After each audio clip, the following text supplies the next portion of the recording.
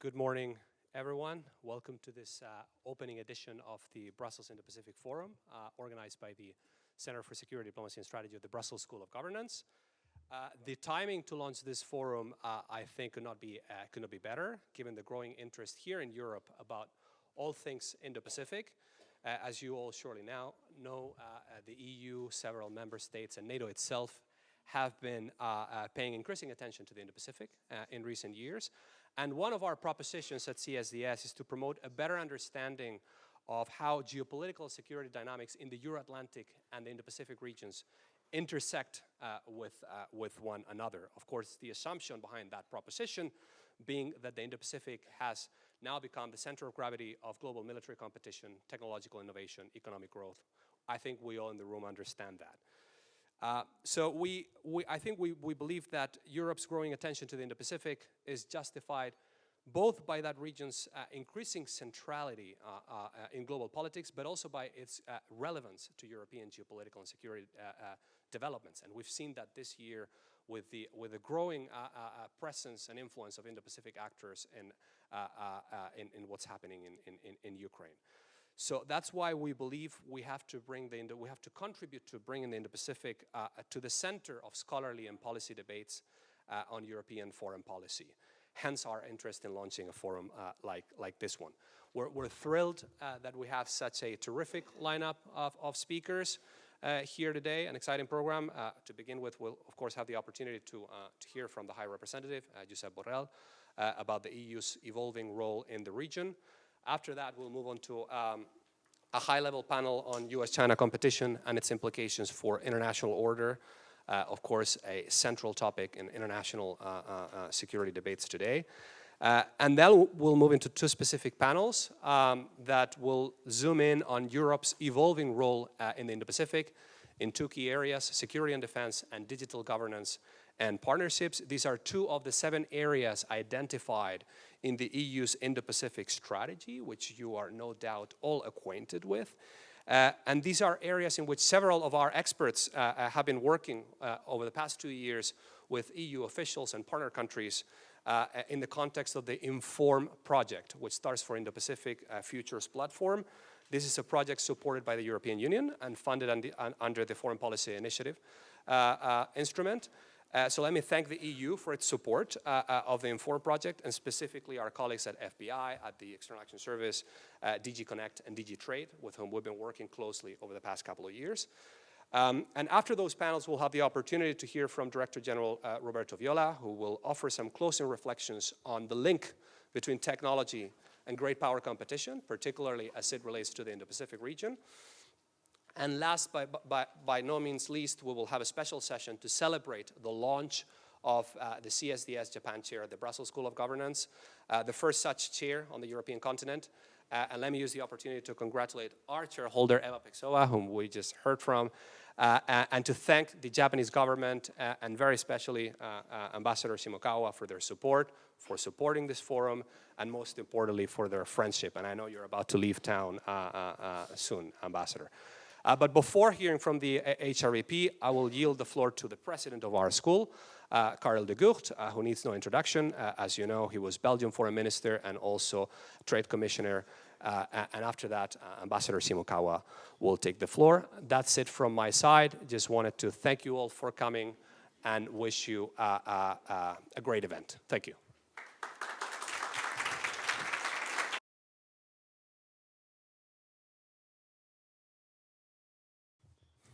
High Representative of the Union for Foreign Affairs and Security Policy and Vice President of the Commission, Mr. Borrell, Ambassador Shimokawa, Excellencies and distinguished guests.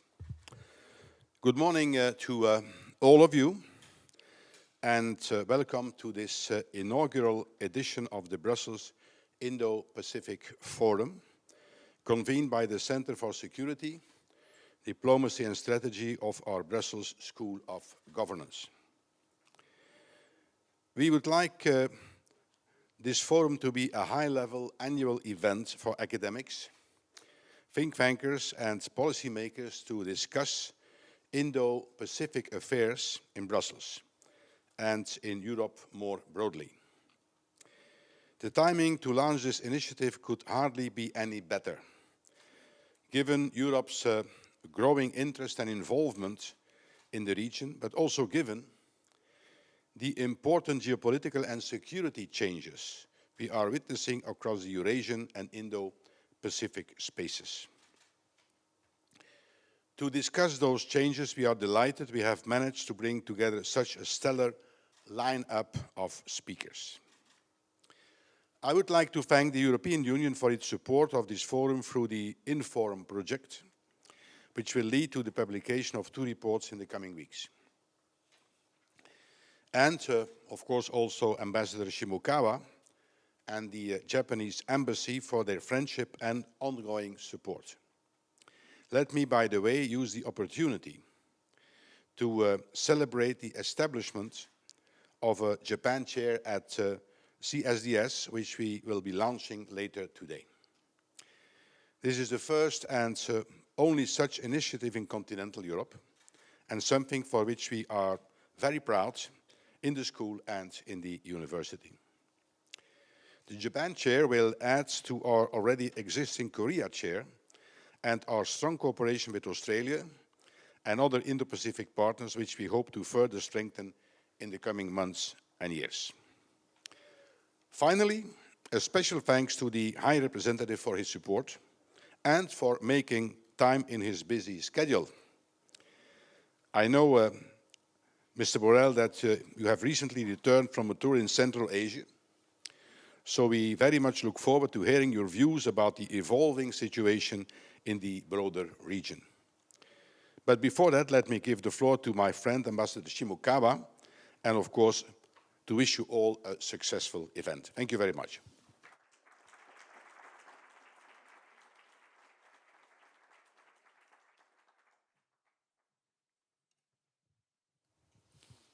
Your Excellency, Mr. Borrell, High Representative of the Union for Foreign Affairs and Security Policy, Your Excellency, Mr. de Gucht, President of the BSoG-VUB Brussels School of Governance, Excellencies, ladies and gentlemen. Thank you very much for having me here today.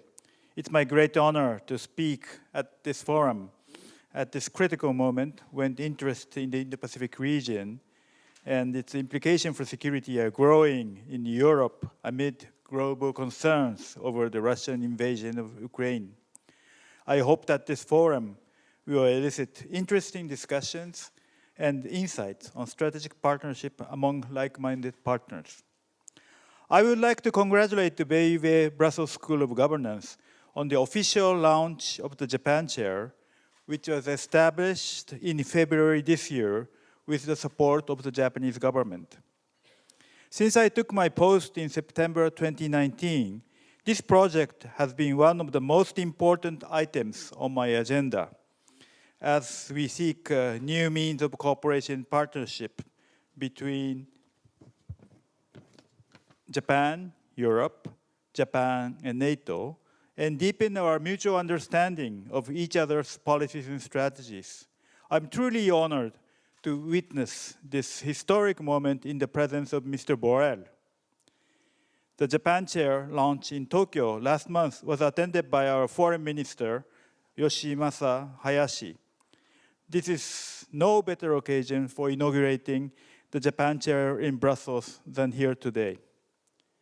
Ladies and gentlemen, with growth continuing in Asian countries, we have truly entered the Asian century. The rise of China, in particular, is leading to heightened US-China competition. As the importance of the international order in rule of law and the peaceful resolution of conflicts has been highlighted by the Russian invasion of Ukraine, there is also concern over the dysfunctionality of the UN Security Council, of which Russia is a permanent member with veto rights. That being said, at the 11th Emergency Special Session of the United Nations General Assembly, a resolution condemning the Russian annexation of 4 Ukrainian provinces has been passed by an overwhelming 143 votes. This sends a clear message that the international community calls for peace and de-escalation, standing together in pursuit of free, open, rule-based international order.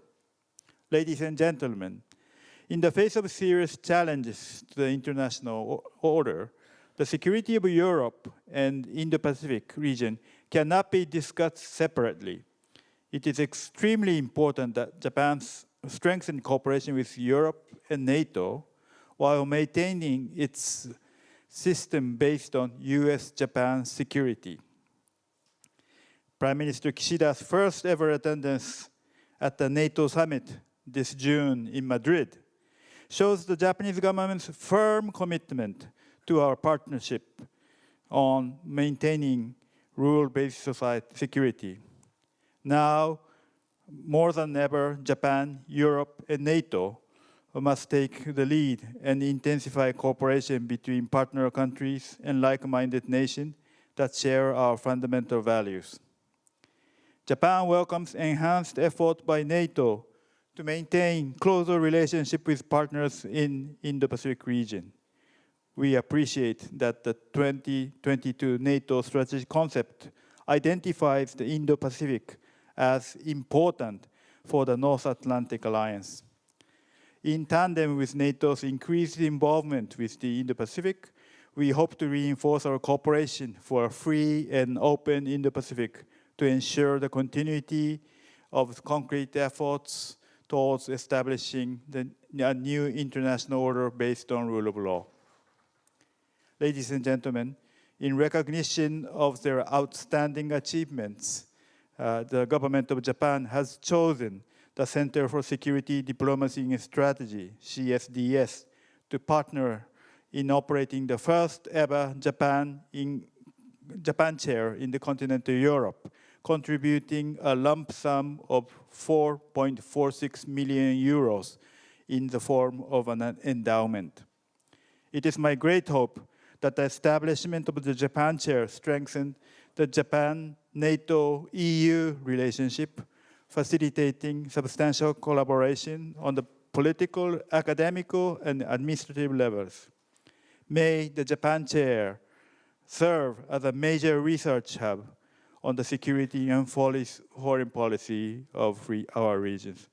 Thank you very much for your attention, and I wish you a very successful forum. Thank you.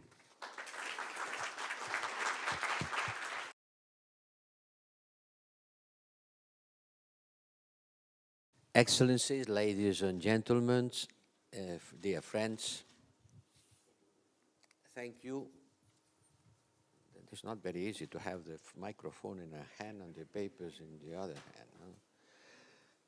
Thank you for inviting me to this opening session of the Brussels Indo-Pacific Forum. It is the first edition, but I am sure it will not be the last one. It's good that the Indo-Pacific is getting greater interest, attention in the European public debate. We certainly need it. We certainly need to pay much more attention to the Indo-Pacific. And I welcome the contribution of the Center for Security, Diplomacy and Strategy. Thank you for the effort it's making to develop an European thinking about this region. And it's good because in many ways this region will be the center of the history. On the years to come, the Indo-Pacific is the place where the history will be written. It's already being written, at least in economic terms. The figures are appalling. 60% of the world GDP, 60% of the world is being created there. It is the second largest destination of our exports, and 4 out of 10 of the biggest trading partners for the European Union are there. In the last 10 years, 2011, 2021, our trade with the Indo-Pacific region has grown 64% for imports and 50% or 44% for exports. Where do you find such a big economic dynamic? we have been investing a lot there. We are the top investor in the Indo-Pacific region. And the amount of our investment is about 1 trillion. So we put a lot of eggs in the basket of the Indo-Pacific region. These economic dynamics will grow. There's, the movement, the speed and the acceleration. Well, the acceleration is creating a bigger and bigger speed every day. The middle class, the new middle class of the world will also be there. And if you have a look at the map of the world, you will see that the veins of the global economy goes to the Indo-Pacific. 1/3 of the global maritime trade, 1/3 by volume, goes through the roads of the South China Sea. And 40% of our trade, 40% of what we export and import, passes through the Taiwan Strait. So Gibraltar, it's a strait that everybody knows. Taiwan also, and 40% of our trade passes through this strait. So this region of a strong interest for us, and we have to ask ourselves as a strategic question. Which is the question? The question is, which kind of political model will follow this region? Will this region remain open and on a rule-based order, or it will be a victim of the power politics, of the spheres of influence, of the arms race? Well, we see what's happening in Europe about the spheres of influence, about war, about power politics. I often say that, I'm saying that to the Europeans and to the Asians, that we have a stake in each other's security, and I applaud very much what the ambassador has said. We have a shared interest in upholding the rules-based international order. Because in the globalized world, there are no fairways, and conflicts cannot be divided, cannot put one cut from the other. Conflicts will contaminate the whole world. They start here, and they spread around.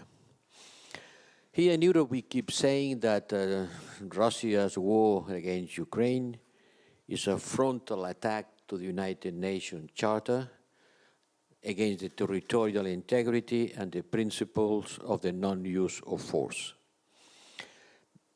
We keep saying that it's not just an European war, but one that concerns also our Asian partners. And we can never normalize aggression, whether we live in Europe or in the Indo-Pacific or in anywhere else. Yes, we are very comfortable on saying that. But the reverse is also true. Stability in the Taiwan Strait, freedom of navigation through the South China Sea, or missile launches by North Korea, it's also a threat that has to be taken into consideration by the European, because they are not just Asian security issues, they are global security issues, and they concern us as much as we claim that what's happening in Ukraine should concern them. So we cannot stay in our comfortable position, asking the others to take care of our problems without being concerned by their problems. We cannot separate geographically the challenges, and we cannot separate economics from security. And here in Europe, we have separated economics and security. We must avoid the traps of Mercator, you know, the one who invented the map of the world that we are used to use, and the trap of mercantilism, thinking that the Indo-Pacific is far away and that we can just focus on trade and investment. No, it's not going to work. We need to have a strategic approach that covers both economics and security dimension. And once again, here in Europe, we made a big mistake separating the sources of our prosperity of the sources of our security. In order to avoid this mistake in the relationship with the Indo-Pacific, with this rising part of the world, this morning I would like to address to you, for your thinking, for your discussion, 3 core messages. First, we need more European Union engagement in the Indo-Pacific, especially in the area of security. And now it's not the High Representative for Foreign Policy who is speaking, it's the High Representative for Security and Defense Policy who is speaking.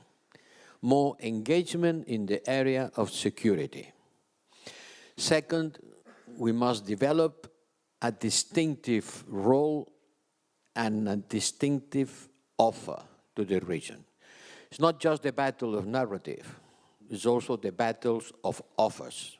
Who is offering what?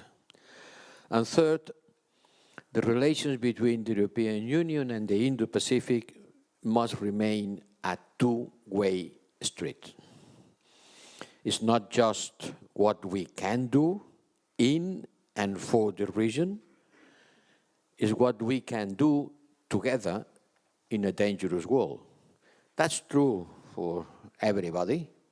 I was saying the same messages yesterday in the college-to-college meeting with the African Union, but it is particularly true with the Indo-Pacific area. So, on the first message, if you travel to the region, you will hear, we want more from the European Union. We want you Europeans to be closer, to deliver more, and to deliver faster. We are quite slow, and to deliver better. They don't want to be left alone as US-China strategic competition increases. They see that. They see that there is a strong competition between China and US, and they don't want to be let alone in front of this competition. I can say the same thing to the Central Asia countries with respect to China and Russia. And when I discuss with them the European Union role, I sense 3 perceptions. First, our strong support for Ukraine has been welcomed by our like-minded countries, and from the others, I believe that we have received grudging respect. People see a more geostrategic Europe emerging, it's clear. An Europe which is less naive, ready to pay the price to defend the core security principles, and many Asians like it. They like a Europe more assertive, more ready to pay to defend principles. Second, however, partners also want us to pay more attention to the consequences of Russia's invasion. The consequences, the causes, okay, that's okay, it's very bad to invade your neighbor. But the consequences in terms of food and energy security and the economic impact, and some accuses us of double standards, of not paying enough attention to other conflicts. You are focusing only on that, you forget other conflicts, and you are using double standards. And third, some believe that our attention to the Indo-Pacific will suffer because of our heavy focus on Ukraine. Let me stress here today that it should not be like this, and it will not be like this. Yes, we need to support Ukraine. We are doing more than someone could believe. For example, our military support is much bigger than the 3 billion euros coming from the European Peace Facility. This is just the amount being provided by the European institution, but the member states from their side, they are doing much more bilaterally. So the amount of our military support to Ukraine is not 3, it's closer to 8, 9 billions, more than 3 billions. But we also need to handle the global fallout of the war. And we need to take care of all the other strategic issues, including those that are happening in the Indo-Pacific. And what happened in the Indo-Pacific, in the middle of all, is China, with its growing assertiveness. And these days we are seeing the growing cost of its zero-COVID policy and the growing concerns of Chinese citizens over the lockdown. Something very important what's happening in China today. Beyond zero COVID, it has become clear that China is changing with a growing centralization of power and a rise in nationalism. We discussed what all this means for the European Union at the Foreign Affairs Council and the European Council last month. And the opinion of my colleagues, ministers, is that we have to continue sticking to our triptych, the 3 words that is the usual words that we use to talk about our relation with China, a complex relationship, unavoidably complex, approaching China as a partner, as an economic competitor, and a systemic rival. And I think that when you see a triptych, you cannot look at one vertex of the triptych isolated from the others. The 3 form a pattern, a structure. We cannot look at China only from one of the 3 angles. You have to use the 3 of them together and combine, a combined vision from three different perspectives. But we also know that the weight of each one of these perspectives are shifting. There are 3, but the relative importance of each one of them are changing according with the role China is playing.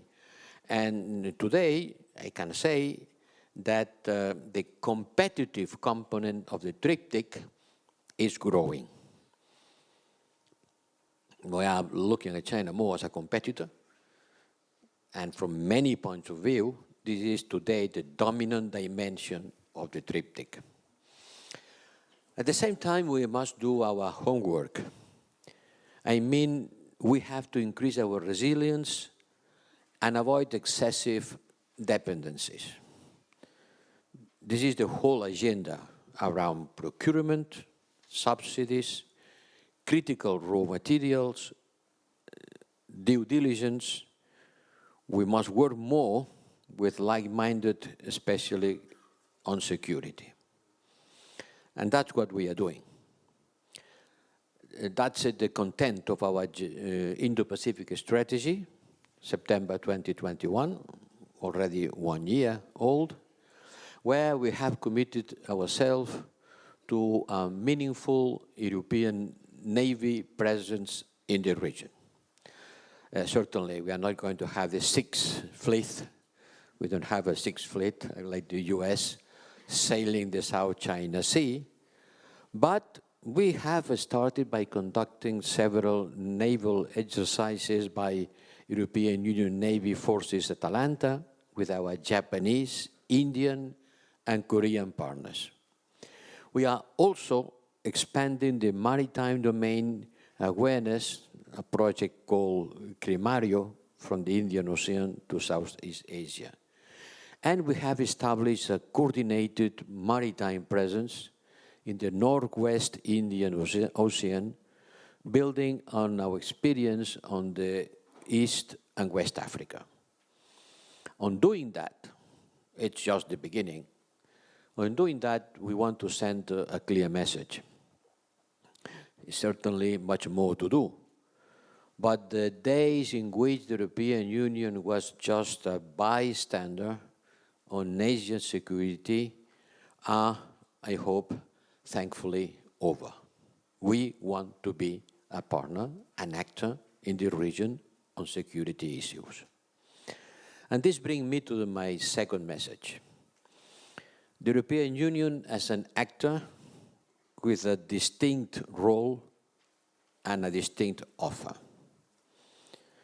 We see the main trend in the region is the US-China strategic competition. They compete on security, on technology, on regional leadership. And we must be clear on our position, on the European Union position. We will be defending our own interests and views and values. We are not equidistant, certainly. The distance from Brussels to Washington is less than from Brussels to Beijing, but it's not a matter of geographical distance. It's a matter of political distance.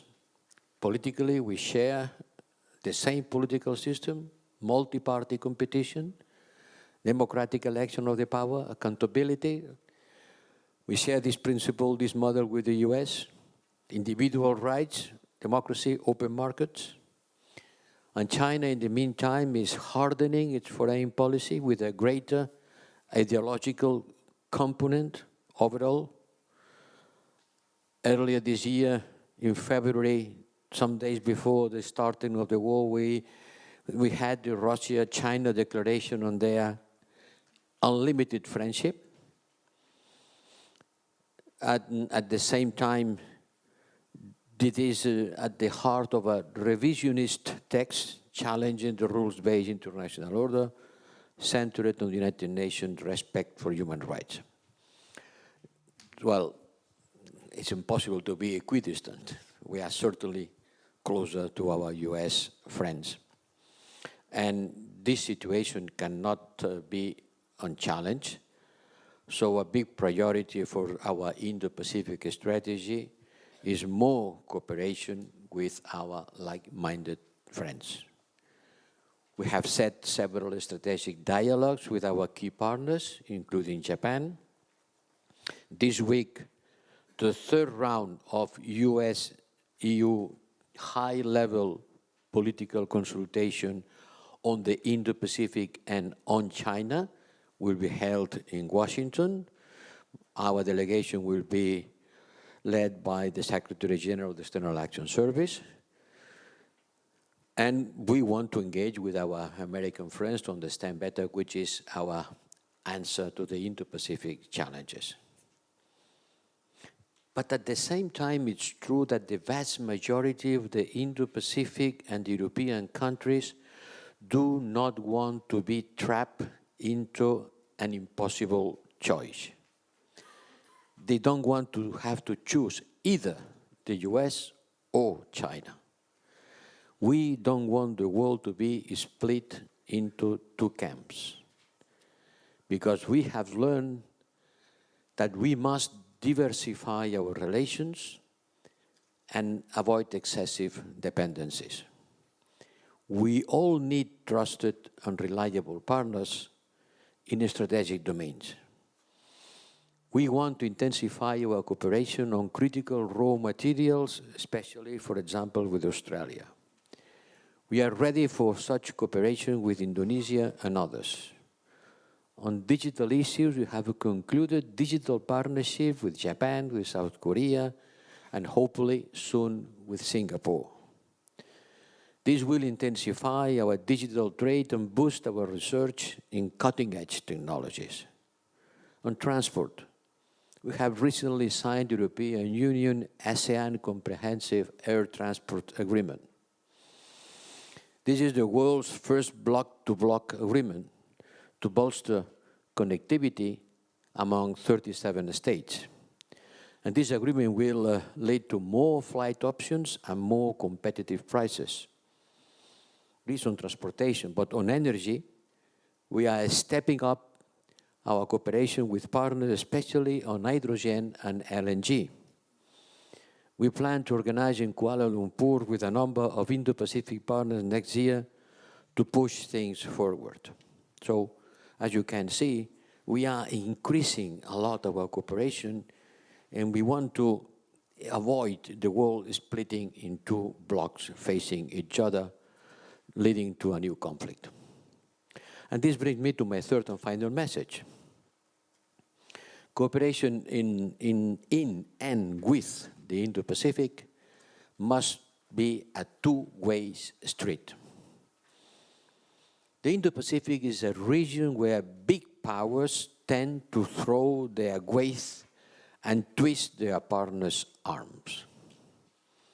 And this is not the way we Europeans operate.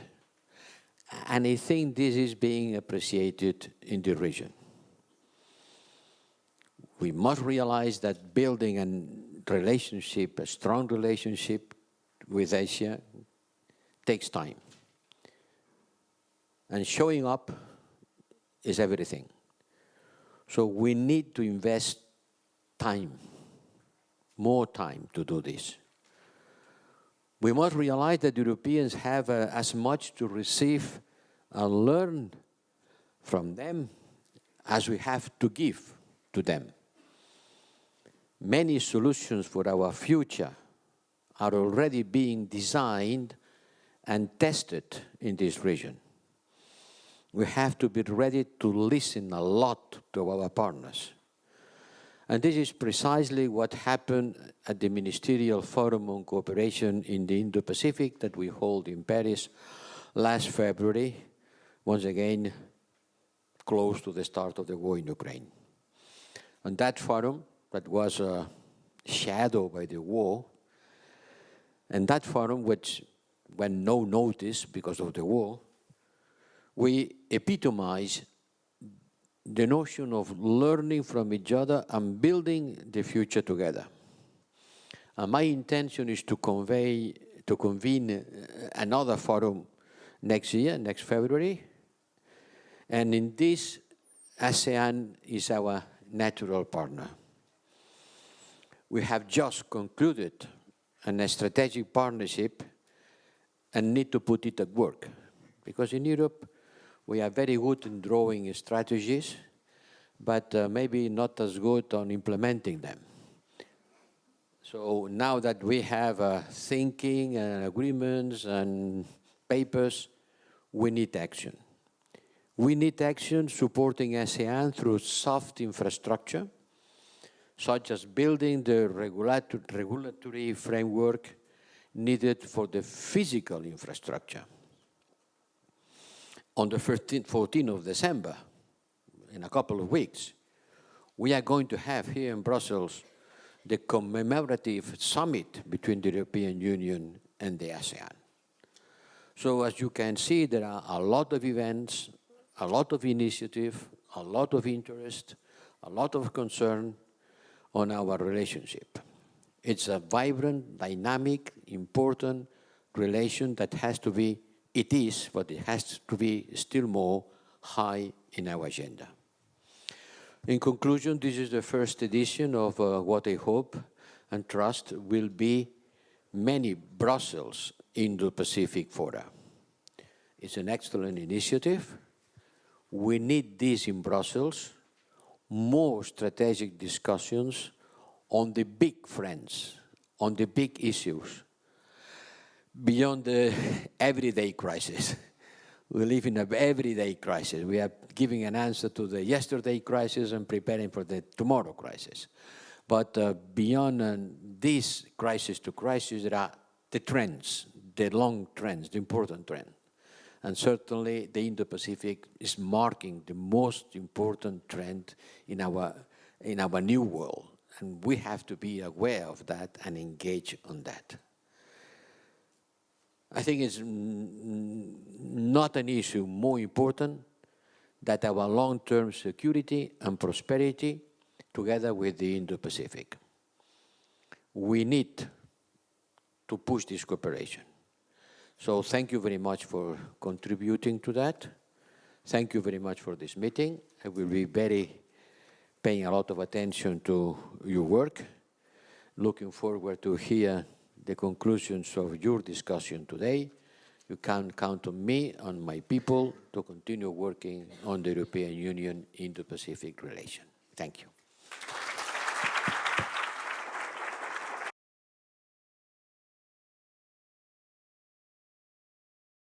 Welcome again to this great venue with great session, with a great turnout today. Here we have a distinguished panel guiding us through our next theme, striking the balance, Sino-American competition, rule of law, and the future of global order. So the closest to me is Ambassador Caroline Miller, who is the Australian ambassador to the EU, NATO, Belgium, and Luxembourg. Next to her, Mr. David Helvey, Deputy Defense Advisor at the US mission to NATO. Next to him is Professor Zahari Katada, who is the Professor of Political Science and International Relations at the University of Southern California. And last but not least, we have Mr. Richard Tibbles, who is the EU Special Envoy for the Indo-Pacific at the External Action Service, of course. So before we open up the topic and the discussion to the audience, we'll first have some introductory remarks from our speakers to really get a sense of, where Sino-American competition is going, what it means for Europe, but more specifically also what it means for the Indo-Pacific region. And without further ado, Ambassador Miller, please. Thank you very much, Stuart, and it's a great pleasure to be here at this forum. And I'd particularly like to thank CSDS for convening it. And it really demonstrates the very valuable leadership you show, as the High Representative said a few minutes ago, to develop European thinking on Indo-Pacific issues here in the heart of Europe at a time of great strategic challenge. And look, my comments are really going to be seen through very much an Australian lens as the Australian ambassador here to the European Union and to NATO, and looking at the relationship we have with Europe and how that's reflected back into the region. As Russia's war of aggression against Ukraine has shown, security in Europe and the Indo-Pacific are closely intertwined. And in fact, I'm a little bit overshadowed by the High Representative today, because he made many of the points I would have made and felt I might need to convince people of, but he was already well and truly there, and that's extremely heartening for us. Of course, the United States plays an indispensable role in both regions. In Australia, we look across the Pacific to Honolulu, and we see the US, our close ally and partner, as a country of the Indo-Pacific, one of us. But when I'm out at NATO or talking to colleagues here in the EU, America's vital transatlantic role is unquestionable, as we see in Ukraine. That tragic conflict feels like a 20th century war, the kind that countries like Australia, who were instrumental in drafting the UN Charter to save succeeding generations from the scourge of war, thought we'd well and truly left behind. And that Russia, as the High Representative said, a permanent member of the UN Security Council, is so flagrantly violating the Charter, has far-reaching and systemic implications for all of us. And countries must learn the right lessons, and that means that Russia cannot win.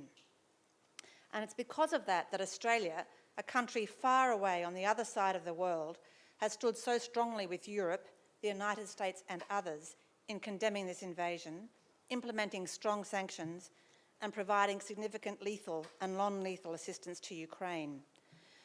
Our view very much is that Australia and Europe need to work together to navigate the big strategic shifts and challenges. And as the title of this session suggests, and as the High Representative has said, we are in a new era of great power competition, most notably between the US and China, and how we navigate it will determine our futures. Global rules and norms are under challenge, and China has become a major power with global interests. The manner in which it exercises its power is tremendous importance to all of us, and I look forward to talking a bit more about that in the discussion that we have coming up. In the Indo-Pacific, Australia will continue to work with close regional partners, Japan, Korea, New Zealand, our Pacific family, the United States and ASEAN, to promote a peaceful, stable, resilient and prosperous region in which sovereignty and the rule of law is respected. But Australia's partnerships in Europe are an important part of this picture too. Europe's economic and regulatory heft and the power of the single market, the power of Europe's ideas and values, whether on climate, sustainability, human rights or the rule of law, is significant. Europe can apply its resources and influence in the Indo-Pacific in ways which make a difference and achieve strategic effects, especially when aligned with others such as the United States, Japan, Korea or Australia. So when Prime Minister Albanese met the two EU presidents on the 16th of November, the joint leaders' statement showed strong alignment, but it also set new and ambitious cooperation objectives to work together to implement the EU's Indo-Pacific strategy and global gateway, with a focus on supporting Southeast Asian and Pacific states in infrastructure, digital, climate transition and maritime capacity. To work together on resilience in areas like cyber, foreign interference and critical infrastructure. To prioritise the conclusion of a comprehensive and ambitious trade agreement which generates new and commercially meaningful market access in goods and services. A trade agreement we both see, as strategically significant and vital to diversification and managing supply chain risks. Leaders also agreed to parallel discussions with a view to establishing a bilateral partnership on sustainable, critical and strategic minerals, so necessary for the green transition, and I very much welcome the comments that the High Representative made about that in his opening remarks. This is an area of great potential in which Australia is already working intensively with Japan, Korea and the United States. I'd also just like to touch on our collaboration with NATO. Of course, we know NATO will always be a transatlantic alliance, and one right now which is really proving its worth. But threats are no longer confined to geography, as NATO's strategic concept made clear. And we were also very pleased to see a reference in the strategic concept to the importance of the Indo-Pacific region. And Australia, as an enhanced opportunity partner in NATO, has found it valuable to engage with NATO allies and other partners to discuss ways to address shared security challenges, including cyber, hybrid, critical and emerging tech, and to build resilience. And the Prime Minister was honoured to attend a formal session with Asia-Pacific partners at the Madrid summit, along with Japan, as Ambassador Shimakawa mentioned in his remarks earlier. So to conclude on a couple of points, of course, first of all, of course, geography does matter. Just ask Ukraine, or the EU and NATO states that share borders with it or with Russia. Ask claimants in the South China Sea. Ask Korea or Japan about North Korea. But secondly, and consistent with the comments you've already heard, to deal with these challenges, to weather today's seismic global shifts, including strategic competition, those of us with shared interests and values, whether in the Euro-Atlantic or the Indo-Pacific, have to work together, including to support the rules-based system we all need for our common prosperity and security. And the risks of not doing so are simply too great. Thank you. Thank you very much, Ambassador Miller. Mr. David Helvey, the floor is yours. Well, thank you very much, Stuart, and to my fellow panelists. Thank you for the opportunity to participate in this event, and thank you to CSDS for the invitation. I think what I'll do is start with a basic proposition, and that is this. It's very simple. China's military, technological, economic, political rise is one of the defining elements of the 21st century. It's very clear. China is pursuing a broad-based modernization, what Xi Jinping, fresh on the heels of a 20th Party Congress that confirmed his political position without limits, what he calls the Great National Rejuvenation. China is making progress. It's now the second largest economy in the world. It has world-class cities, some of the largest technology companies. It has a rapidly modernizing military that intends to become a top-tier fighting force with global reach. It has announced its ambitions to establish for itself a sphere of influence in the Indo-Pacific and to become the world's leading power. These aren't my words, these are their words. And of course, all of these advances, and this is very clear, all of these advances have been made possible by the Chinese people. And I think it's arguable that few people have suffered as much as the Chinese people. But it's also been a product of the post-war rules-based international order. And I think it's equally arguable that no nation has benefited from that order more than China. But instead of acting to uphold it, China is working to undermine it. in ways that are antithetical to our interests, our security, and our values. It's exporting things like a surveillance state, what they call smart cities or safe cities. It's advancing unlawful claims in the South China Sea. In the East China Sea, it's undermining basic principles like freedom of navigation and overflight. It's employing unfair and predatory trade and investment practices related to market access, forced technology transfer, the theft of intellectual property rights, censorship, and of course it's threatening, menacing Taiwan and the Taiwan people. So it is a bit of a competition. It's a serious competition. It's a competition of ideas. It's a competition of visions of world order. Our vision, it's one of self-determination, sovereignty, peaceful resolution of disputes, freedom of navigation, and the respect for human rights. The alternative is a world where might makes right. It's more repressive, it's illiberal, it's a darker future, and it's something that we are witnessing today in Ukraine. Because China is not the only one with a different vision. I mean, we can see similar visions coming from Russia, Iran, ISIS, North Korea. But China is the only one with both the intent to reshape the rules-based international order and increasingly the economic, diplomatic, military, and technological wherewithal to actually do it. Now, the way the United States approaches it is to recognize first and foremost this challenge. But it also seeks to recognize that China is a big part of the global economy and key to solving a whole range of transnational issues, whether it's climate change, counterterrorism, counter-narcotics, counter-proliferation, all the counter issues, drugs, thugs, bugs, that type of stuff. And we're going to have to work with China in order to solve these problems. So the way the United States is approaching the competition is to look at ways to shape the environment within which China operates. And together with our allies and our partners, both in the Euro-Atlantic area and in the Indo-Pacific area, we seek to strengthen and uphold the rules-based international order in which we, they, and China have enjoyed relative peace, greater stability, and rising prosperity. There's a three-part approach to this, and I think it's useful to think about how we're doing it because I think it has broad application, certainly beyond the United States.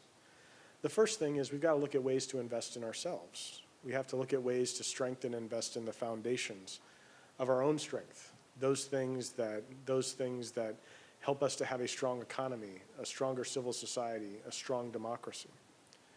The second is to align with our allies and our partners.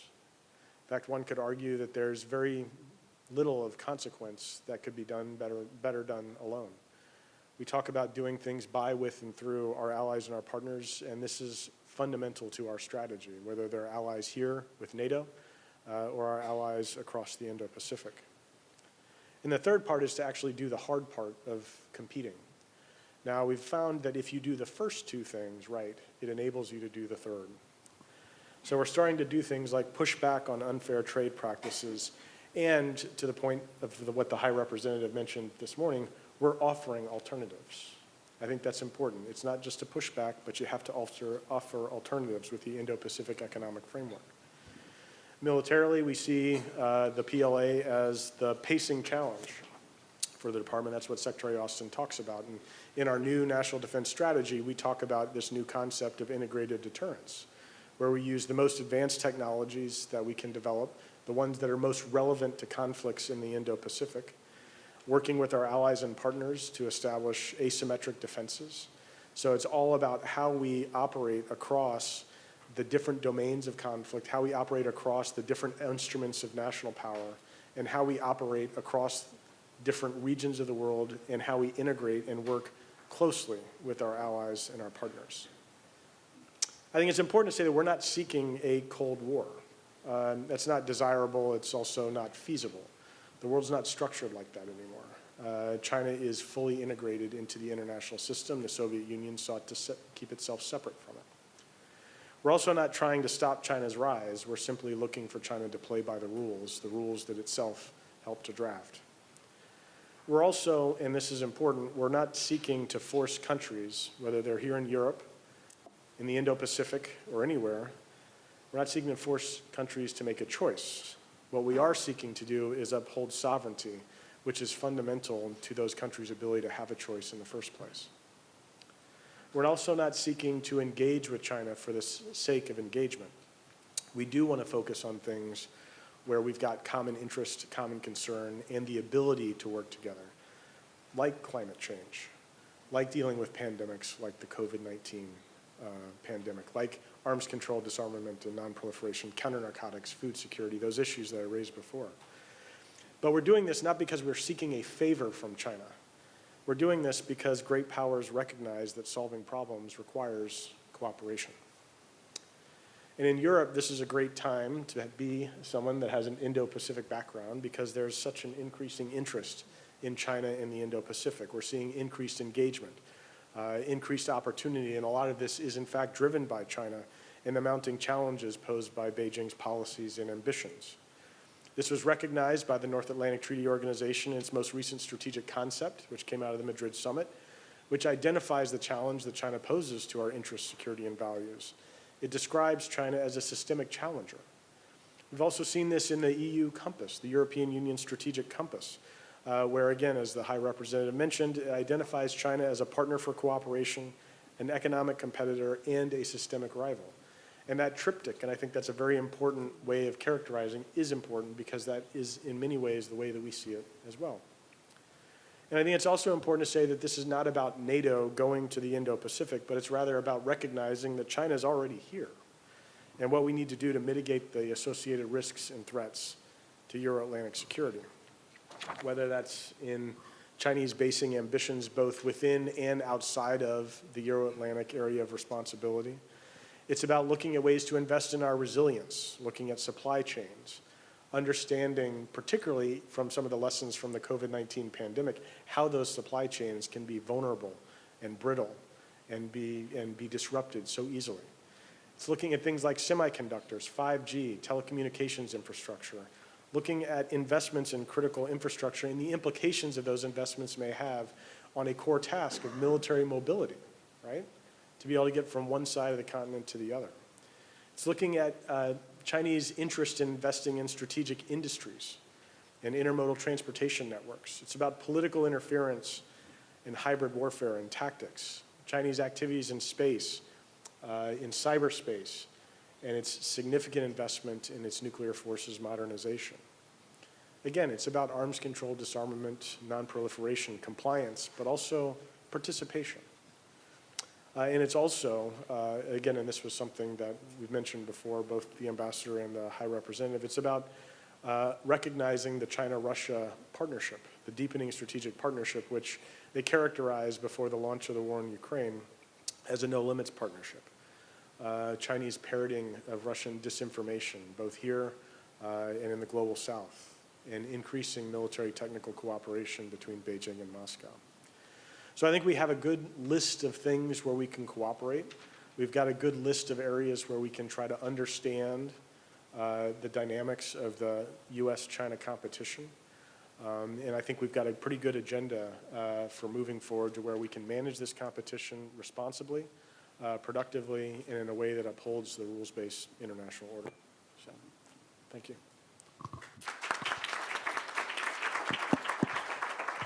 Thank you, David. Next, we have Professor Katada. Professor, please. Thank you very much. First of all, it's a great honor to be here among the distinguished panel, and thank you for inviting me. And I'm very excited as a Japanese national to have these people, so many people interested in this topic of Asia, Indo-Pacific, and I'm really excited to talk about it from the Asia and Japanese perspective. And since my expertise is more on the economic side, I understand this is much more in kind of a security involvement, but I would like to focus on the economic side of the picture and talk about the goal and the purpose of the Indo-Pacific framework from the Asian perspective. So definitely when it comes to Indo-Pacific, different parties see it differently. Meanwhile, from the Asian perspective overall, China cannot be excluded. China is a partner and source of regional growth, and that's not the part of the dialogue or aim there. But at the same time, we cannot allow China to disrupt or threat the regional economic stability, regional economic order. And that's where the rules-based feature comes in, and there the coalition among the like-minded partners are really crucial. So in that aspect, let me talk about, make 3 points, focusing on one on Japan's perspective, and then the US's involvement, and then thirdly, what I would like to see Europeans, EU and the countries engage in the Indo-Pacific. So first of all, Japan. The Indo-Pacific is a relatively new concept for everyone, and I'm sure you have been reminded a few times that it was the free and open Indo-Pacific was promoted by the Prime Minister Abe in 2016 in the context of the TCAT, the Tokyo's international conference with the African countries.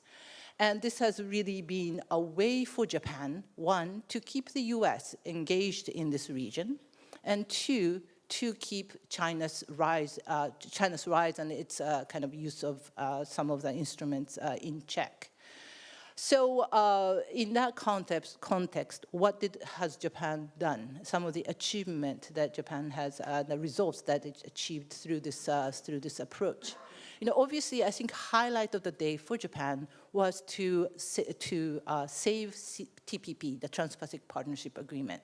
As you all recall, that 2017, the newly elected President Trump withdrew US from TPP. And everybody thought that was the end of it. But Japan, along with the other 10 partners, saved this agreement to make it CPTPP, Comprehensive and Progressive Agreement of Trans-Pacific Partnership.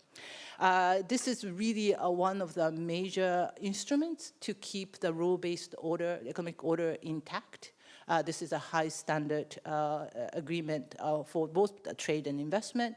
And now, as you always all know, the UK has applied, and its accession discussion is already ongoing, progressing quite smoothly. And last year, China and Taiwan officially applied, along with a handful of countries which are aiming to do so in the next several months. The other achievement or the other goals that Japan has been moving forward is the quality infrastructure. So starting from 2015, the Japanese government has been pushing for the infrastructure investment which are sustainable, both financially and physically, as well as have a transparent rules. This one has also been promoted into the global stage at 2019 G20 Osaka Summit, become a principle for the quality infrastructure investment. And now, as you can see from the just concluded G20 in Bali, both the United States and Europe have been quite supportive and moving forward with their quality infrastructure investment. So both are ways to maintain and promote high standard, transparency, sustainability in various meaning of the words, and potential for economic growth for the whole region and for the world. More intangibly, Japan has also put forward these Indo-Pacific in the way of inclusiveness. This was in relation to especially the countries like Southeast Asia, which are very concerned about the dilemma of having to choose between the US and China. Obviously, US doesn't see it that way, but I think from the Southeast Asian perspective, this is really a major challenge to be put in that position through the decoupling and various other measures. So, has Japan achieved some of the goals of engaging in the US? That's a point too. Obviously, yes, Indo-Pacific has become a major forum for the United States to be engaged, and that's a very welcome sign. But there are some limits. And yes, Indo-Pacific Economic Forum, framework is welcomed. The Biden rolled this out in May. But there are some limits really clearly shown in this prospect. Obviously, yes, as the negotiation goes on with this forum, this framework, there are a lot of very important rules coming out in the supply chain resilience, data, digital, and so on and so forth. While this is the arrangement one that doesn't have market access to the US, which was a disappointment for many Asian partners, and also this doesn't require the Congress approval. And given the kind of fickle American presidential politics, I have to say, that kind of sway and back and forth of the strategies and policies are quite concerning for Asian partners. And obviously, it might take quite a while for these kind of framework to come into existence, but we would like to keep the US in the way that is very engaging and very committed. So finally, I would like to put on the table a few things that we would like to see Europeans contribute. So as I noted, the coalition of like-minded partners is so crucial in the Indo-Pacific. And all the Asian members welcome the European commitment. This is vitally important. And I think I've heard in this context and various others that Europeans' commitment being shown on the table is quite crucial. So what could we like to see from them? From my perspective, obviously looking at the economic side, joining the CPTPP would be the real commitment device. Not only this is the high standard and sustaining the diffusion of these rules-based order, but also it's a way to enforce the rules. If the China is to join, it would be great to have the counterweight of a significant heft to be there for the world. So that's definitely my ask number one. The other asks are already ongoing, so I'm very encouraged to see that, kind of Europeans as a EU and the member countries working with the Quad members on issues like supply chain resilience, quality and critical infrastructure. So all the all the commitment, all the initiatives like Global Gateway is a very, very welcome development. And Japan will be happy to work with the Europeans in that sense, and in terms of a kind of a rule setting moving forward. There are other issues, obviously cyber security and so on, but I'm sure there are panels that are talking mostly about it. So I will close here by saying that Japan has played and will continue to play a important role in the regional economic order in the Indo-Pacific. And coalition and the collaboration with Europe as a like-minded partner has been a great asset for Japan. Thank you. Thank you very much, Professor Kadada. Last but not least, we have our EU representative here. So, Mr. Tibbles, the floor is yours. Thanks very much. I'm delighted to be here, and a huge thanks to the Brussels School of Governance and CSDS. I think this is the beginning of a wonderful relationship between us. I certainly will be looking for inspiration from the think tank community in Brussels to pursue my work as a special envoy. Now, I'm in the rather difficult position of following on my boss. So I could just say a few words, such as, I agree with my boss, and any questions. But I suppose I'd better try and say something which would complement what the High Representative has said this morning. Let me just emphasize, I think, that the trends that we've spoken about, I think were already recognized in the Indo-Pacific strategy of 21. But my sense is that the trends have just become much more acute over the past year since the strategy was adopted. We've seen Russia's invasion putting an increasing strain on international law and the rules-based order. We've seen the impact of that in terms of food and energy security implications. We've seen the Russia-China declaration of friendship without limits. We've seen the summer tensions in the Taiwan Strait, missile launches from the DPRK, the 20th Party Congress, and all of these things fed into the discussions at the Foreign Affairs Council and European Council this autumn, where our leaders recognize that the triptych, as has been mentioned, remains valid, but with an increasing emphasis on competition. The other thing I think we realize increasingly is that you can't put policy areas in a particular box. So in other words, there are elements of partner, competitor, systemic rival in each sectoral area. For example, we like to think of climate as one of the areas where we will partner with China. But when you look at the coal-fired power stations, there are clear elements of competition and systemic rival. So I think this is one of the things which has evolved in our China strategy, is that there are elements of partnership, competition and rivalry right across the policy spectrum. And in fact, the discussions also demonstrated that there is a fourth leg to the triptych, and that is partnering up with our friends and allies and all partners in the Indo-Pacific region. So in other words, our Indo-Pacific strategy has its own rationale, but it also is very much part of our strategy in coping with the challenge that China represents. The High Representative talked about a battle of narratives and a battle of offers. The battle of narratives is important, and we've seen that increasingly intense since Russia's invasion, and an increasing cooperation between Russia and China since the invasion. But we've also seen that extend to issues relating to the pandemic and broader attacks on the international rules-based order. So we in the European Union are stepping up our efforts to tackle disinformation. As you know, our STRATCOM team in the EAS is mobilized on a daily basis in this regard, and we are seeking to enhance our cooperation with like-minded partners every day in this field. But action, as the High Representative said, is important.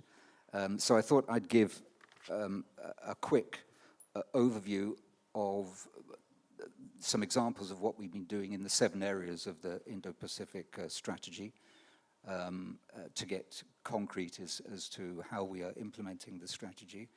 The first one on sustainable prosperity. Clearly, you'll have a session this afternoon with the Deputy Director General of DG Trade, so I won't go into that much, but needless to say, our network of free trade agreements is really at the core of our relations with our Indo-Pacific partners, and that is now being complemented by our emphasis on ensuring secure value chains, and the High Representative and the Ambassador has mentioned our work on critical raw materials with Australia. In the green field, we have a Team Europe initiative in the Pacific, Green-Blue Alliance, which I think is extremely important in demonstrating Europe's concern for the existential issue which climate change represents for our Pacific partners. In the field of ocean governance, we have now joined the North Pacific Fisheries Commission, so as the High Representative said, it's important to show up. So we're trying to be in as many regional fora as possible where important issues are discussed.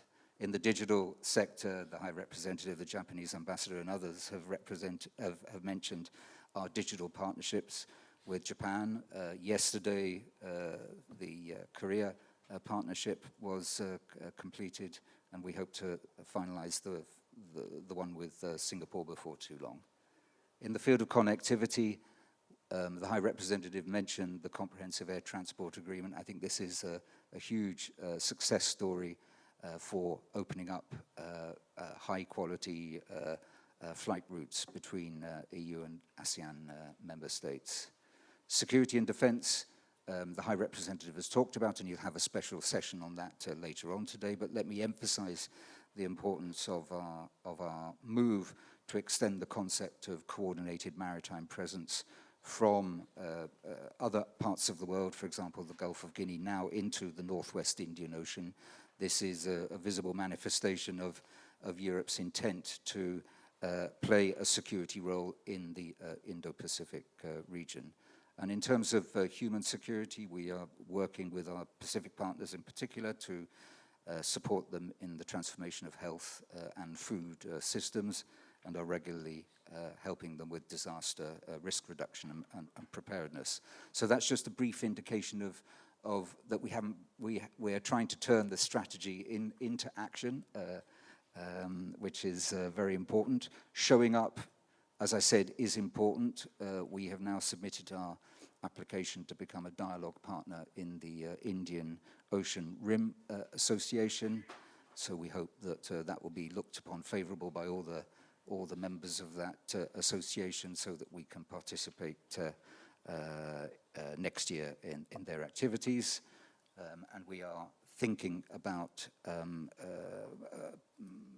moving towards an observer status in the South Pacific Defense Ministers meetings as well. So those are some examples of us showing up and being there where Indo-Pacific matters are discussed. So I'll stop there just to emphasize that we don't see any contradiction between playing up our distinctive role in the Indo-Pacific, playing to our strengths across the policy areas, whilst at the same time working with our like-minded partners to make the difference in the Indo-Pacific region. Thanks very much.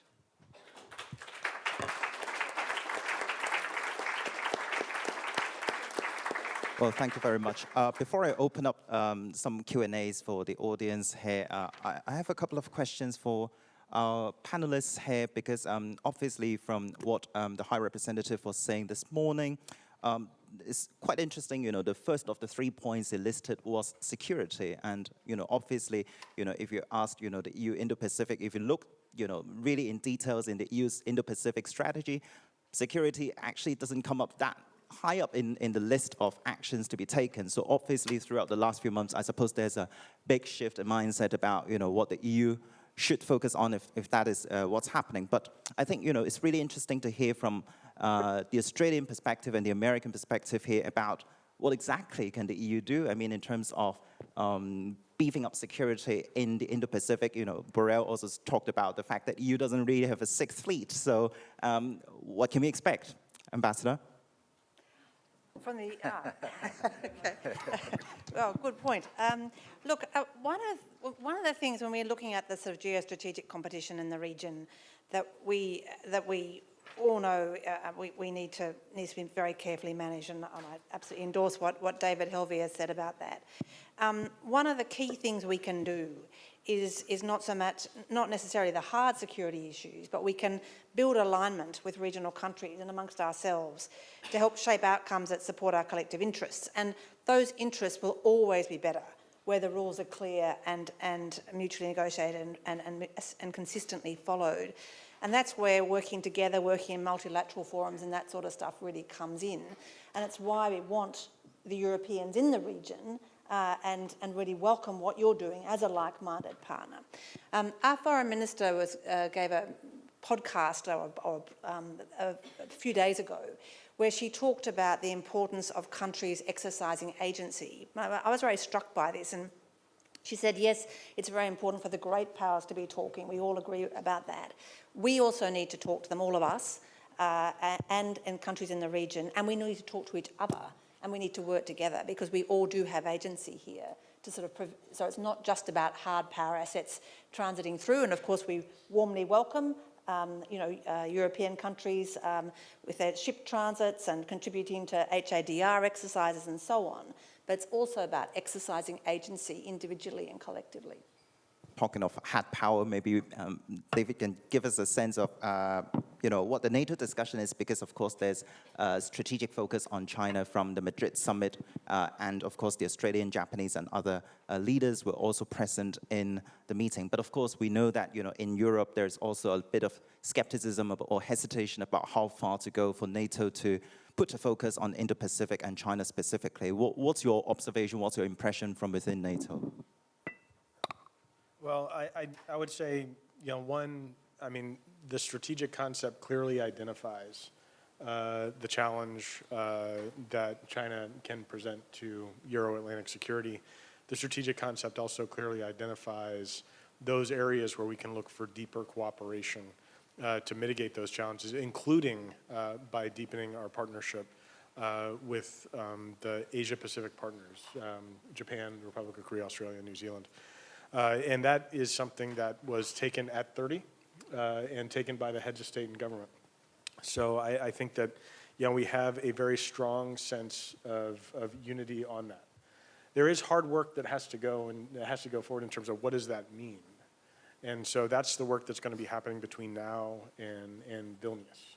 So there's areas where we've got to take that vision that was established, the stars to steer by in the strategic concept, and actually put it into concrete terms what that's going to mean.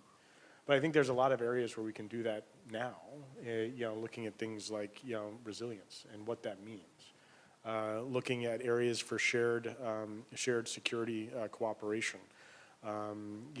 With our Asia-Pacific partners, looking at things like emerging and disruptive technology and cyber and space and arms control. I mean, these are areas where we can work to deepen those ties, respecting and reflecting on the capacities that partners here in Europe can provide, our allies and our partners through NATO and NATO's partners in the Indo-Pacific, and our allies in the Indo-Pacific. I mean, I think there's a lot of work we can do together to build a shared strategic understanding and to look at where we can cooperate and expand that. We've talked a little bit about things like the ship visits and maintaining a presence. That's important. It's important because it shows that our European allies and partners have interests in the Indo-Pacific. It also shows that they have an interest in upholding the rules-based international order and are willing to commit to that. I think that's an important statement. And it also, quite frankly, it also demonstrates and underscores that the competition is not between the United States and China. It's between an open system and a closed system. It's between a system that favors, peaceful resolution of disputes, sovereignty, respect for human rights, and one that doesn't. And I think that's an important thing to kind of reflect on here. If I may have just a very quick follow-up, because obviously there's a sense in Europe that NATO right now is very much focused on the Russian war on Ukraine, and does NATO actually have any bandwidth to focus elsewhere? I was interviewing Borrell just a few days ago, and he said exactly that. He was like, "Don't you think we have enough on our plate already?" What do you say about that? I didn't read your interview, so I'll let those statements stand. I mean, look, NATO is able to do lots of different things. We are very much focused on ensuring deterrence and defense of the Euro-Atlantic area as our job number one. That is the role and function of NATO. But recognizing that threats to the Euro-Atlantic area, whether they come from Russia or elsewhere, require consideration and require work. And so I think that it is not a function of we are out of bandwidth. We have, I mean, obviously, the Russia invasion of Ukraine provides an imminence and an urgency, and we're working to provide, as NATO, to provide non-lethal support, provide political support. The United States and many other allies, 50 of them, are working to provide the assistance that Ukraine needs to sustain its resistance. That is very much a focus. We're coordinating sanctions with the European Union and others, including our Indo-Pacific partners. So there is a lot of attention that's dedicated to that, but this is not an overriding sole focus of the alliance. Yes, please, Ambassador. Thanks very much. If I could just comment on that from the perspective of a partner country in NATO and a third country here in the EU.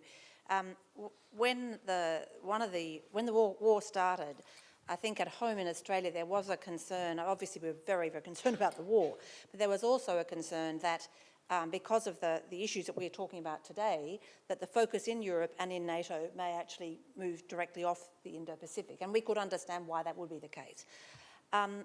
It has not been my experience here, I have to say. And in fact, the High Representative talked about that with respect to the EU and how really not that long after the start of the war, there was that major meeting on the Indo-Pacific, and our Foreign Minister came over for that. I have found in NATO something very similar. Yes, of course, NATO is very focused on the defence of the Euro-Atlantic. It's essential. But I've found a great willingness to discuss about the common challenges that I mentioned in my opening remarks. The strategic concept really says it all. And I have found open doors and a great interest in talking about our region and the challenges that we face in the Indo-Pacific and a resonance between the two regions, which probably explains why there's so much interest in the Indo-Pacific. Thank you. We're having a little bit of time constraint because we have another 25 minutes or so with this panel, so maybe I'll just collect a few questions from the audience if there are any questions. Thank you. Thanks. This is Finn Barbarian. I'm Europe correspondent for the South China Morning Post newspaper. I had a question about the recent return to face-to-face diplomacy. Here in Brussels at the Foreign Affairs Council and the European Council, we had a lot of soul searching about Europe's relationship with China and a real focus on the need to become diversified. Subsequently, we saw Chancellor Scholz go to Beijing with an entourage of business people. We see President Michel in Beijing this week, Macron in January, Meloni possibly shortly after. And I wonder, as observers from outside of Europe, with certainly interests in the region, how do these visits look, and how does that balance look of trying to, I suppose, diversify from China, but at the same time, all of these leaders going to Beijing to meet with Xi Jinping? Thank you. Mr. Tibbles, would that be a question for you? You don't want to take a collection? Are there any more hands for the time being? Yes. Yes, please. Good morning, panelists. I have a question. Who's speaking? I'm sorry. Please introduce yourself. My name is Sheetal. I am a master's student at the University of Kent, Brussels School of International Studies. Ambassador Miller said that geography does matter. My question to you is, what do you think the role of the EU is in the Quad and in the competition of the Sino-American competition? Great question, thank you. And maybe we can take one more. Yes, please. Thank you. Edward Howe from the University of Oxford. I'm particularly to Ambassador Miller, but to all of the panelists, what do you see the role of AUKUS in preserving, protecting, and obviously crucially defending global order, particularly given the emphasis on integrated deterrence that we see coming from NATO and beyond? Thank you. Perhaps we can have the panelists to get back to the question, like from the reverse order, if that's okay to you, Mr. Tibbets. Well, let me give you a perspective on how the visits looked from inside the EU. I think the main point is that none of us around this table can ignore China, as has been said. So China is an actor that we have to deal with. We can't ignore it. And certainly Chancellor Scholz and President Michel are not the only leaders speaking to President Xi. So maintaining a dialogue at the highest level, I think, is extremely important at the moment. When you look at the makeup of the Chinese leadership now, how can I put it? President Xi is not necessarily going to get a broad range of opinions from those closest to him. Therefore, our leaders speaking frankly behind closed doors to President Xi is even more important now than ever before. So I think that's what I think I can say about leader to leader meetings. Thank you, Professor. Anything you'd like to comment on? Yeah, probably not directly to me, but in some ways, kind of talking about the geography. And I second Richard's comment about how rules and some of these kind of coalition really matters. And in some ways, this whole Indo-Pacific and possibility or maybe prospect or concern about the bipolarity is really in the minds of the Asian countries, and Europe kind of being part of the partners and coalition to maintain the rules so that the global, the world can maintain somewhat connected is really crucial. Thank you. David? I think to the first point, I think it just underscores the point that I made in my opening comments on the importance of recognizing that despite the challenges that China presents, China is still a global part of the global economy. It's a significant part of the global economy, and we do have to engage and deal with them. That's just a fact. But you know, again, it's engagement not for the sake of engagement from our perspective, or it shouldn't be.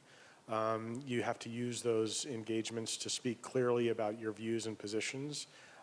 Areas where we see China not complying with the rules, areas where we have concerns, whether it's human rights or economic issues, unfair trade practices, but also to explore areas where there might be mutually beneficial cooperation.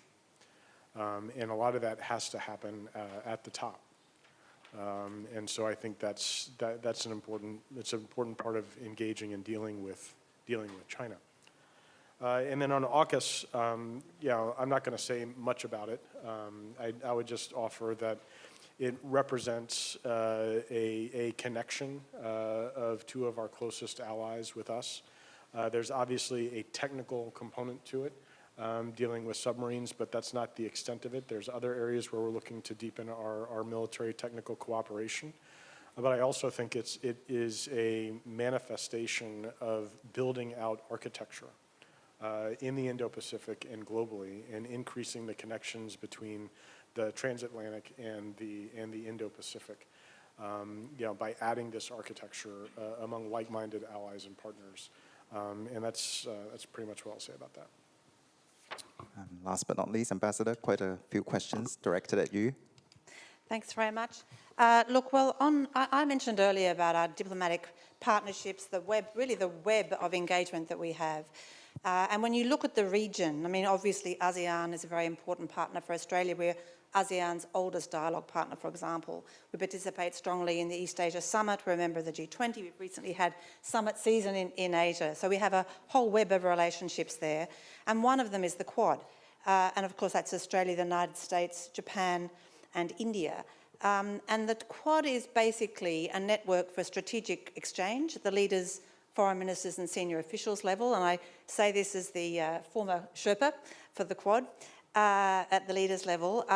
It's also very much about a positive, practical coordination agenda to address regional challenges on things like vaccines. That was, in fact, the core rationale of the whole leaders process. It's not a security alliance or anything like that. It was to deliver vaccines, critical and emerging tech, maritime domain awareness, HADR, CT, etc. They're the sorts of areas in which the Quad is focused. And ultimately, I think it'll be judged on its success in being able to deliver for and with regional countries. And on AUKUS, very much it's another part of the web of relationships that we have. It's primarily about enhanced capability through technology sharing. It shouldn't really be a surprise to anyone that Australia is working with its two closest partners in this area. And the rationale, I think, is very clear. It's to do with a deterioration in our strategic environment, as in fact successive Australian Prime Ministers and Ministers have said. And it's part of our ability to develop a more capable military force to help shape the region's trajectory and work with regional partners in support of the kind of region that we all seek. Finally, I just might make a couple of points on China, bearing in mind what other colleagues here have said. And we're very familiar with the triptych of the EU. We put it slightly differently, but I think it covers the same basic ideas, and that is, and the Prime Minister said this very recently in the context of his meeting with President Xi, that we seek to cooperate where we can, disagree where we must, and engage in our national interests. And we very much look at the areas of engagement along the lines that both David and Richard have talked about, including on big transnational challenges like climate change and other things. And in fact, the Foreign Minister has been talking about those sorts of issues when she's been speaking to Wang Yi in the last few months. That's probably all I'll say at this stage. We can have time for some more questions. Yes, please. Good afternoon.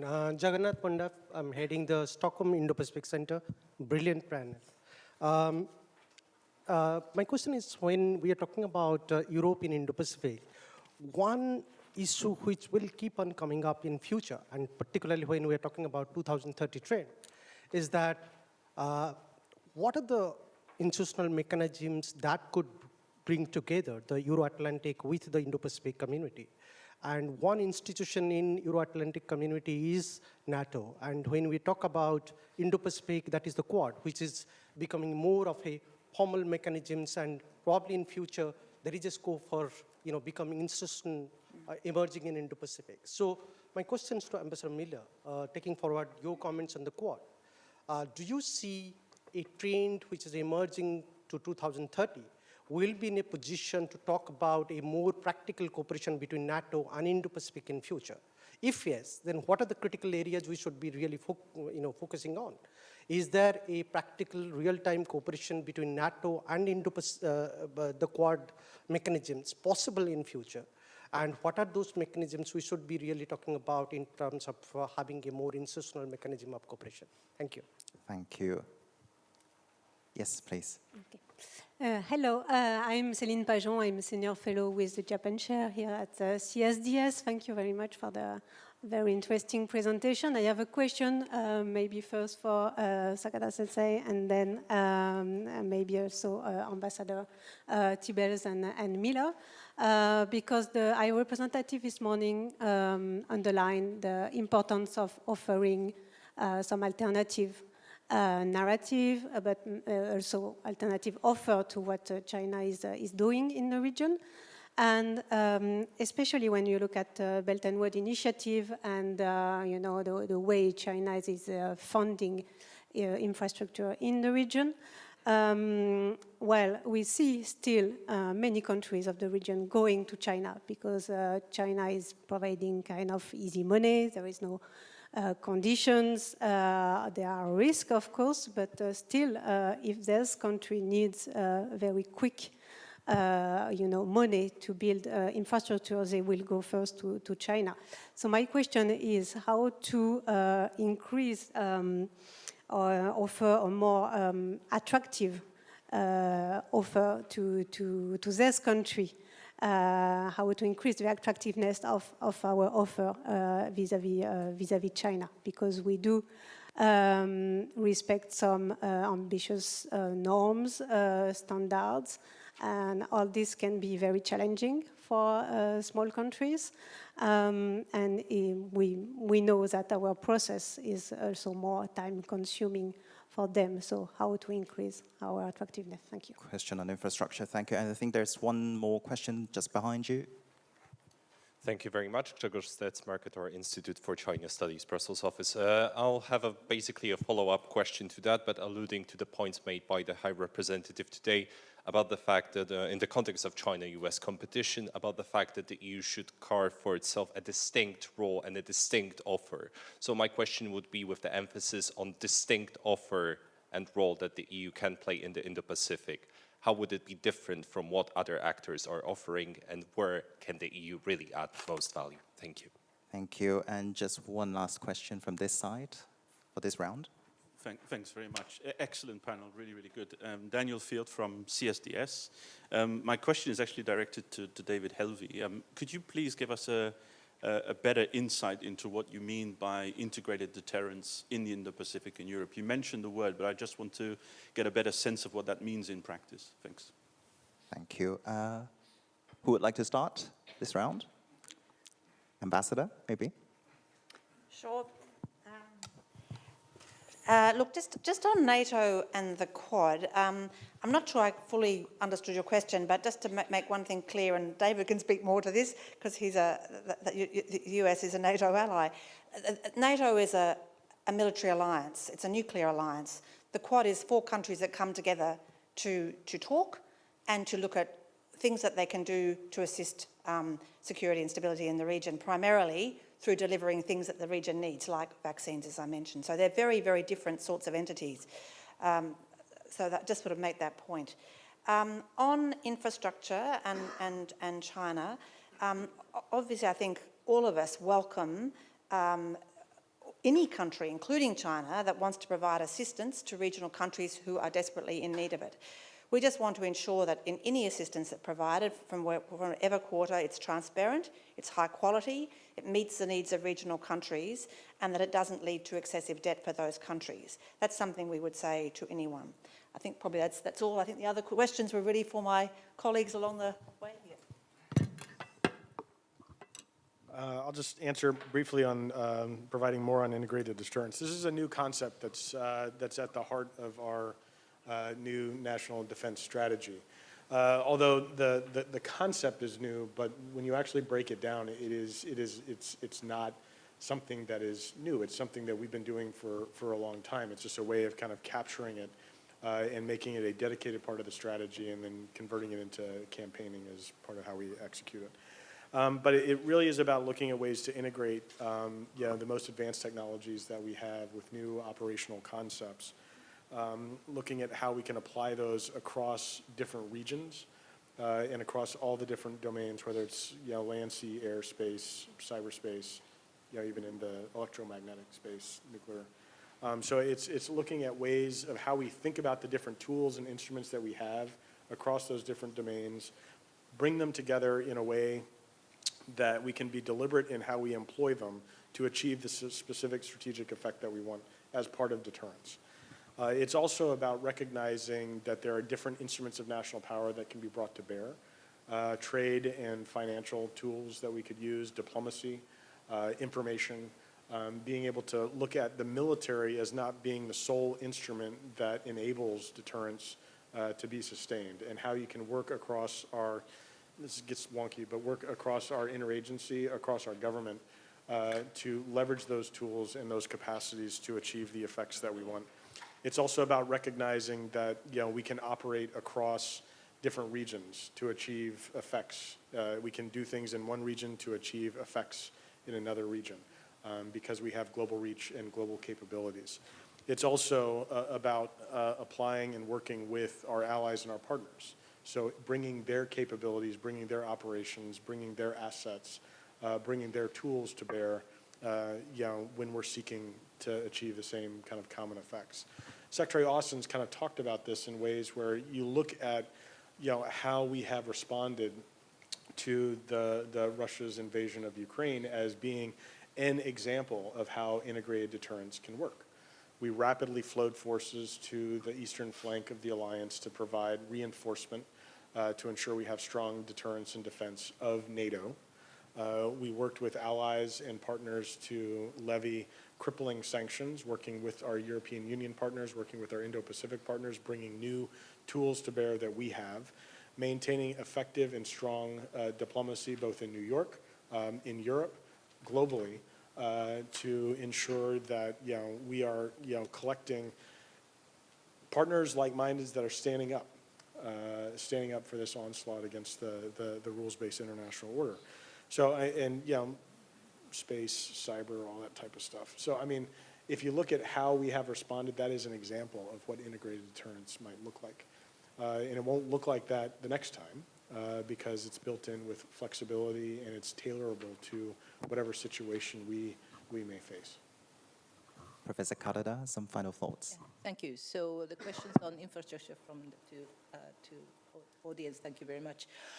So infrastructure is a very difficult kind of a maneuver, right? So that's why we hear $94 trillion needed in the next 15 years around the world. And for China, and that's part of the reason why China's Belt and Road Initiative was welcome, because they were kind of fast, quick way of getting funding for those. But for China even, it is very difficult. And when I looked at the numbers in the recent past, from 2019, there is a negative flow of funding for infrastructure, so back to China, pay back to China rather than China expanding it. And obviously now we are talking a lot about the debt sustainability with G20, or as well as the Paris Club trying to engage China so that they'll be working on some of the debt suspension issues and so on and so forth. So in that sense, it's difficult, and obviously it's more so for the high quality infrastructure. So but also there is a definite need, so that's why all the kind of OECD nations and EU and Japan and so on are now pushing this to be a high priority. One kind of ways that how to achieve this, and I guess the state role in this, are I think the twofold. So on one side, I think High Representative mentioned this morning about the soft infrastructure.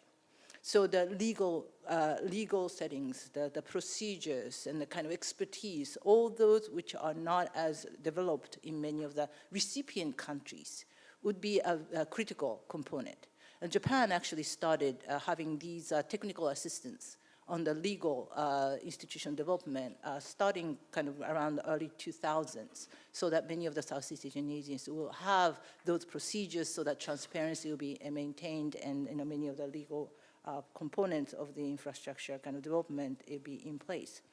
The other side is, in some ways, to de-risk some of the kind of a critical bottleneck that infrastructure investment would present. So in some ways, most of the funding, and if you hear Biden, President Biden and others, you can kind of hear it, they are not going to contribute $300 billion, it's $600 billion, or the Partnership for the Global Infrastructure and Investment. They are going to mobilize it, which is to mean that these are mostly the private funding that they are hoping to highlight.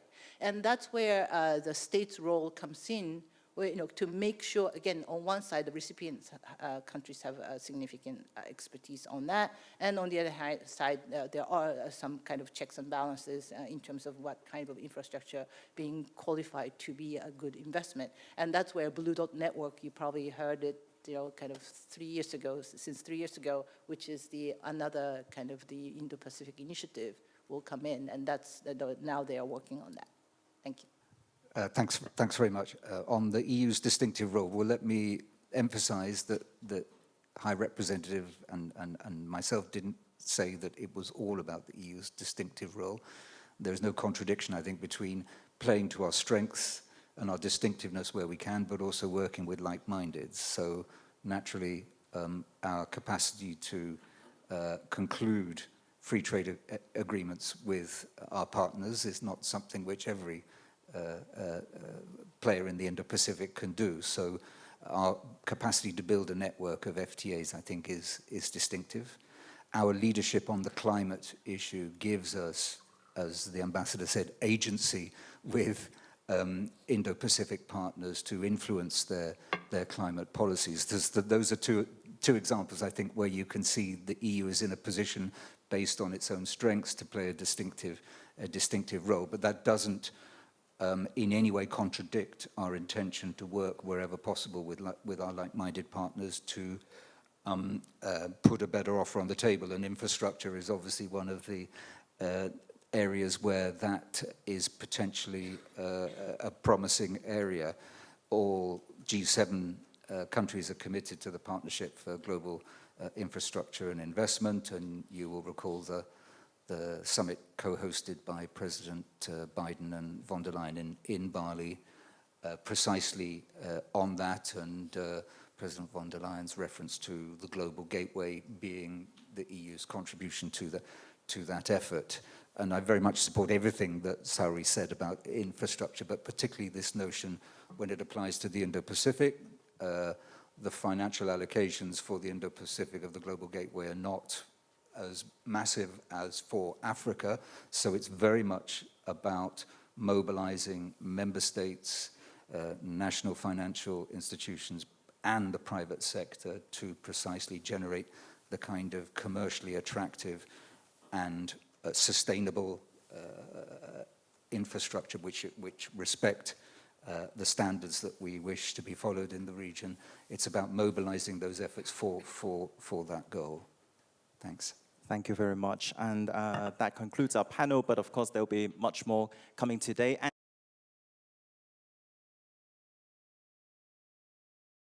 Before getting into the introduction of each of our panelists and a bit of a broad context of the panel a bit more generally, let me first just echo what was said earlier about the thanks for the generous support from the European Union within the context of the INFORM project to make this panel happen.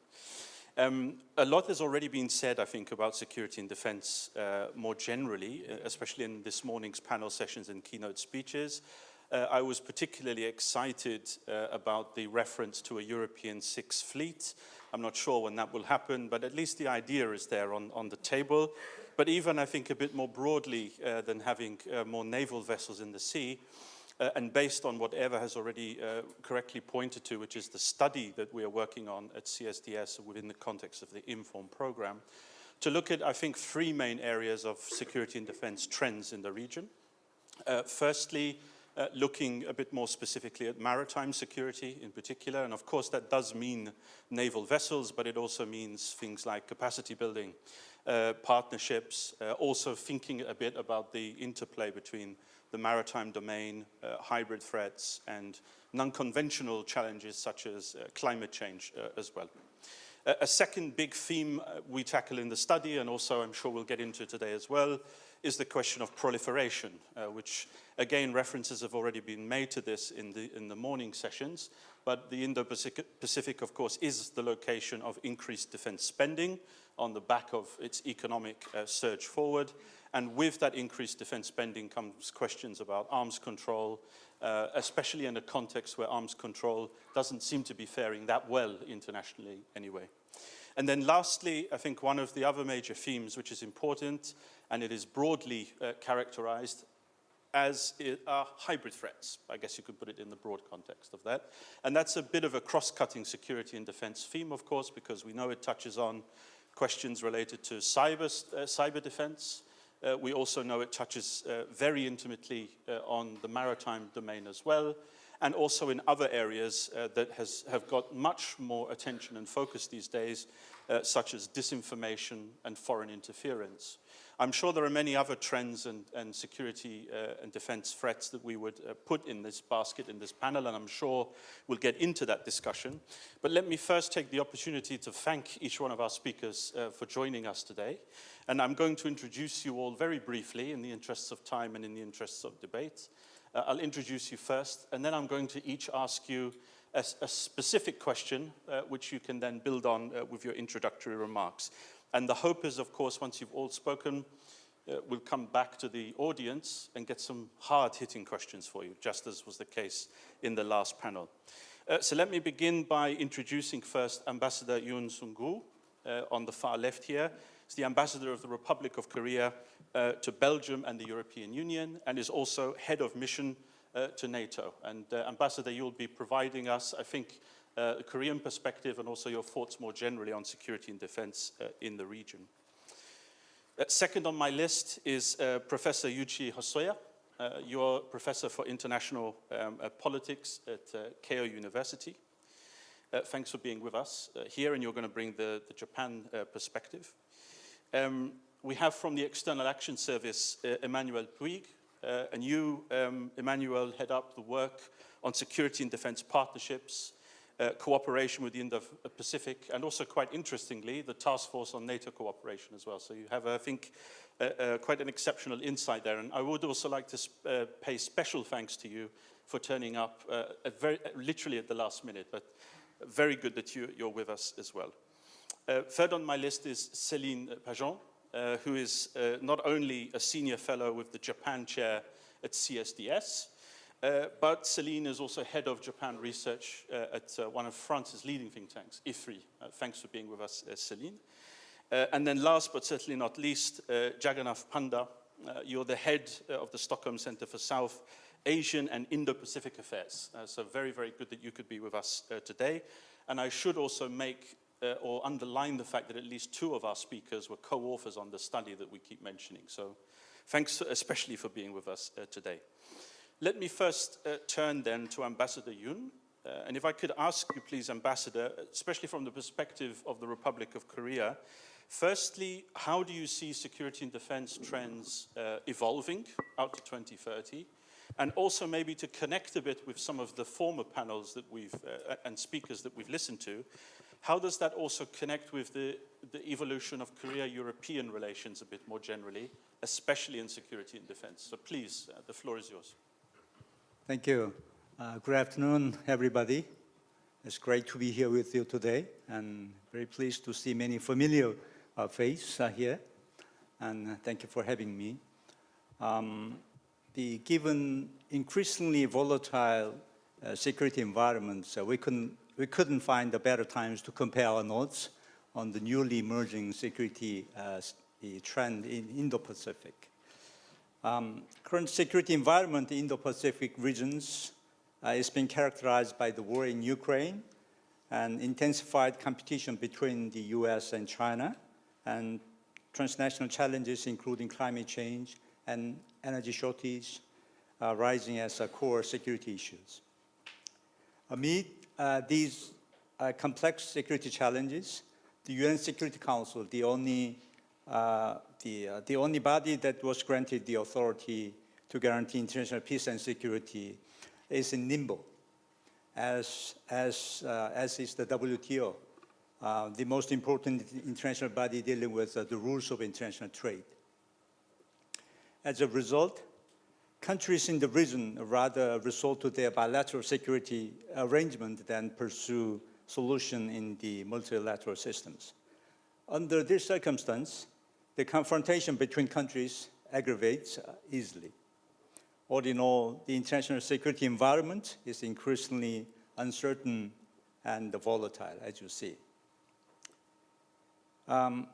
In specific, the single most important factor affecting the security environment in Indo-Pacific will be geopolitical competitions between the United States and China. China's assertiveness in practicing its policy in the region and American responses will acutely shape the security order. Regardless of how or when the war in Ukraine ends, Russia's dependence on China in the region will deepen because Russia lacks overall capabilities. While Russia will still maintain a certain degree of power as a permanent member of the UN Security Council, it will mostly follow China's voice on key regional security issues in the regions. The war in Ukraine renewed our attention to the paramount importance of nuclear deterrence since the end of World War II. The international community must show their unwavering will against the nuclear blackmail from Russia and North Korea recently. However, for all our effort to do so, nuclear blackmailing will likely be palatable for more states. North Korea, taking advantage of Ukraine war and the paralysis of the UN Security Council, is increasing the intensity of its missile provocations with unprecedented frequency. There is an analysis that North Korea's ICBM, launched on November 18, will reach the range of US mainland. The international community, including European Union, must respond sternly to show North Korea's continued provocations are a serious threat to peace and stability of international communities, and therefore will face consequences. From North Korea to Taiwan Strait and South China Sea, the security hotspot in the world happens to exist in the Pacific. Whether tension in those areas escalate into hot war or not will primarily depend on China's assertiveness in pursuing its goal in the region and the responses to this daunting challenge. The growing military aggression, cyber and cryptocurrency threat, and weaponization of space through the development of hypersonic weapons can disrupt the regional security at any time.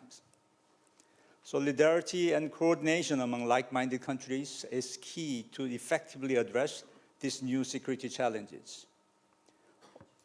On the other hand, there is a growing notion of economic security where more countries seek independence in key supply chains to minimize their vulnerabilities.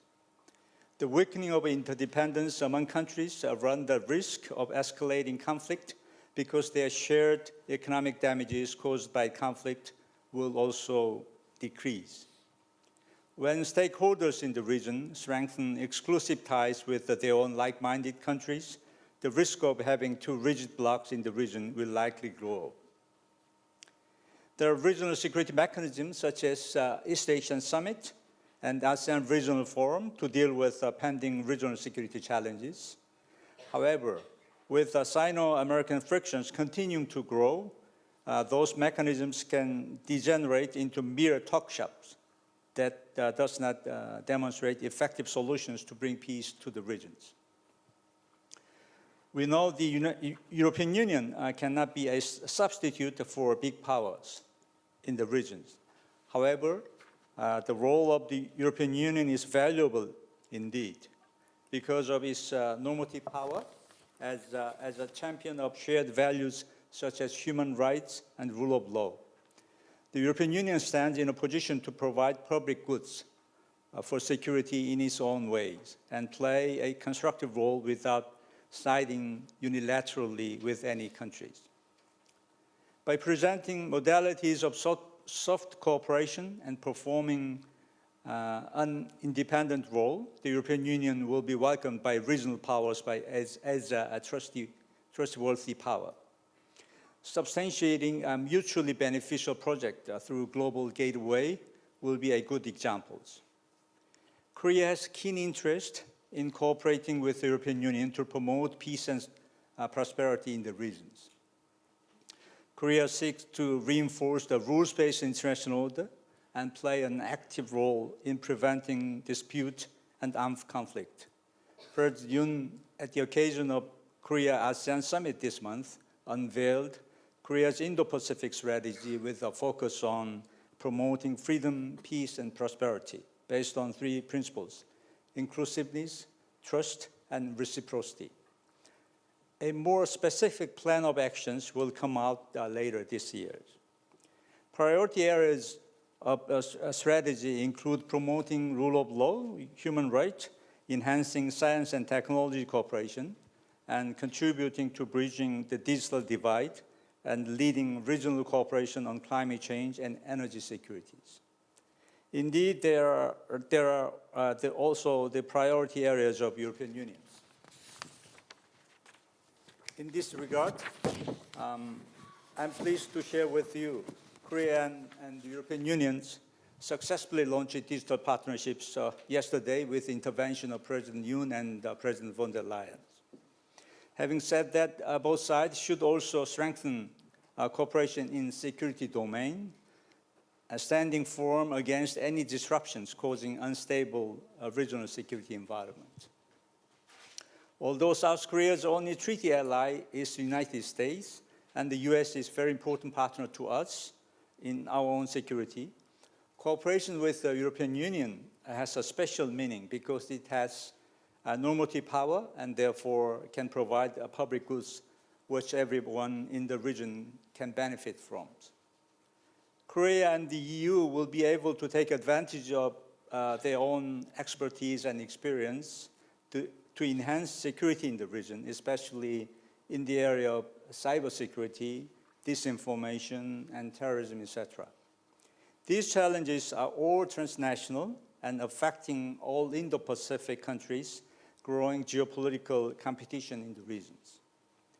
Meanwhile, Korea can also play a role in enhancing security environment in Europe. Several European Union member states expressed concern about their own security vacuums due to continued armed support to Ukraine.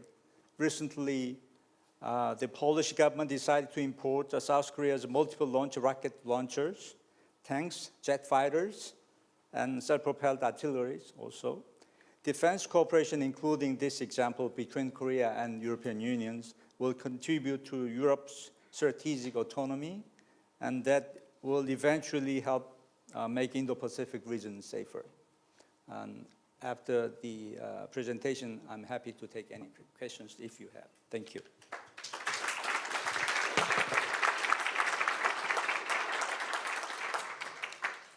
Thank you very, very much, Ambassador Yoon, for kicking us off in such a comprehensive way. I also want to thank you for picking up at least a few issues that were not so well mentioned this morning or were only mentioned in passing, and in particular, the Russia-China relationship, which I think is a very interesting part of this discussion. And secondly, what you mentioned about nuclear blackmail as well, where there are some very similar, great similarities, I guess, between Europe and East Asia as well. You also said at the end of your remarks that the EU has a special meaning, and that is a really great segue into the next speaker, Dr. Puig Emmanuel. The EU is under the spotlight now, so let me maybe ask you a bit. Firstly, we've seen, and we've also heard this morning, quite a bit about the joint communication on the Indo-Pacific, so cooperation with the Indo-Pacific. And we've also had a reference to the strategic compass as well. That's been quite nice to hear, actually, even from non-EU speakers mentioning it. So I guess what I want to ask you today is, well, with the strategic compass now, what changes for the EU in its approach to the Indo-Pacific? And if I may add to that, and also based on a bit where you sit in the External Action Service, on the 4th chapter of the compass, which looks specifically at partnerships, we have there quite a specific mention of tailor-made partnerships, or a tailor-made approach to partnerships. Well, can you please try and help us understand what that means in the context of security and defense in the Indo-Pacific? Please. Thank you. So thank you for inviting me first. I'm glad, even if I showed up at last minute, I'm glad to be the living proof that the EES is resourceful in a way. I'd like to, I'd like to elaborate on on the points you just make by showing you the coherence and what we are trying now to implement with the strategic compass, and specifically in the Indo-Pacific. First of all, I'd like to underline the fact that if you want to start reading the joint declaration on the EU strategy for cooperation in the Indo-Pacific, that's the volume 1. You now have to follow up with the volume 2, which is the strategic compass. We shed a new light also on this Indo-Pacific strategy. And the two are completely in coherence, but the strategic compass definitely improved the level of I would say the level of the assessment, the threat assessment regarding the dynamics emerging in the Indo-Pacific. So in coherence with the EU strategy for cooperation in the Indo-Pacific, the strategic compass is very clear about the EU willingness to build sustainable and proactive partnerships in the region.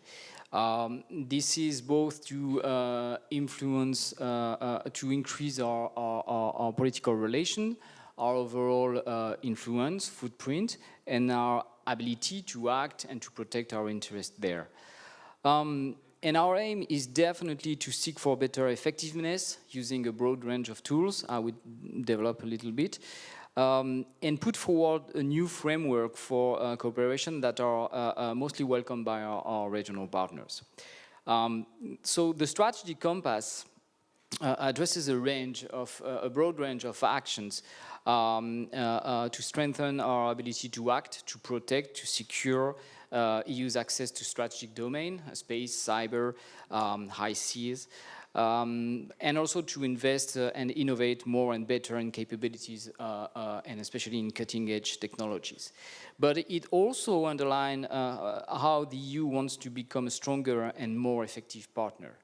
And the compass sets a lot of objectives and targets for EU and its member states, and we have a lot of homework to do if we want to be able to match the level of ambition that we have set for ourselves. But from a very internal point of view, I can assure you of the seriousness of the implementation of the compass, because we have implemented a review system. And this means, especially here, that when you are developing this kind of review system, we will have to deliver. And this is one of the key features of the strategic compass. We want to deliver, we want to do better, and particularly through the implementation of what we call tailored partnerships. And so the first review of this compass implementation will be next year for the first anniversary of the compass adoption. And we will have to put a lot of deliverables on the table. We already achieved some important milestones, and we change scopes and tendencies, and this is very important. So the need and the will to engage more effectively with our partners, and especially in the Indo-Pacific, is focusing on what we call tailored partnerships. And these tailored partnerships follow three key principles. The first is that it is the end, if it ever existed, of the one size fits all. So we will be heading toward the same goal, but following different paths, according to our partners and according to our interlocutors. So basically it makes my job more difficult, but more interesting in the same way. So we will have to deploy partnerships which are mutually beneficial. So mutually beneficial means that we are much more straightforward in engaging our partners and expecting from them to have a clear assessment of what they are pursuing and what they want to achieve with us. And third, even though we obviously should engage with the partners with whom we share values, but also obviously interest, we still have to engage with partners that are, with whom we are not completely like-minded. We need to engage, but of course the outcome will be different, but it's part of the same process. So tailored means also priorization. And one of the key features of this priorization is to build political synergy. Over the last few years, we managed to raise the level of our bilateral security and defense dialogue that have become an increasingly important and visible elements in our partnerships, especially in the Indo-Pacific.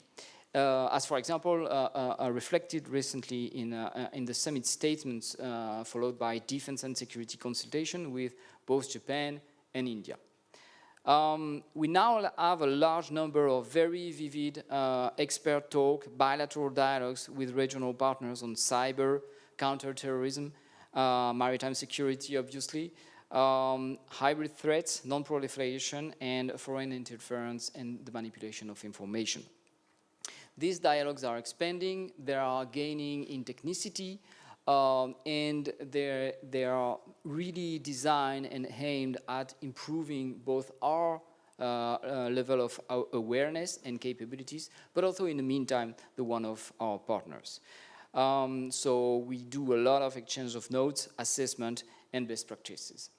But besides those dialogues, we also have projects, operational ones, like the implementation of CRIMARIO, the network of expertise that we are also building through ESIWA, as well as the potential for cooperation in the maritime domain after, for example, the implementation of the now coordinated maritime presence in the Northwest Indian Ocean. And all those projects are contributing to bring along our regional partners to build coherence, to address our security concerns, but in the meantime, be aware and be open to address their own security challenges. And so we are fostering coordination, cooperation, and in the meantime, we will raise awareness about the current and potential challenges. So these EU actions are definitely aimed at improving our level of awareness, our contribution as a security provider or security enabler. And this is the strategic compass is in this way a kind of a turning point. We are now defining those partnerships more and more à la carte. We are paying much more attention to the will and the need of our partners, and we will improve various and very different scope of tailored cooperation in order to make a difference and to be much more effective in increasing our ability to build a common political ambition and to contribute more effectively in the regional stability. Thank you.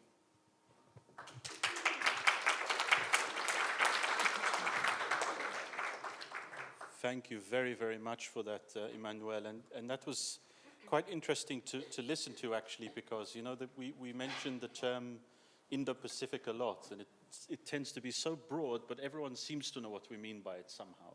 So the fact that you said in the compass, the emphasis now is not on a one-size-fits-all, but on much more tailored partnerships is, and echoing what was said earlier this morning as well by the HRVP, that this is a two-way street rather than a one-way street with cooperation. That's very good to hear.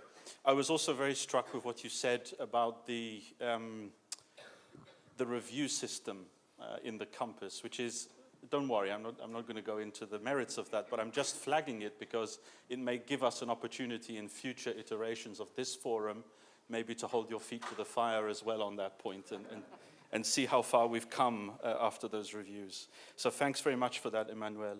I'm going to come to Professor Hosoya now, Yuchi, and you're going to bring the Japanese perspective. And I have two basic questions for you, which is firstly, how do you see security and defense trends shaping up to 2030 from your perspective? And also then a more direct question, which is, how do you think the EU and Japan can develop their cooperation even further than they have already done so? And before giving you the floor as well, I should also take this opportunity to thank you for your recent hospitality in Tokyo as well. We were there and you were a very warm host, so thanks for that. Please, the floor is yours. Thank you very much for your kind words, as well as your great questions to me and to us as well. And also, I'd like to thank organizers of this event, particularly Evan and Luis, for having others as well, to this wonderful, great new adventure. So I'm very proud of being here, present at the creation of a new important forum here in Brussels. I will focus on the importance of Japanese role.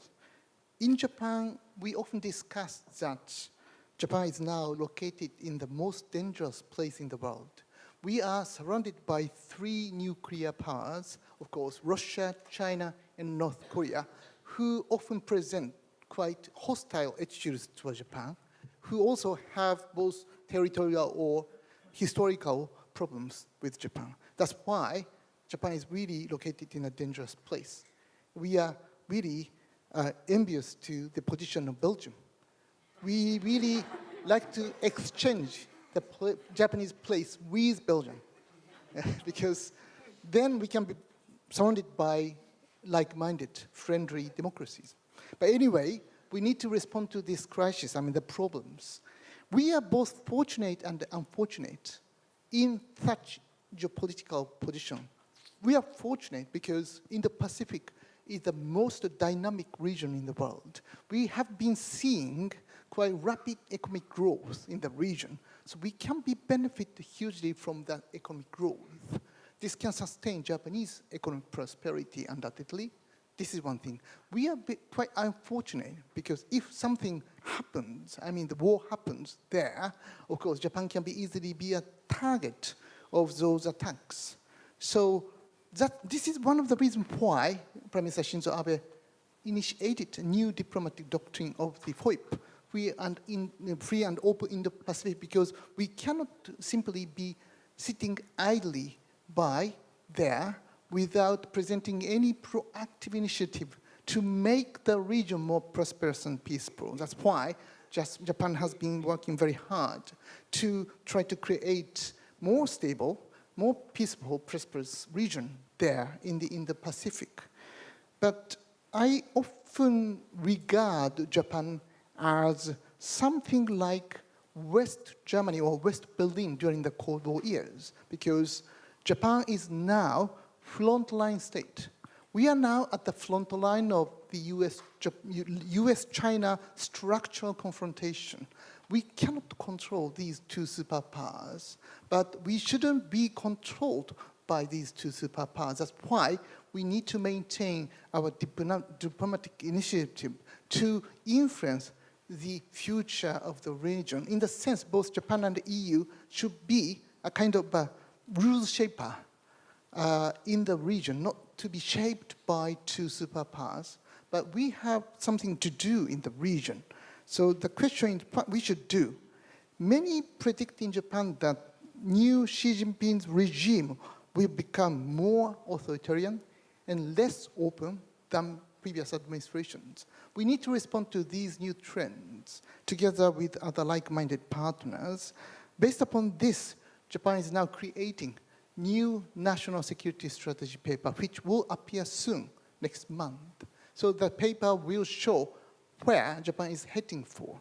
But before that, I'd like to focus on 3 points where Japan should be heading for, what Japan should do. First, of course, like other countries in the European Union, Japan needs to enhance Japan's own defense capabilities. This is the first priority. That's why Prime Minister Kishida recently, few days before, mentioned that within 5 years, Japan's defense budget should be doubled. I think Japan should do that, but with some excuses or preconditions. But anyway, Japanese defense will be stronger because Japan should not be simply relying on American goodwill. United States will face some difficulty in trying to engage in the region or trying to help Japan with heavy defense burdens. That's why Japan should spare some of the heavy defense burden the United States has been showing us kindly. This is what the first thing.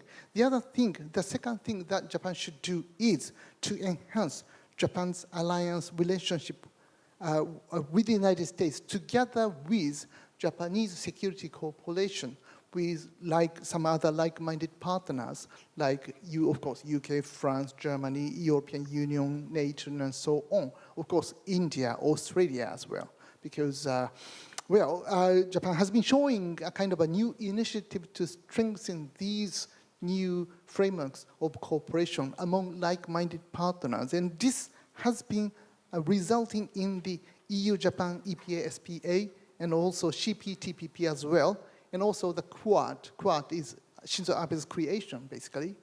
So Japan has been now quite fortunate to have these new frameworks of cooperation among like-minded partners, together with Japan's stronger alliance relationship with the United States. So this is the second thing that Japan should do to strengthen and enhance Japanese national security. The last one, the third one, is, as I mentioned a little, Japan should be a rule maker in the Indo-Pacific, together with other like-minded countries like the EU or NATO or the United States.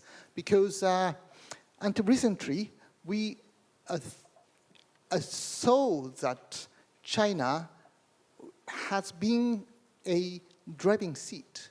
Having seen and listened to some of the recent Xi Jinping's speeches, China is more ready than before to be a champion of a new world order. Of course, we can benefit something from those new world order, but of course, Chinese regime is different from ours. That's why China is now suppressing some of the people who are doing demonstrations peacefully in China. So their ideology is different from ours. In the sense, we have many things that we can do together with China, but at the same time, their ideology, China's ideology, is different from ours. We have to be mindful of these differences. So it means that there are some limits in our cooperation with China. So in that sense, sometimes together with China, but sometimes among ourselves, we should create very strong foundation of international order. And this is also another thing that Japanese government has been doing in the name of free and open Indo-Pacific vision. So I think that Japan is both fortunate and unfortunate being at the front line of the structural confrontation between the United States and China. But we think positively about our geopolitical position there. That's why I think Japan has shown some great important initiatives in its foreign policy. I stop here. Thank you very much.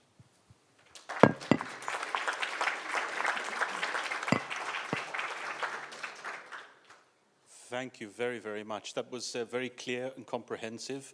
I must also probably stress or speak on behalf of the Belgians and saying if you do want to swap, you don't get the chocolate, right? So that stays with us.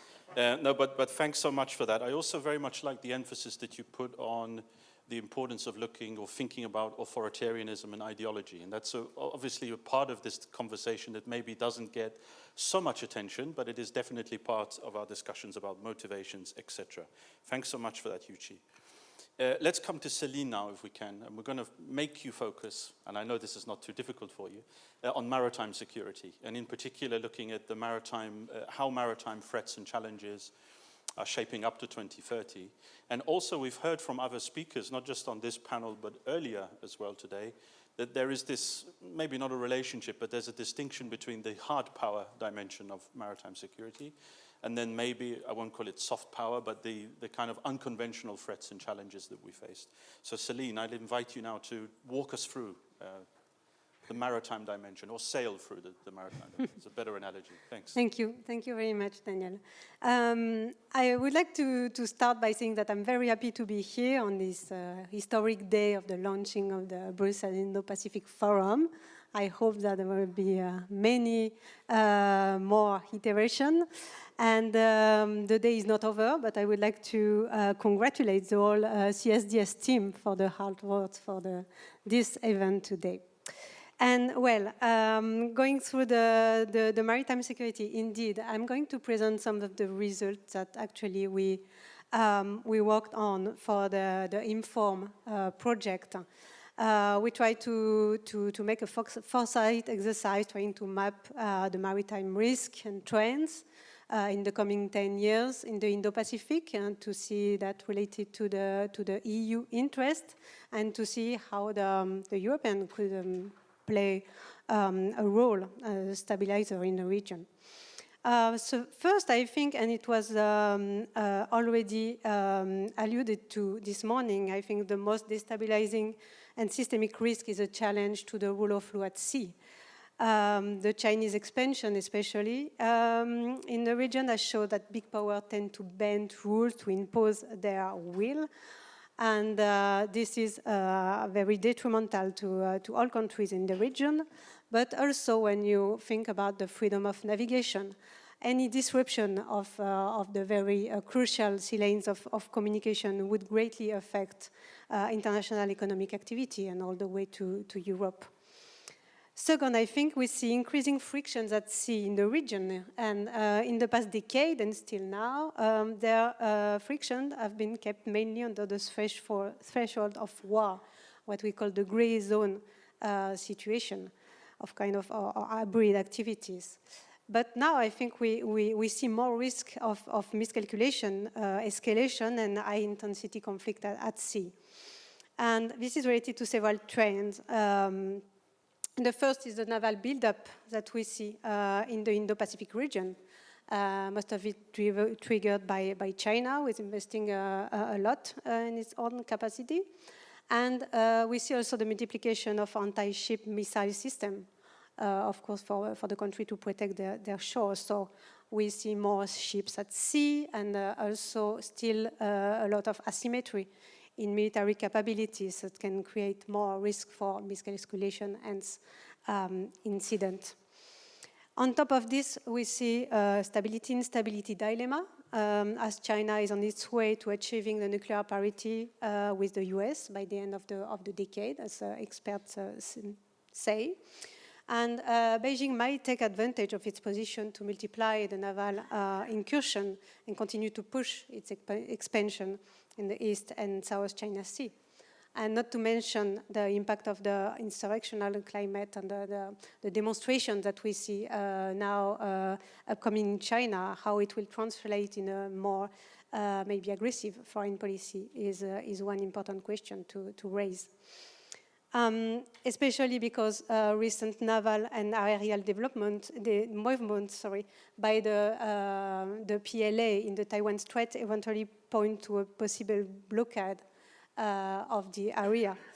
And so the Taiwan Strait is, of course, traditional hotspot, but that will remain a top priority to monitor in the coming years, because any crisis in the area will trigger huge disruptions. More recent factors that should be also scrutinized, and Daniel also mentioned it, it's the growing naval coordination between China and Russia in Northeast Asia, especially since the start of the war in Ukraine. I think Japan is well placed to witness this kind of new movement. Finally, looking ahead, among the maritime hotspots that will likely emerge or are starting to emerge over the next decade, we can point to first the Persian Gulf and the Strait of Hormuz. It's already under tension, of course, and the Europeans have already deployed a mission, a Agenor mission, there to keep stability and guarantee the freedom of navigation. I think one other important area would be the Mozambique Channel, destabilized by the insurrection in Mozambique. It's a key sea lanes of communication, and the EU has important stakes there, including territories.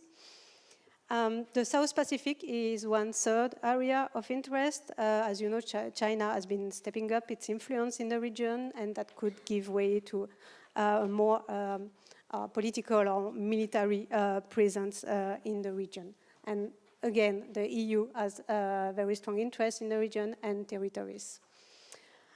So, of course, an open conflict would have catastrophic effects, but today, what is actually claiming more lives in the Indo-Pacific, it's what we call the non-traditional security threats.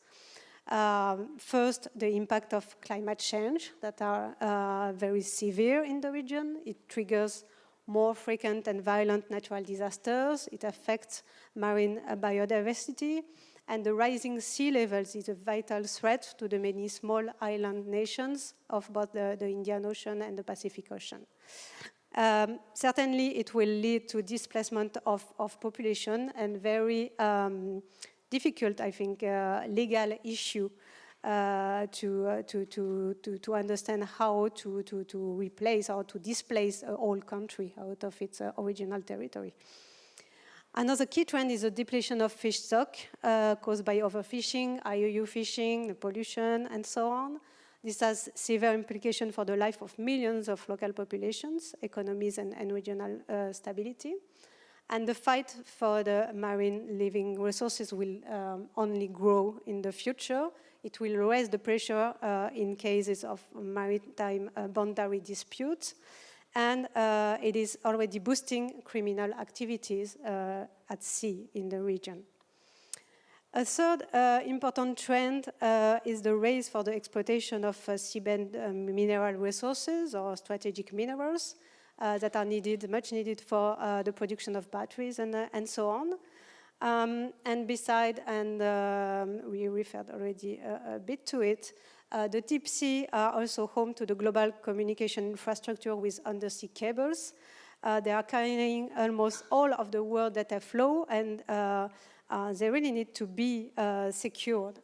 This critical infrastructure needs to be secure and protected. It should be now a priority.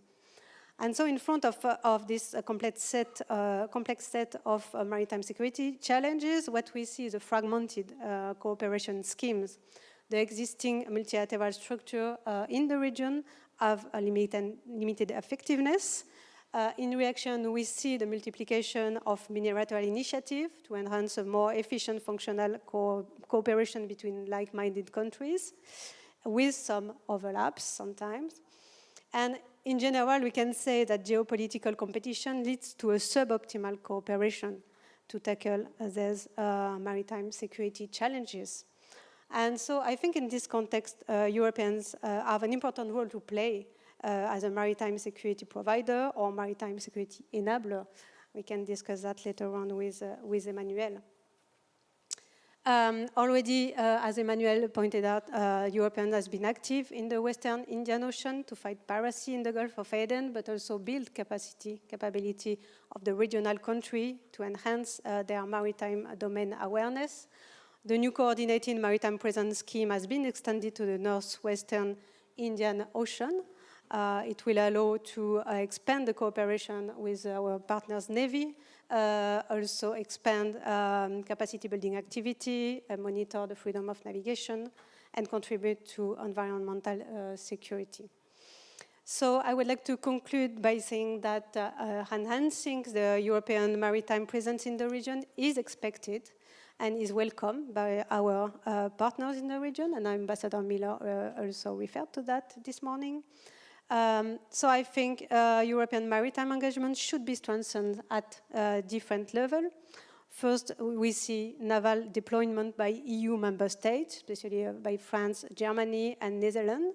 These are important to show the flag, to send political signals and concretely support freedom of navigation in the region, and to nurture the strategic partnership and show a strong commitment. And if possible, a degree of cooperation or coordination, between their dispatch would be welcome to maximize and to leverage their effect. Second, we'll see the expansion of the current initiatives such as CRIMARIO to Southeast Asia, South Pacific. It will continue, and we also need to continue working to empower existing regional multilateral framework in the region to better provide security. Third, building capacity of smaller regional countries in addressing functional maritime security challenges should remain a priority effort to enhance the EU's engagement credibility over the long term. And the key issues are law enforcement, especially at sea, MDA, but also environmental security. I think it's Ambassador Tibels referred to it as one of the strong points of the Europe. So that's the latest type of activity. Might be less impressive than deploying big ships to the region, but it actually demonstrates the sustainable commitment and the positive agenda that the EU can advance in the region, and also reflect the reality of the military and other assets that the European can actually commit. So I'd like to leave it like that, and I'm waiting for your question. Thank you.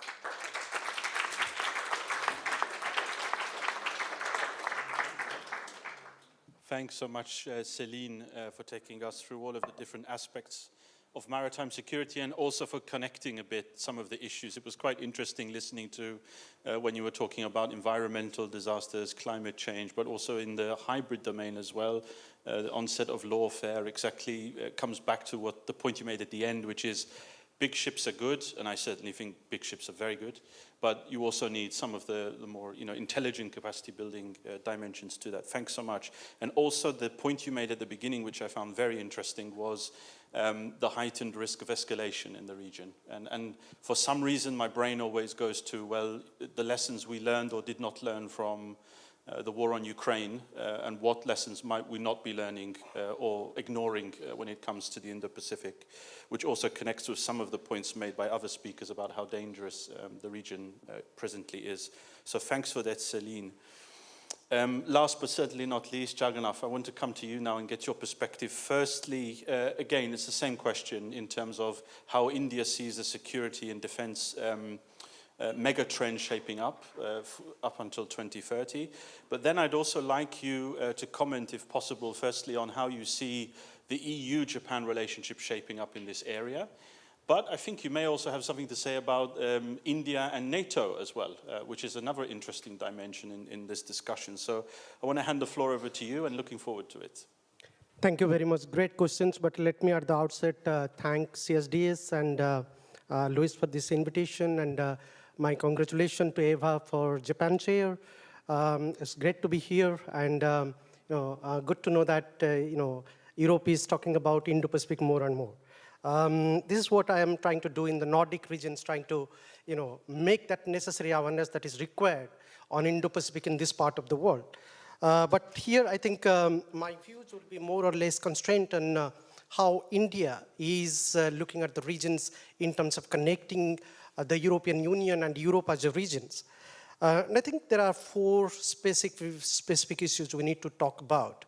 The evolution of India as a power, and its role in the Indo-Pacific in times to come, as we are talking about 2030 trend. We know for a fact that every emerging economy or every economy per se, if they have to play a role, they have to look at their competence in the economy. And I think if we talk about India over the last a decade back, it was roughly 1 trillion economy we are talking about. And therefore the role was quite limited. Today we are talking about Indian economy, roughly 3 trillion economy plus.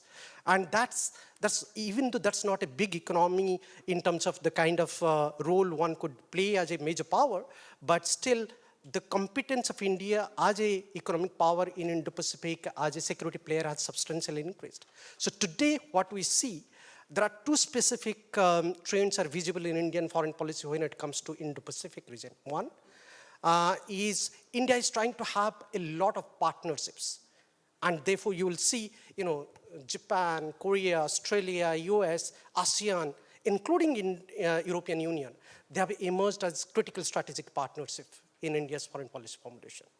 Second is, I think, what we are seeing, a yet competing foreign policy, but constrained foreign policy. And therefore, what India is adopting in its foreign policy is more trilateral, minilateral nexus, and trying to act as a bridge among different actors.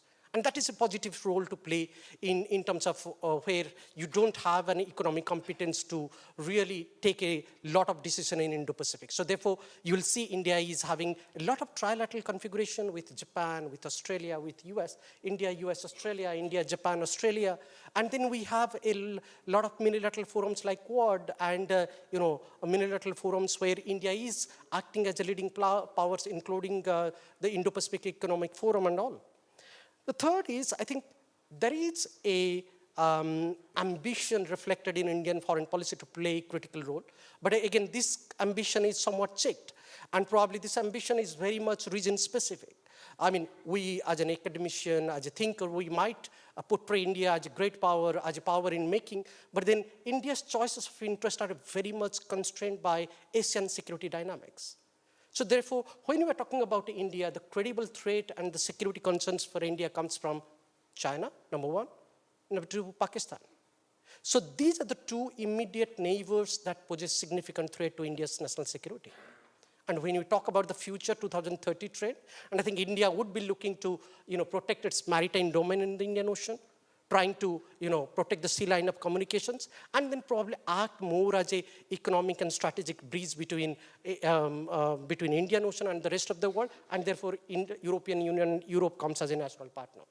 Second point, I think what you were asking is India-Japan, and I think yes, India-Japan relationship has actually been one of the fulcrum of Indo-Pacific regions today, and this is one of the special relationship in Asia and global affairs today.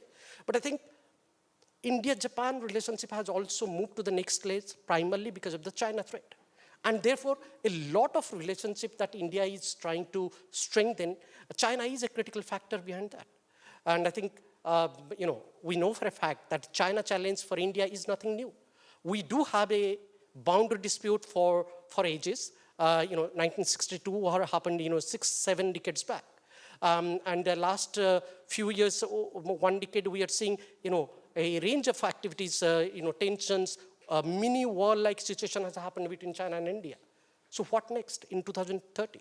I think the way India is looking at it, and it should be noted by all the Indo-Pacific powers, including the European Union, because European Union is becoming a critical partner there. The China challenge is coming to India in two new contexts, in two new ways. One is, I think China's problem with India is not really limited to the land boundary dispute. It is becoming more of a Himalayan dispute, linking it with the other bordering regions. And therefore, I think each of the countries, including European Union, has to take an interest when we are talking about 2030 trend. Japan has a critical interest in India's northeast, in the Bay of Bengal regions. We need a credible partnership. South Korea is emerging as critical partners in many areas, including with shipbuilding with India. European Union is emerging as a critical economic partner. So we need to factor all of this China challenge when we are talking about the Indo-Pacific security.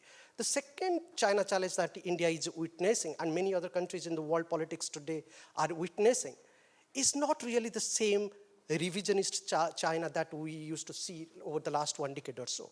Today we are seeing a revolutionary revisionist China, and that's the distinction. And I think when we are talking about emerging economies trying to change the narrative, including India, India is an evolutionary revisionist power, respecting rules-based order, respecting the rule of the game in the regions. But that does not really we see in the context of China. So China is emerging as a revolutionary revisionist power, and that's the biggest threat. And that brings India and EU together today and in future to come. Where does India-EU partnership stands today? You know, since I moved to Europe this year from March, I'm trying to understand and analyze the European behavior towards India and India's behavior, foreign policy behavioral approach towards the European Union. I would say when we're talking about India-EU partnership, it is a partnership in progress. But then it is a partnership also determined with a lot of constraint. And we need to talk about those constraints in order to take forward these partnerships. Unless we talk about those constraints between India and EU, we cannot really take it forward. And what are those constraints? One constraint is the geopolitics. I mean, there is a geographic division is there, and I think Middle East or the West Asia is there between. So when we're talking about India and EU, we need to really talk about, you know, a connecting bridge and talking about some of these powers in the Middle East and West Asia who could actually become a kind of a bridge between India and European Union. The second is, I think, you know, when we're talking about EU, India is becoming a kind of some sort of local entry point for Indo-Pacific. And when we're talking about for India, EU's participation is critical because, you know, EU coming to Indo-Pacific, it makes the world politics much more multipolar. And therefore we need each other. So without European Union's presence in Indo-Pacific, Indo-Pacific cannot be sustained. And I think without India's involvement in the EU affairs and a credible EU-India partnership, we cannot really protect the rules-based order. So India and EU becomes a natural partner to that extent. Third point, I think, what about India and NATO? And I think there is a gap between India and NATO, and this gap is will continue to be there. Let's draw the lessons from the history. India did not join and did not sign the CETO primarily because it was based on the non-alignment principles. Indian foreign policy was constrained by its geography and many historical parameters, and even in future, this constraint will continue. Unless tomorrow China attacks India and India takes a bold step in terms of having a more alliance-based partnership with the US, with Japan, with Australia, and with the Indo-Pacific powers. But I don't really see Indian foreign policy taking that U-turn in terms of embracing the alliance-building exercise. So therefore, there will be a gap between NATO and India. But then, this gap is not necessarily a negative sign. And I think what we have to understand when we're talking about NATO and India or NATO or the Indo-Pacific, there is a geographic choice. NATO is much more Euro-Atlantic focused military institutions. Quad is a more mechanisms which is emerging as a credible institution, and India is playing a critical role. But then the common bridge here, and this is what I was asking in the other session earlier in the day, I think there is a scope for NATO and Quad cooperation possible if we talk about 2030 trend, because the intent of NATO, the intent of Quad is the same. And the intent is to face the China challenge. If we see the NATO's position paper is seeing China as a, as a security threat. But again, we have to see that how credible is China's, NATO's concern on China. But again, the intent is there, and I think there is a scope for collaboration between NATO and Quad, NATO and India, and this intent is to have, probably figure it out, the specific areas of cooperation. There would not be probably formal mechanisms to cooperate, but issue-based mechanisms of cooperation is very much possible. Cyber, information sharing, space cooperation, and including some of the maritime domain issues. My last point. How do I really see the 2023 trend coming up as far as India is concerned? I think one partnership which can make a lot of change in Indo-Pacific is India, Japan, and EU trilateral partnerships. Some of the scholars in the domain, they have been talking about this, but this trilateral partnership has a very unique style of cooperation which could be strengthened further, is that if we take India's and Japan's approach towards EU, they are more approaching EU more as a economic partners. And this partnership is much more to strengthen the trade and economic ties. So that makes a ground to talk about economic security in Indo-Pacific. Because we know for a fact that not all of the EU countries are looking for maritime issues in Indo-Pacific. And it is also a short-sighted. It is certainly a weakness to talk about that Indo-Pacific is more about maritime issues. Indo-Pacific is more about a lot of other issues, for example, renewable energy, cyber security, space cooperations, energy security. So there is a common thread is possible among India, Japan, and EU to cooperate in 2030 to come. And I think we must invest and talk about this trilateral cooperation. I'll stop here with these initial remarks and probably take your questions and comments. Thank you.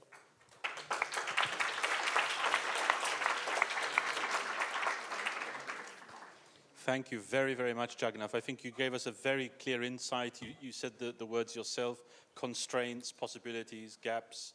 But nonetheless, I think that also fed into the point made earlier about the importance of being aware of those differences. If you're going to have a tailored approach or tailored relationship with countries and regions, that becomes very, very important. So thanks so much, Jagannath, for rounding us off in this panel discussion. Now we have, if I'm not mistaken, just short of half an hour, 30 minutes for questions.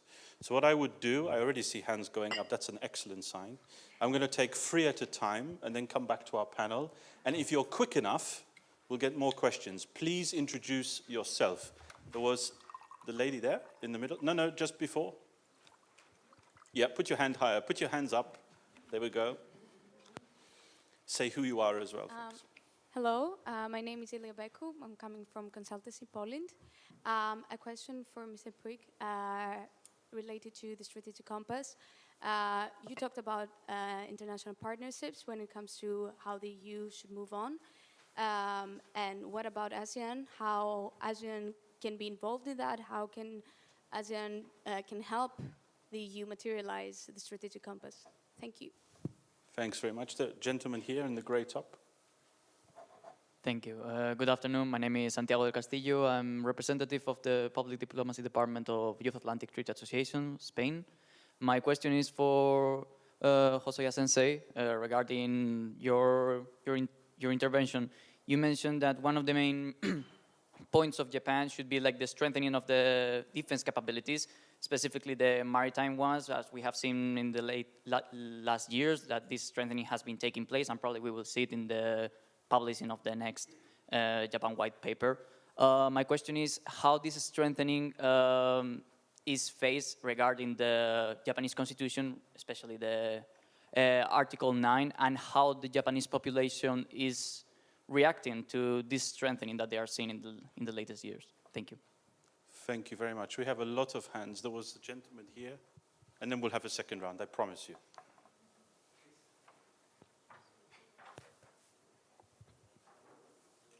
My name is Sang-wook Jo. I'm political counselor from Korean Embassy here in Brussels. I have questions to Professor Hosoya and Director Céline Pajon. First of all, Professor Hosoya envied Belgium being surrounded surrounded by like-minded countries, while Japan is not. But I think you don't need to. You have a very like-minded country as your neighbor, which is South Korea. Former Prime Minister Abe initiated Open Indo-Pacific initiative, but recently we have been witnessing a fundamental change of international relations. At the wake of this Ukraine war, do you think that OIP needs to have some changes or some development? The other question is about goes to Director Céline Pajon. It's about Japan's defense budget. Japan is doubling its defense budget. It might be able to strengthen its defense capability, but at the same time it could scare neighboring countries which have some concerns over growing Japanese military power. How do you think Japan harmonize its needs for strong defense capability with another needs to make neighboring country and like-minded countries assured remaining relieved and safe. Thank you. Thanks so much. Let's come back to the panel and see who wants to answer the questions. Who would like to go first? Please. Well, thank you very much for great questions. Regarding to questions relating to Japan's defense capabilities, first of all, Japan, of course, Japanese constitution has Article 9, which is regarded as a peaceful constitution. And the point is that we can enhance our defense capability regarding to defense. We have clear limits in having offensive capability to attack other countries. This is a big difference. So as long as it is related to defense, even our constitution defines that we can have nuclear weapons. If we use it as only for defensive purposes, of course, there must be some contradiction. But anyway, our constitution doesn't limit the position of Japanese nuclear weapons. But from a policy reason, Japanese government has 3 principles to ban nuclear weapons. It means that development and the position and the introduction. But anyway, now, as I said, Japan is in a very difficult position in their own defense. As long as the constitution defines we can have those defense capabilities, this is one thing. And thank you very much for pointing out the importance of South Korea. Basically, the new administration's Indo-Pacific policy has been warmly welcomed by Japanese experts and government officials, I suppose. The Korean government, as Ambassador already mentioned, presents new Indo-Pacific vision, which, from my point of view, is quite similar to Japanese approach.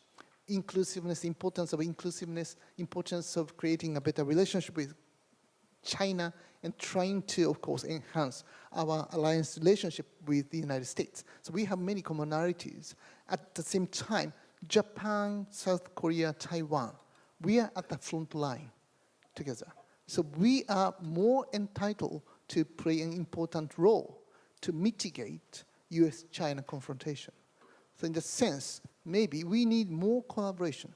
And then basically, together with these, Korean new administration, RK's new administration, President Yoon, emphasis on the importance of trilateral security collaboration between the United States, Japan, and South Korea. So this is also welcomed by Japanese officials and experts, I would say. So in a sense, this is a good trend. We are in the same position because we are much more threatened by those surrounding countries. And without collaboration among these like-minded partners like Japan, South Korea, Taiwan, or ASEAN, we are in a very difficult place. We will lose our national interest in the sense the collaboration between Japan and South Korea will be more needed. And in addition to these, I also like to focus on the importance of the increasing numbers of Chinese short and medium-range ballistic missiles. These are targeting at both Taiwan and Japan. At the same time, United States actually does not have those intermediate-range ballistic missiles because of INF Treaty, which bans United States to possess those intermediate-range nuclear forces.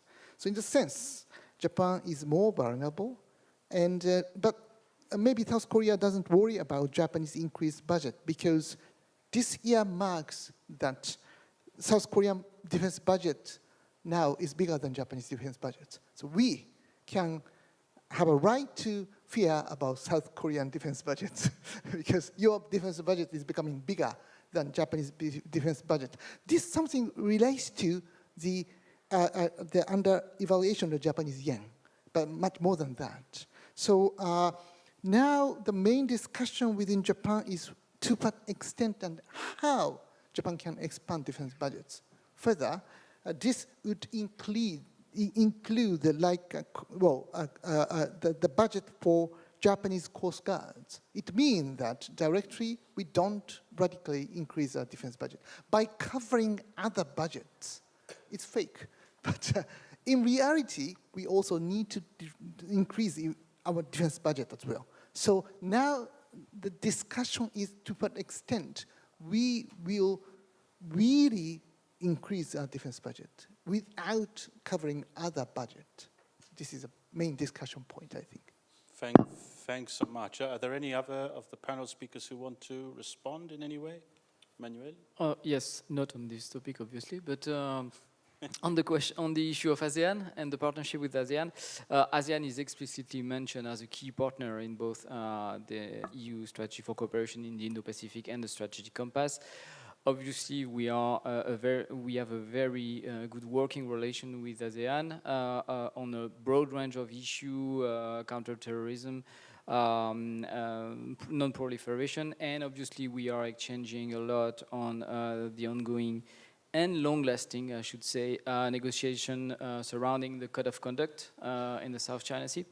So, and this December we will have the summit here in Brussels. Will also be a celebration for the anniversary of our bilateral relations. So the ASEAN with the UN are both defined as key partner in the strategic compass. Thanks so much. Let's come back to the floor. I know Eva wants to ask a question. Wow, that hand went up very fast. Okay, so we definitely have one, and then one here, please. Thank you so much for your valuable perspectives. My name is Amy Assimi. I am a master's student at the Brussels School of International Studies, and I'm currently studying conflict and security. My question is for Hosoya Sensei, but of course you may all offer your perspectives as well. A few points were made about strengthening alliances with like-minded countries.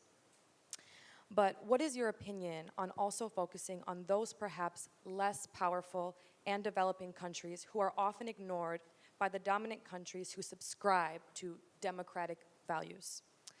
Is it possible, by ignoring such countries who we do not consider like-minded, it leaves opportunity for China to perhaps influence their interests and therefore strengthen China's alliances and global reach in the long term? Thank you very much. Question here, and then we end with Eva. Yes. Okay. Elena Atanasso, journalist from the University of Antwerp.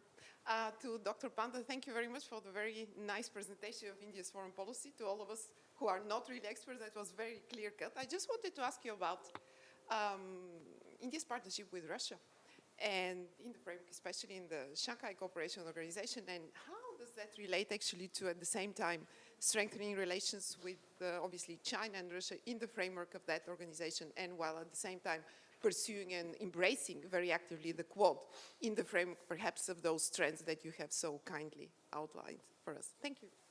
Excellent. Thanks so much, and Eva. Yeah, thank you, Daniel. I have a quick question to Jagannath. I was intrigued by what you described was this India's penchant for trilateralism. What's in it for India? What sort of expectations does India have from these formations as opposed to bilateral or multilateral ones? Thanks. Fantastic, Eva. Maybe if I can also abuse of my position as moderator. I'm trying to connect some of the dots.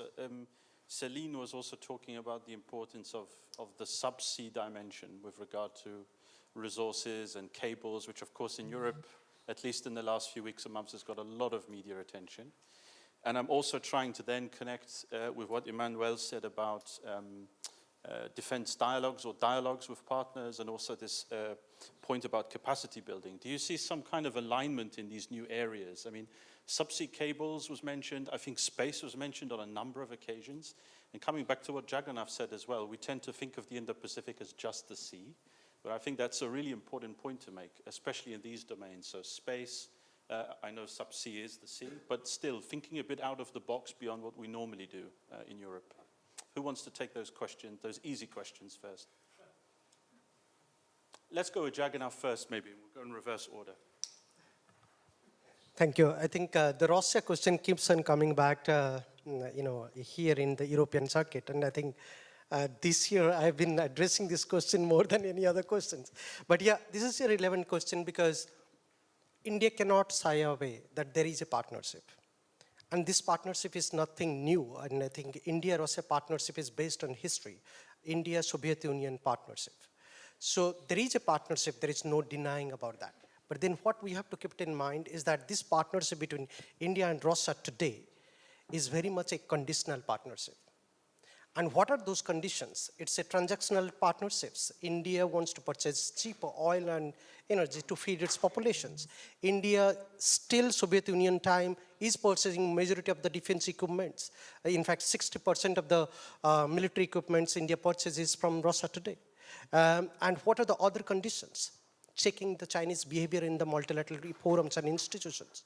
For example, I mean, you talked about Shanghai Cooperation Organization, but we need to take a broad range of institutions and multilateral institutions to take into account and understand the chemistry here.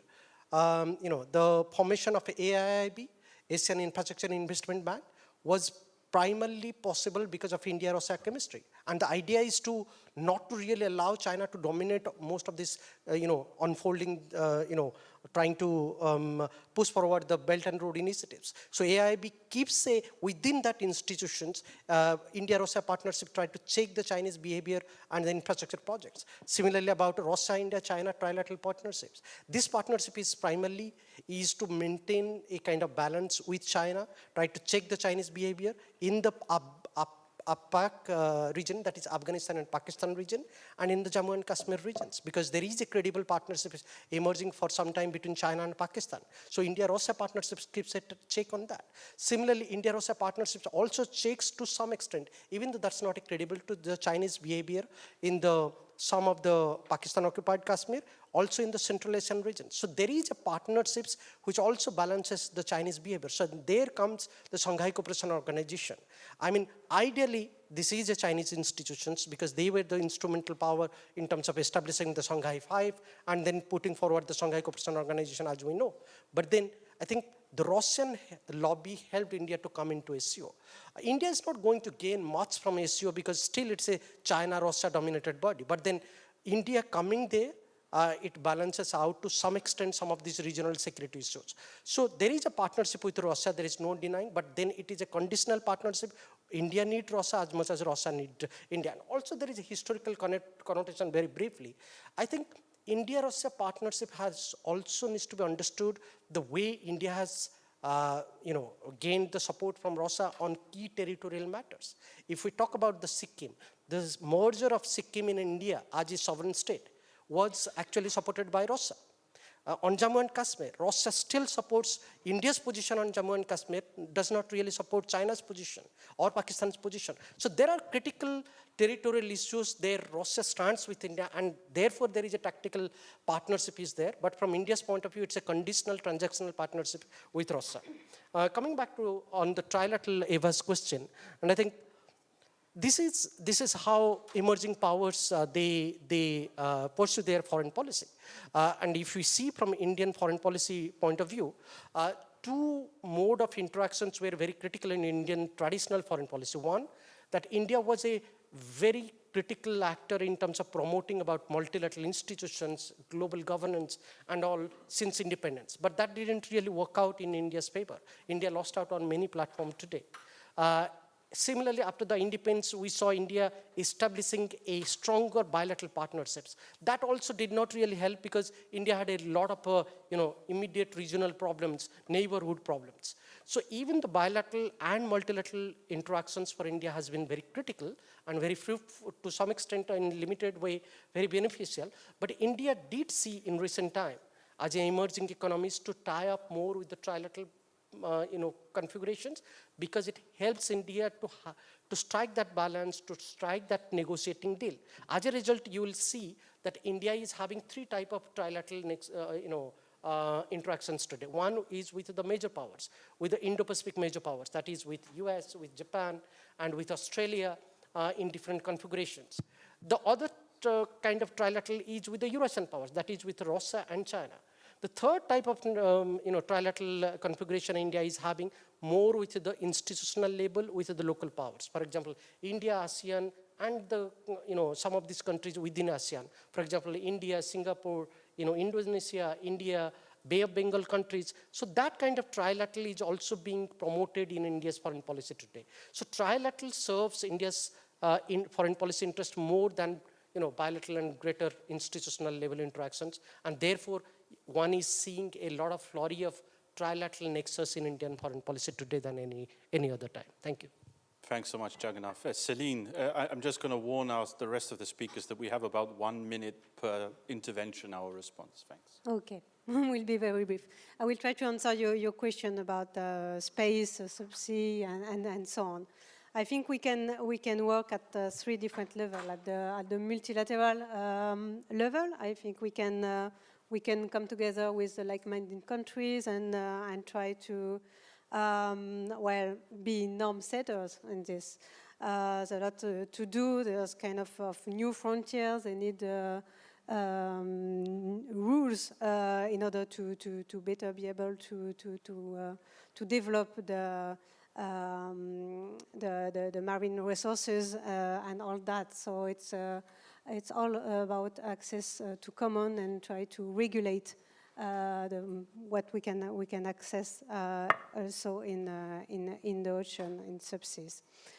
Through the EU, we already mentioned digital partnerships. We have connectivity, also partnership with Japan and others.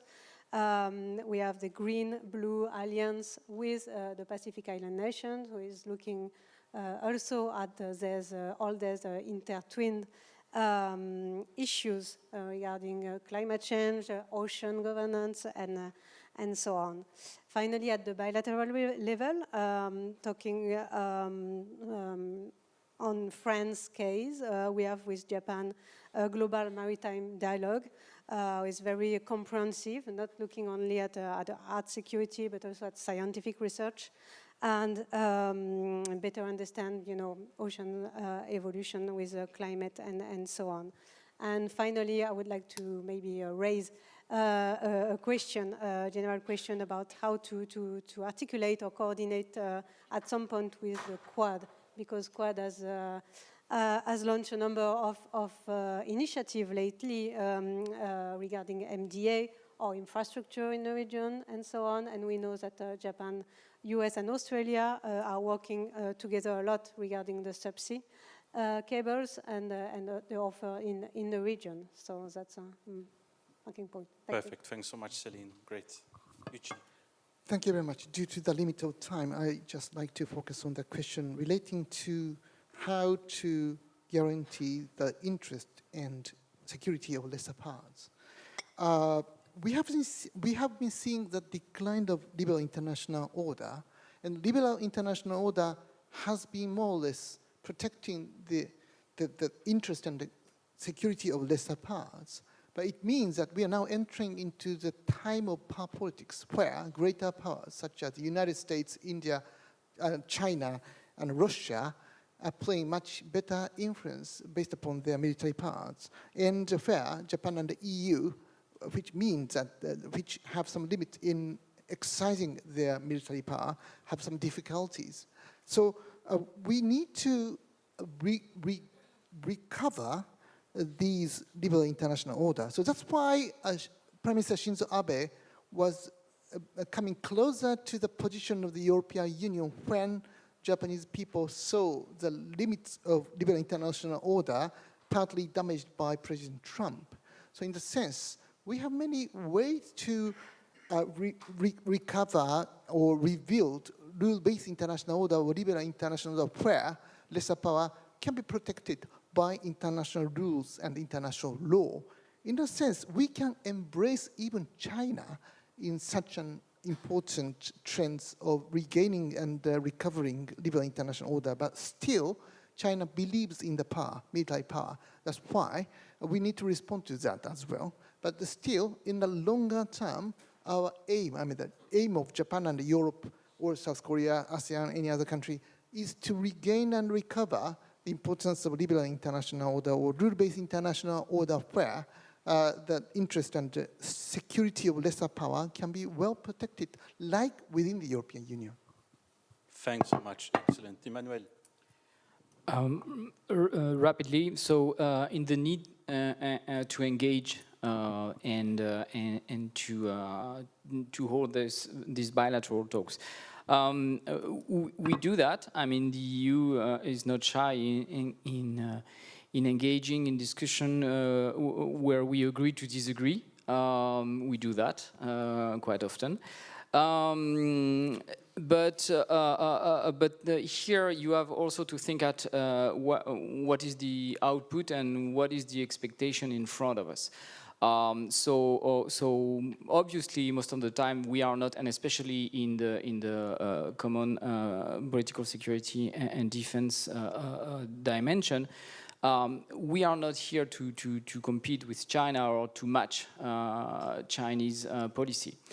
It is maybe something that will change, but for the time being, it's not the purpose.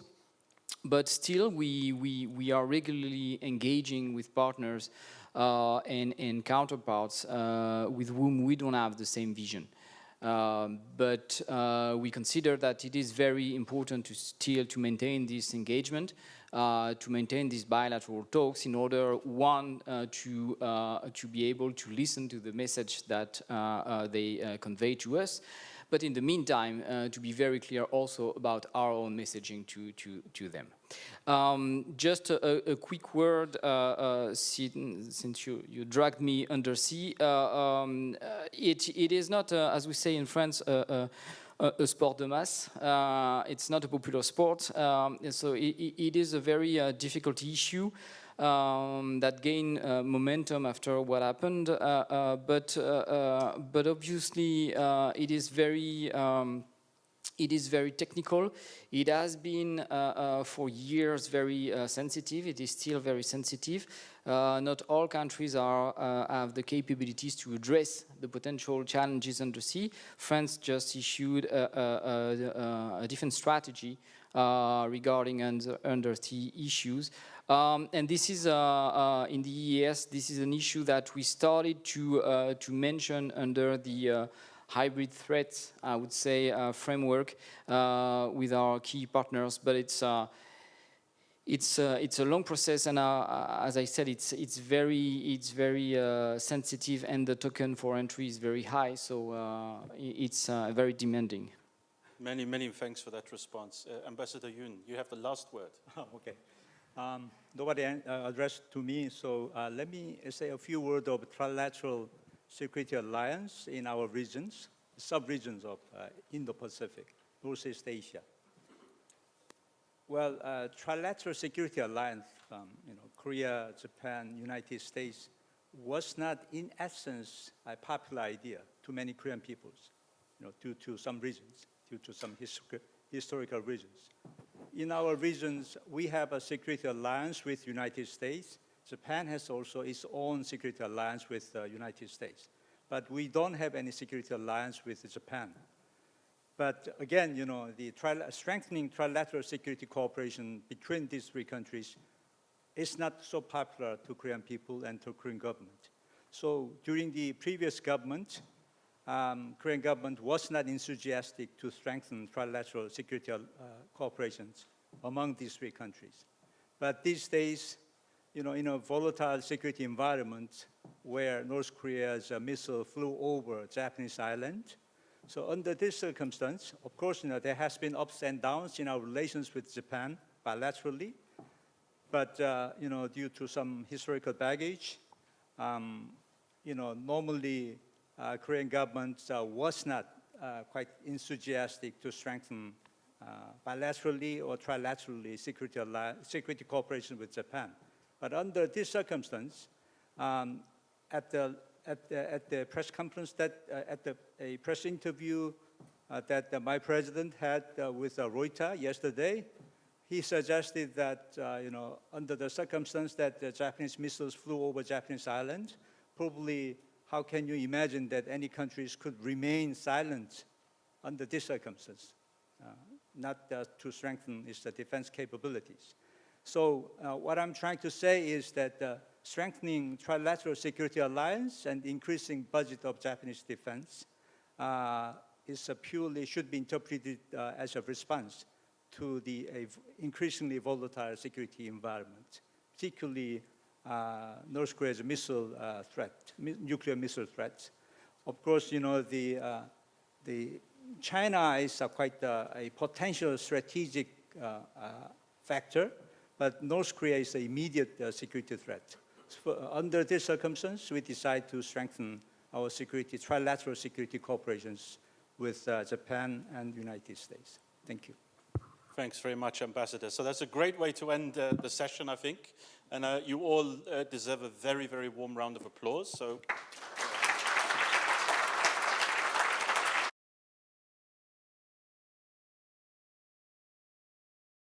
My name is Ramon Pacheco Pardo, and I hold the KF-VUB Korea chair here at CSDS, launched in 2017. So I'm very glad that Eva now is launching the Japan chair officially later today, talking about Japan-Korea cooperation.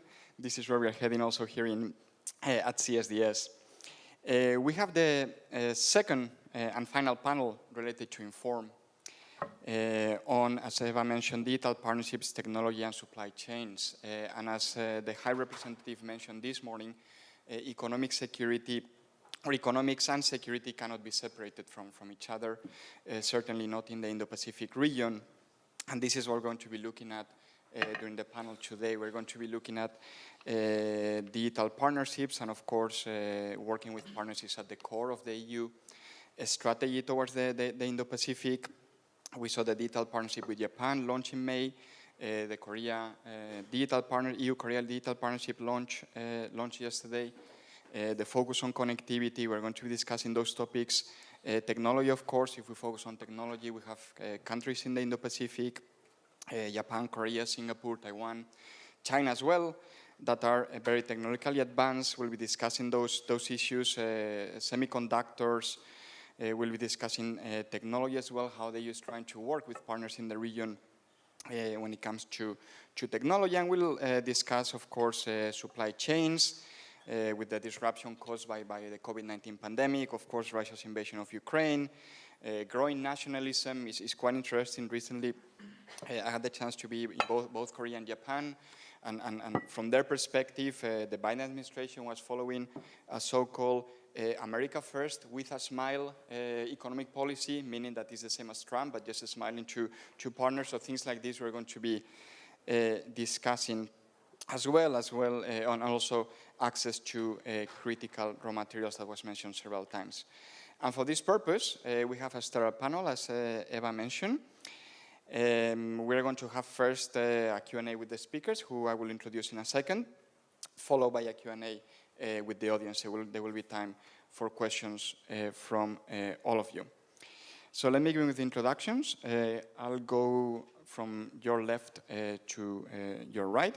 First of all, we have Ms. Maria Martín Prat de Abreu, who is the Deputy Director General at DigiTrade in the European Commission, and also the Chief Negotiator of the CAI agreement with China. Then we have Dr. Raluca Senartoni, who is a research fellow at Carnegie Europe, and she's also a professor and fellow colleague at CSDS. We then have our two speakers flying over all the way from Asia. Thank you very much for that. We have, first of all, Dr. Chae-Yun Chung, who is director of the Indo-Pacific Studies Center at the Sejong Institute in Korea. And flying over from Singapore, Dr. Kartik Nachapan, who is a research fellow at the Institute of South Asian Studies at NUS. And without any further ado, I'm going to start with Director General, Deputy Director General Martín Prat de Abreu. And I want to start by asking you about FTAs, which obviously is an area that you have covered extensively and continue to work on. Because when we look at the EU's Indo-Pacific strategy, we see the importance of FTAs with several Asian countries, Japan, Korea, Vietnam, Singapore, for example. So if you can expand on what role do you see these trade agreements playing in the EU's approach towards the Indo-Pacific region? Thank you, and I'm very glad to be here and discuss one of the very hot topics these days, at least in trade policy, but not only in trade policy, which is our relations with the Indo-Pacific.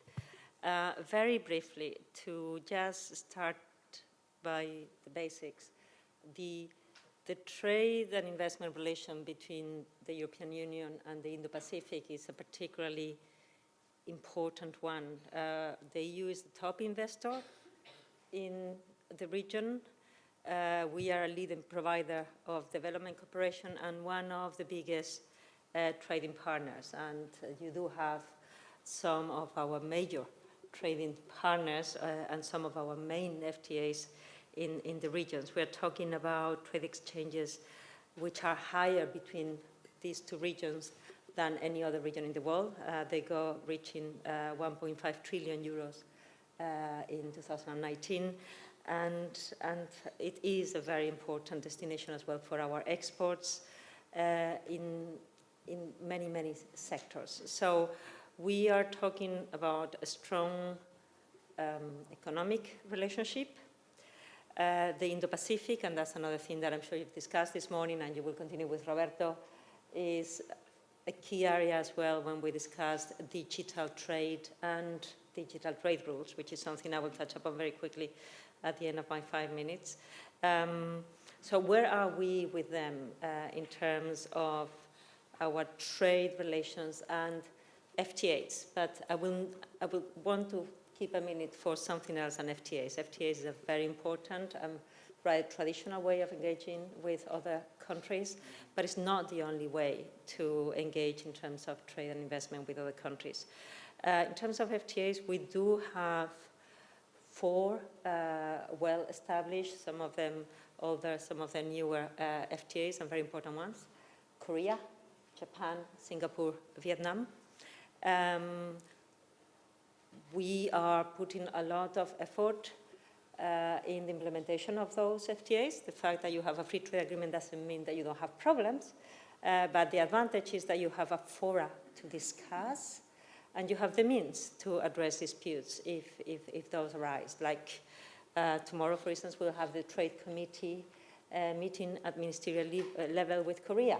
This is the annual ministerial meeting that allows us to see how things are functioning, where we have problems, where we need to work further. They are very, very important frameworks for cooperation, free trade agreements. We have recently finalized the negotiations with New Zealand. I'm assuming we have a large understanding of the Indo-Pacific, and now we are putting in place all the, if you want, necessary legal steps once the negotiations have been concluded to go for the ratification of the agreement, which I hope will happen next year. And we are accelerating the negotiations with Australia. 2 other negotiations that are ongoing at an earlier level of engagement, even if some of them have been ongoing for a long time, with Indonesia and India. But we can discuss if you want in questions and answers. Probably there we have a degree of work and challenges to overcome that is important, but clearly we are engaging with an increased focus. And we used to have, and they have for the time been, they have been frozen, if you want, negotiations with Malaysia, with Thailand and the Philippines. And we are also in discussion with those countries to see the extent to which and the conditions under which we will consider an engagement. Again, this is not talking about free trade agreements for the sake of it. It is talking about preferential trade with countries with which we think we have common objectives. And it is not only about market access, it's also about regulatory frameworks, it's also about convergence of our standards. It's also about sustainable development, which is increasingly a very important part of our policy. And as I was saying from the beginning, is a framework in which we engage with others to try to have a trade that is beneficial for both parties. In this context, we are also looking specifically to the issue of digital rules. Why am I saying this? We do understand how fast rules are evolving in that area. We do have a plurilateral exercise, which is very important for us, ongoing in the WTO, the Joint Statement Initiative on Electronic Commerce, which regroups, I think, a large majority of the countries in the Indo-Pacific, and actually is, if you want, led, the work is led by 3 Indo-Pacific countries, Singapore being one, Japan and Australia being the other 2. But we do also see a fair amount of rulemaking happening on a bilateral, plurilateral level. It had started already at the time of the CPTPP, and we believe that this is an area where we want to be present. Europe takes pride of saying that it's not a rules taker, but a rules maker, and we do have a number of important elements that we are interested in discussing with a number of partners in the Indo-Pacific. We will be building on the digital partnership agreements that I know Roberto will touch upon later in his intervention. We have already started negotiating disciplines on free flow of data and trade with Japan. The negotiations started a month ago. And we are planning to do the same with Singapore and Korea, although we have not yet started the request of a mandate and negotiations. But that is, I think, something that is important in our mind, also as a way of engagement that might be faster and more targeted when you need that with specific countries. I'm happy to stop here. I've tried to go very fast unless you tell me that I have more time, but I understood I have 4 to 5 minutes. No, I think you can get a couple more minutes if you want. That would be perfectly fine. Absolutely. Yes. Yeah? Absolutely, yes. I mean, I would be very interested to continue to hear you, actually, so please go ahead. Please go ahead. Okay. Well, basically, as I was saying, we're trying to have more targeted intervention and engagement when we think is required.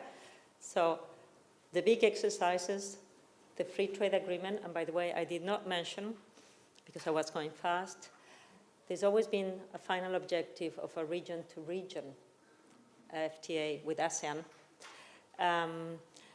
This is something that requires convergence of the level of ambition that may not necessarily be existing at the moment, but something that remains an objective for us. And what we have agreed with ASEAN in our last meeting with them is to start engagement to focus on 2 particular areas. I go back to the targeting of our work. One is, again, digital, and the other one is the green transition. I think I will finish with that one. If you want to talk about China or anything else, we can do that during the questions and answers.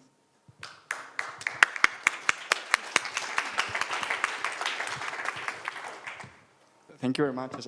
As an academic, I'm not used to people keeping to time, actually, right? The opposite.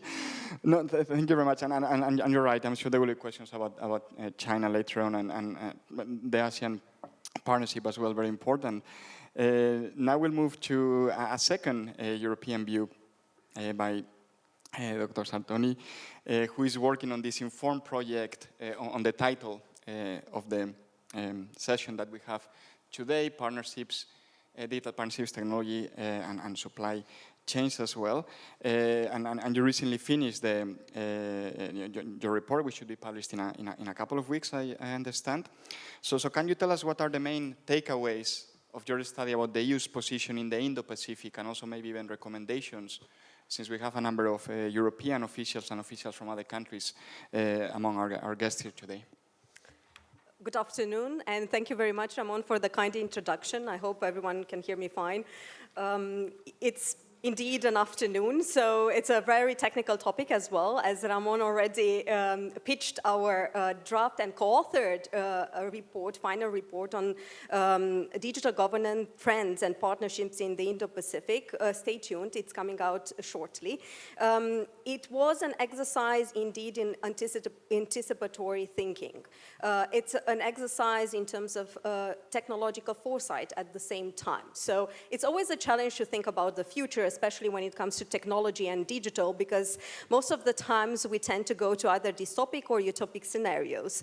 That was not our intention in our report. However, just to try to understand the state of play, and starting from the state of play to identify rather priority areas where the EU should focus on, especially when it comes to digital technologies, emerging and disruptive technologies, and cybersecurity. And here with the disclaimer that indeed governance matters. A rules-based international order was an issue that came up today quite often, as well as engagement with strategic partnerships. And one of the instruments is indeed digital partnerships. I prepared a rather doom and gloom introduction, of course, where geopolitics and geoeconomics are coming back, and techno-geopolitics indeed is playing a very important role. This morning and this afternoon we heard also the importance of emerging and disruptive technologies, and it comes as no surprise that yesterday's official joint communication with the digital partnership with South Korea actually flagged some of the critical areas that we're also interested in tackling in the report,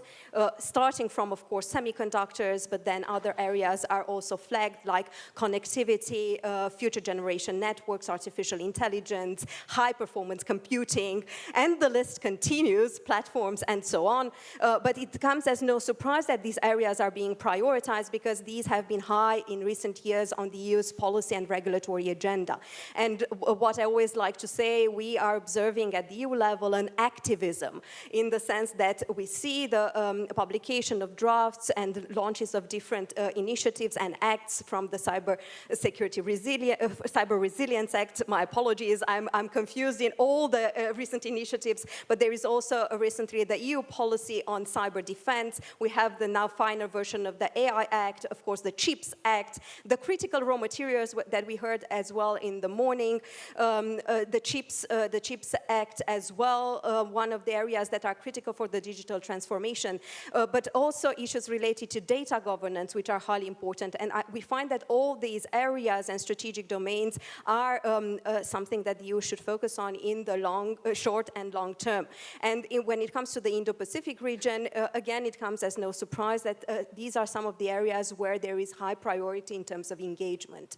As I already mentioned, when it comes to the EU Digital Partnership Framework, I would say that, and we find together with Ramon, that this is a very important and comprehensive bilateral instrument to actually go beyond dialogue and exchanges, and also beyond trade, but actually focus on what the EU terms the digital compass, having this eye towards the future. And here, the areas covered span from economic growth, of course, very vibrant digital ecosystems, but also, for instance, trusted connectivity, and what is really close to my heart, and I think also to the heart of most of these regulatory initiatives or developments, what it has been termed as a human-centric approach to the research innovation of digital, emerging, and disruptive technologies, especially when it comes to prioritizing norms and values and democratic values and human rights especially.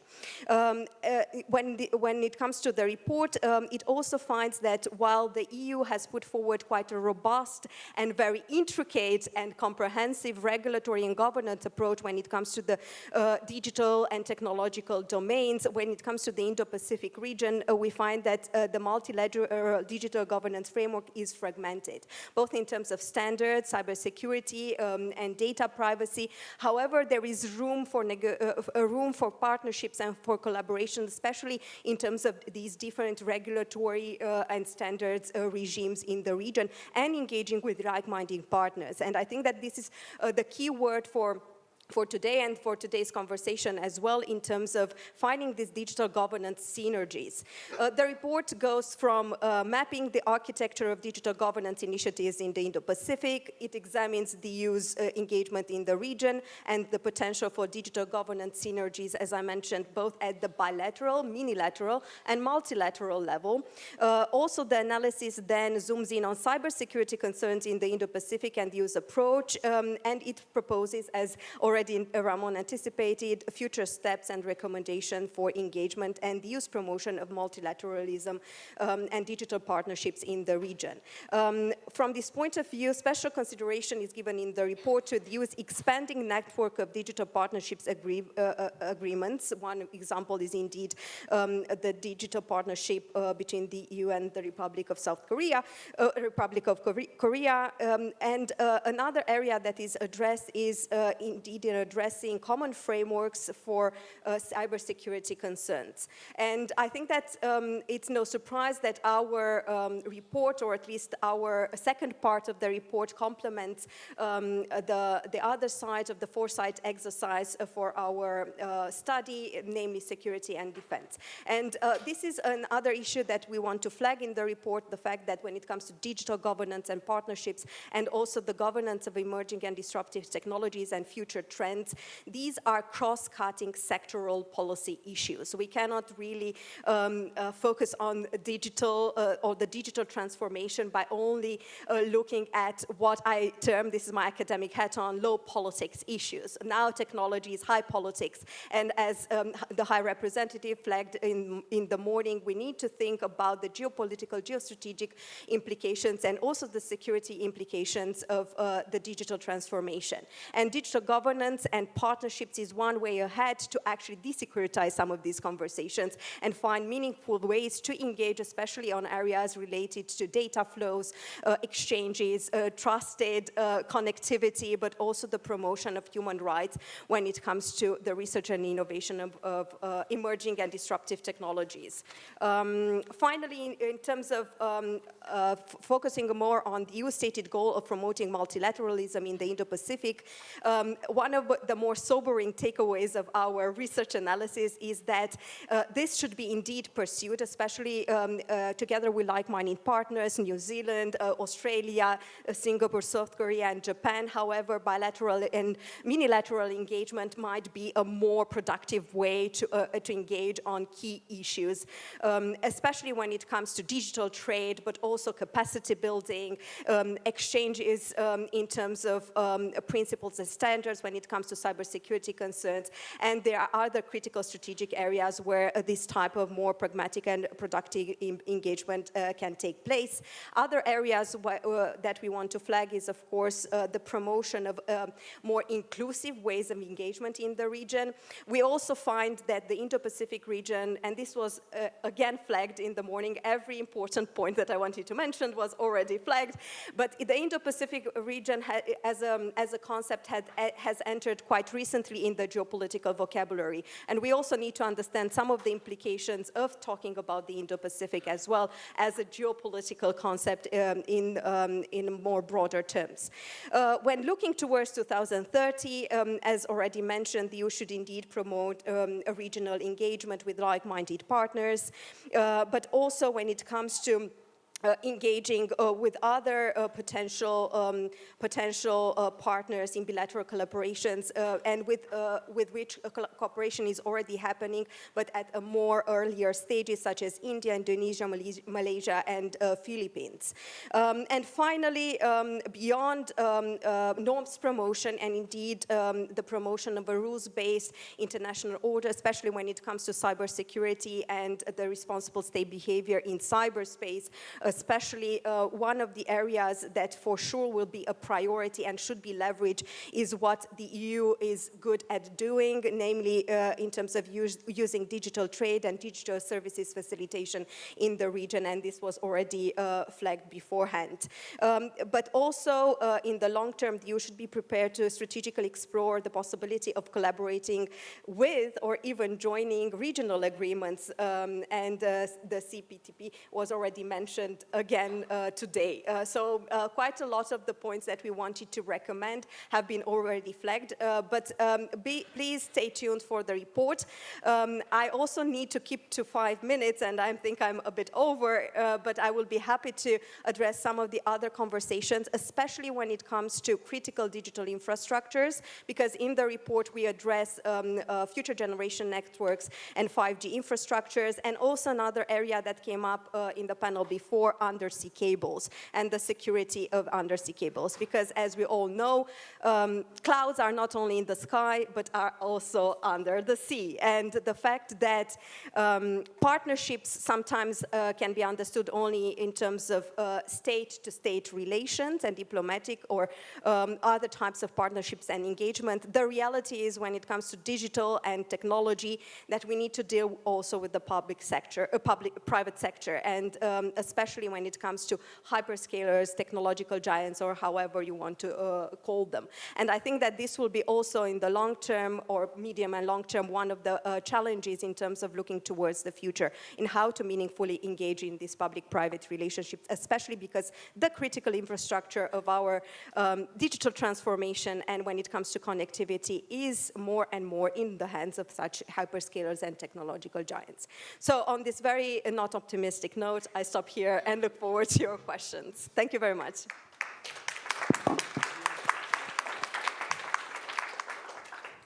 Thank you very much. And now we're going to move to the two speakers coming from the region, because as we have heard several times today, the EU's engagement with the Indo-Pacific is a reciprocal relationship.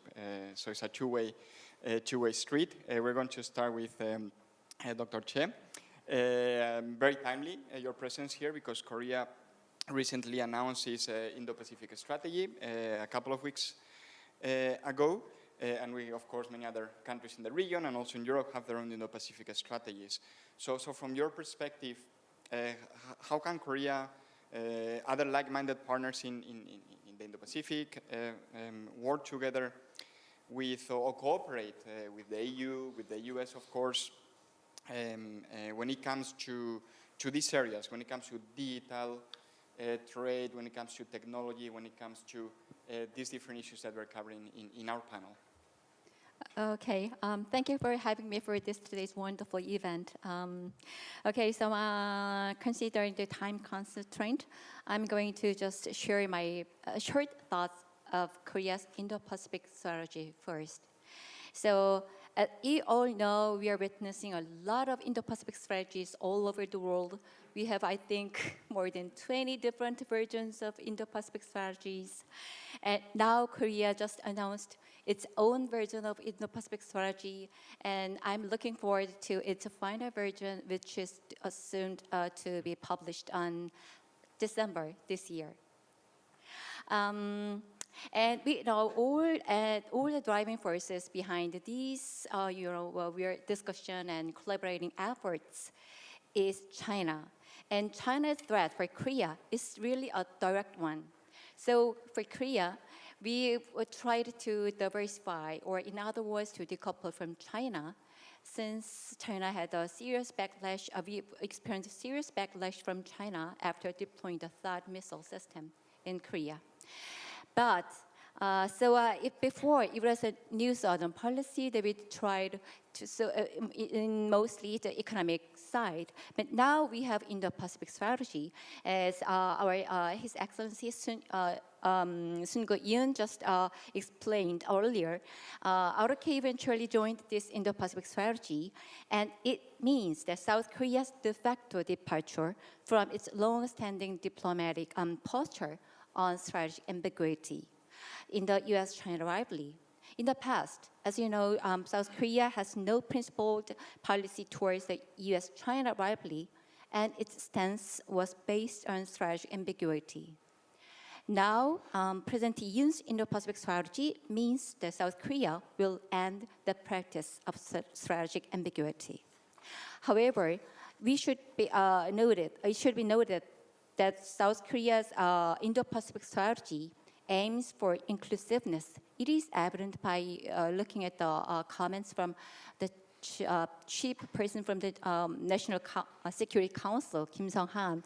He emphasized that Korea would not exclude or condemn countries that do not share our own values. And the inclusiveness is one of the basic principles that our Korean Indo-Pacific strategies have, along with trust and reciprocity. So Korea's cooperation will have clearer rules and a wider scope before, and including maritime security. So given the limited resources, it is clear that cooperation with partner countries like the EU would be much more important. And then, based on my expertise, I will tell you a few things about the partnership between Korea and the EU, focusing on supply chain and digital partnership.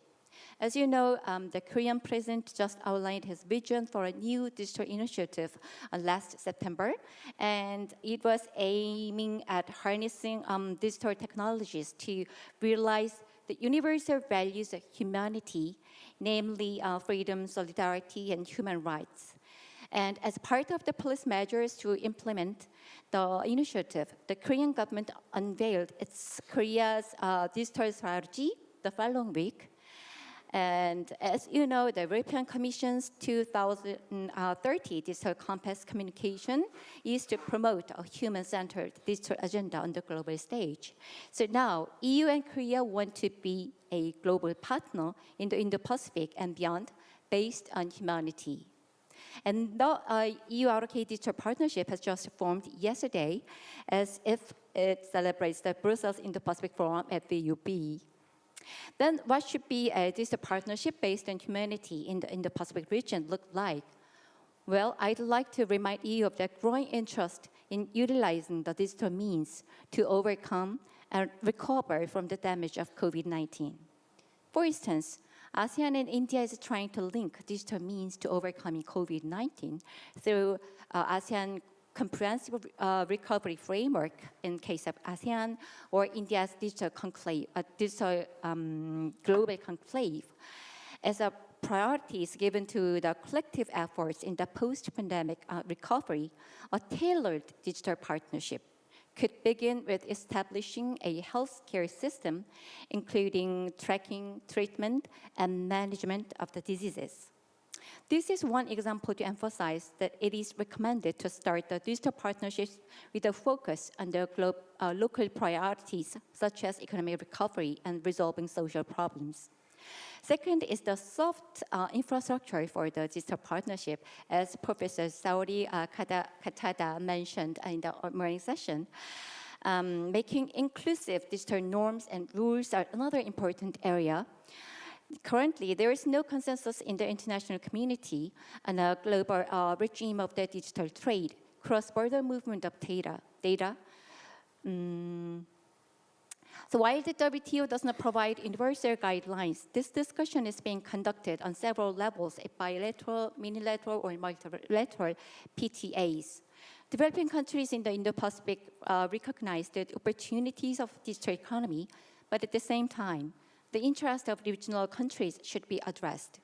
Therefore, the establishment of a new digital order and the spread of digital innovation reflecting the interests of regional countries will be an area where Korea and EU can stand out as the most practical cooperative partners in the region. And third aspect is physical infrastructure and devices. Chinese communications facilities, equipment, and ICT products have dominated the market in the region. However, as the burden of having too much imports from China is increasing, they have either excluded Chinese product or 5G deployment in their own country. And at the same time, they're just announcing a kind of industrial policy of their own, like Atmani Bharat in the case of India, and the ASEAN has many industrial policies to induce foreign investment and have their make their country as a kind of alternative Chinese manufacturing hub. However, they are experiencing difficulties in terms of technology and mass production. Transparent and reliable partnerships are needed in the commercial aspect, such as building ICT-related infrastructure, producing devices, and importing core intermediate goods. To this end, it is worth considering having a digital enabling section for reforming and upgrading FTA negotiations with ASEAN and India. And at the same time, digital trade should be reflected in a set of digital trade principles under ROK EU FTA too. So, and let me briefly add another dimension, which is supply chain. As you know, the free trade order established by the US after the World War II, it was mostly for globalization, so inviting every country in the world to the one set up a free trade order. But the current trend is going the opposite way. It is becoming an era where competition between supply chains, not free trade, is becoming prominent. Actually, we are witnessing the birth of various supply chain consultative bodies, such as SCRI, Jagannath just explained, and IPF and I2U2, So they are mainly formed from a security perspective between countries sharing same values. So they are closed and have not yet presented any specific economic benefits yet. One thing to keep in mind when promoting supply chain cooperation in the Indo-Pacific region is that regional countries are highly dependent on trade with China. As you know, among the 15 countries, 12 countries, number one trading partner is China. And in case of Korea, our trade is 25% is dependent on China. And if you go to the intermediate goods, it's skyrocketing like 40%. So any attempt to decouple from China would be very much painful and almost impossible for the regional countries. Therefore, in the case of South Asian countries, they have recently started FTA upgrading negotiations with China and are focusing on RCEP, which we effectuated this year. India, which had not participated in FTA negotiations in the past decade, they just actively resumed their FTA negotiations with countries like Great Britain and also with EU, and they concluded FTA negotiations with Australia and UAE, and they are also a part of the IPEF negotiations. Therefore, in order to realize the supply chain resilience, it will eventually be necessary to create an open supply chain rather than a supply chain that is reserved only for a small number of countries. It could be sustainable when it pursues the inclusiveness in membership as long as the rules are accepted and the expandability to a larger multilateral consultative body. In this context, joining the CPTPP could be also an option to be considered. In addition, Korea and the EU have many areas to cooperate in the Indo-Pacific region. There are many fields such as green transition and connectivity as well as digitalization. However, I will end my presentation by highlighting the common needs of cooperation. It is inclusiveness and expandability. As Professor Saori Katada said, soft infrastructure is important, but if we just look deep into it, we have to recognize that this is not to force any the standard or new rules or norms just set or established by outside exterior partners. We need to go through a consultation process with regional countries. In other words, regional countries welcome rule-based order, but we have to think of what kind of rules do we impose and who made this rule for these regional partner countries. So regional countries, we have to remember, are no longer passive recipient countries. As His Excellency Joseph Borrell just mentioned, we need to be more proactive and cooperative within and with the Indo-Pacific countries based on two-way interaction. I will stop here. Thank you.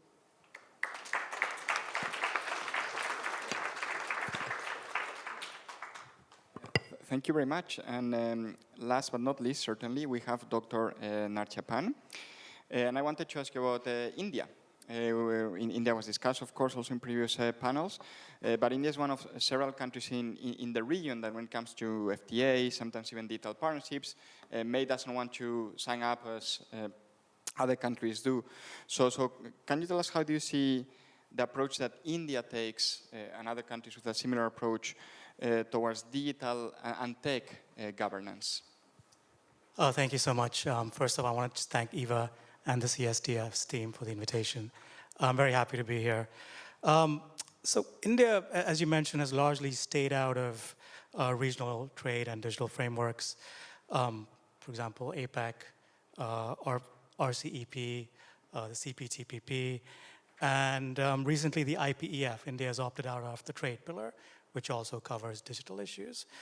So why has India remained distant to the Indo-Pacific's economic and digital frameworks?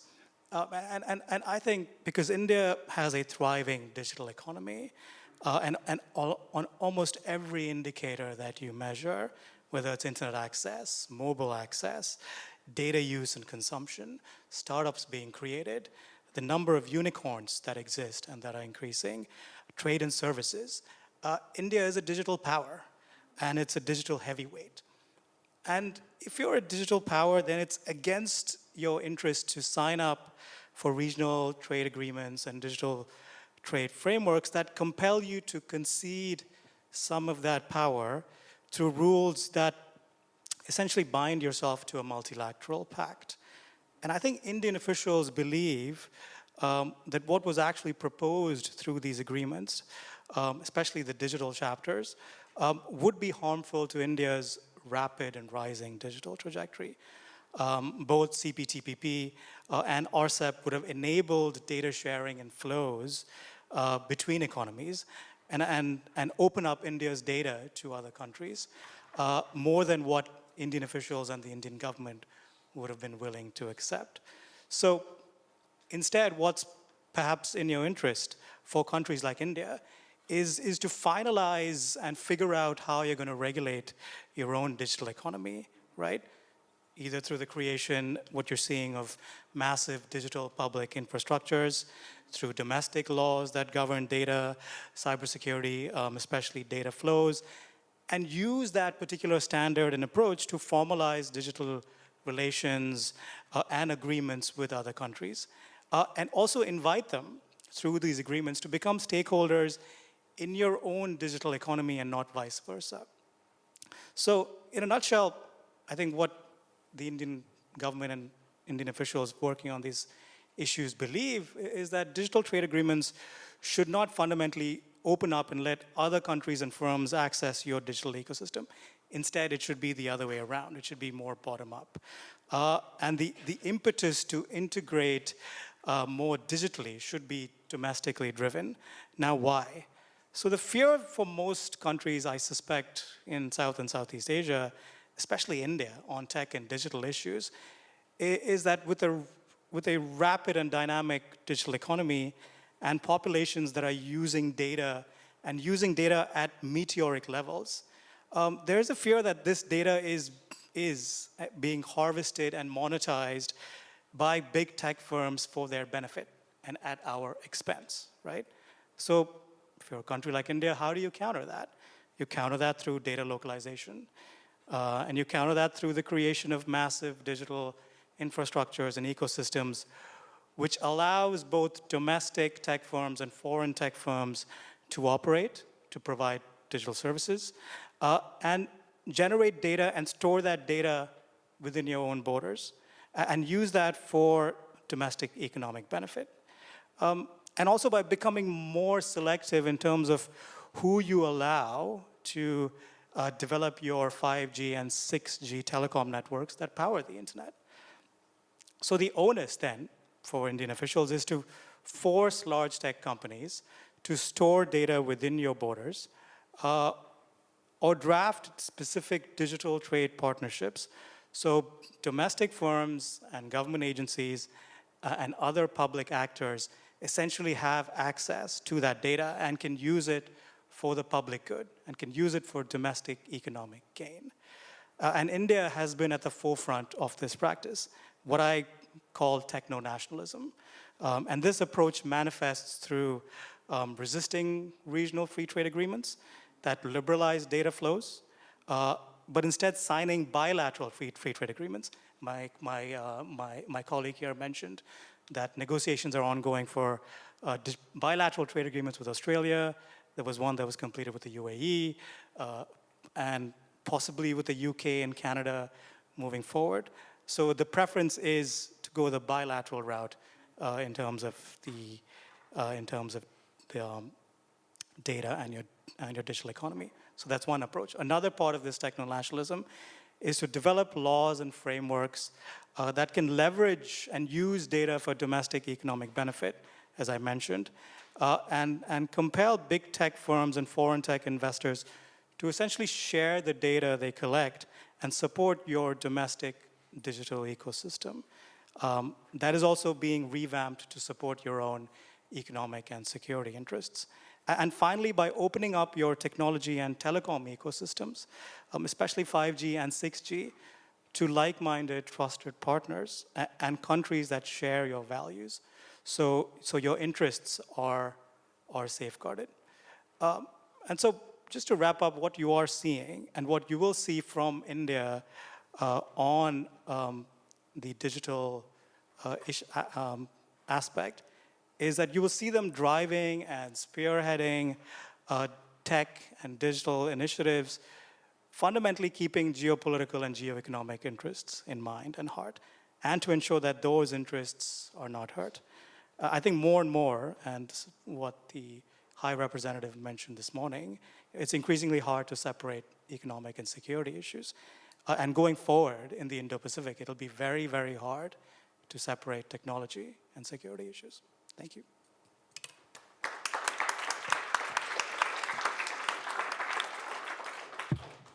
Thank you very much. I think instead of me asking you more questions, because we have had a very active audience today, actually, and we have 35 minutes, so I think we can collect some questions from the audience. I will add mine if necessary. For example, the China question that you mentioned, but I'm sure someone will raise it. So why don't we collect 3 questions from the audience? I think we have a couple of microphones doing the round, so if you want to raise your hands, and then you can introduce yourselves and ask any questions to the panelists.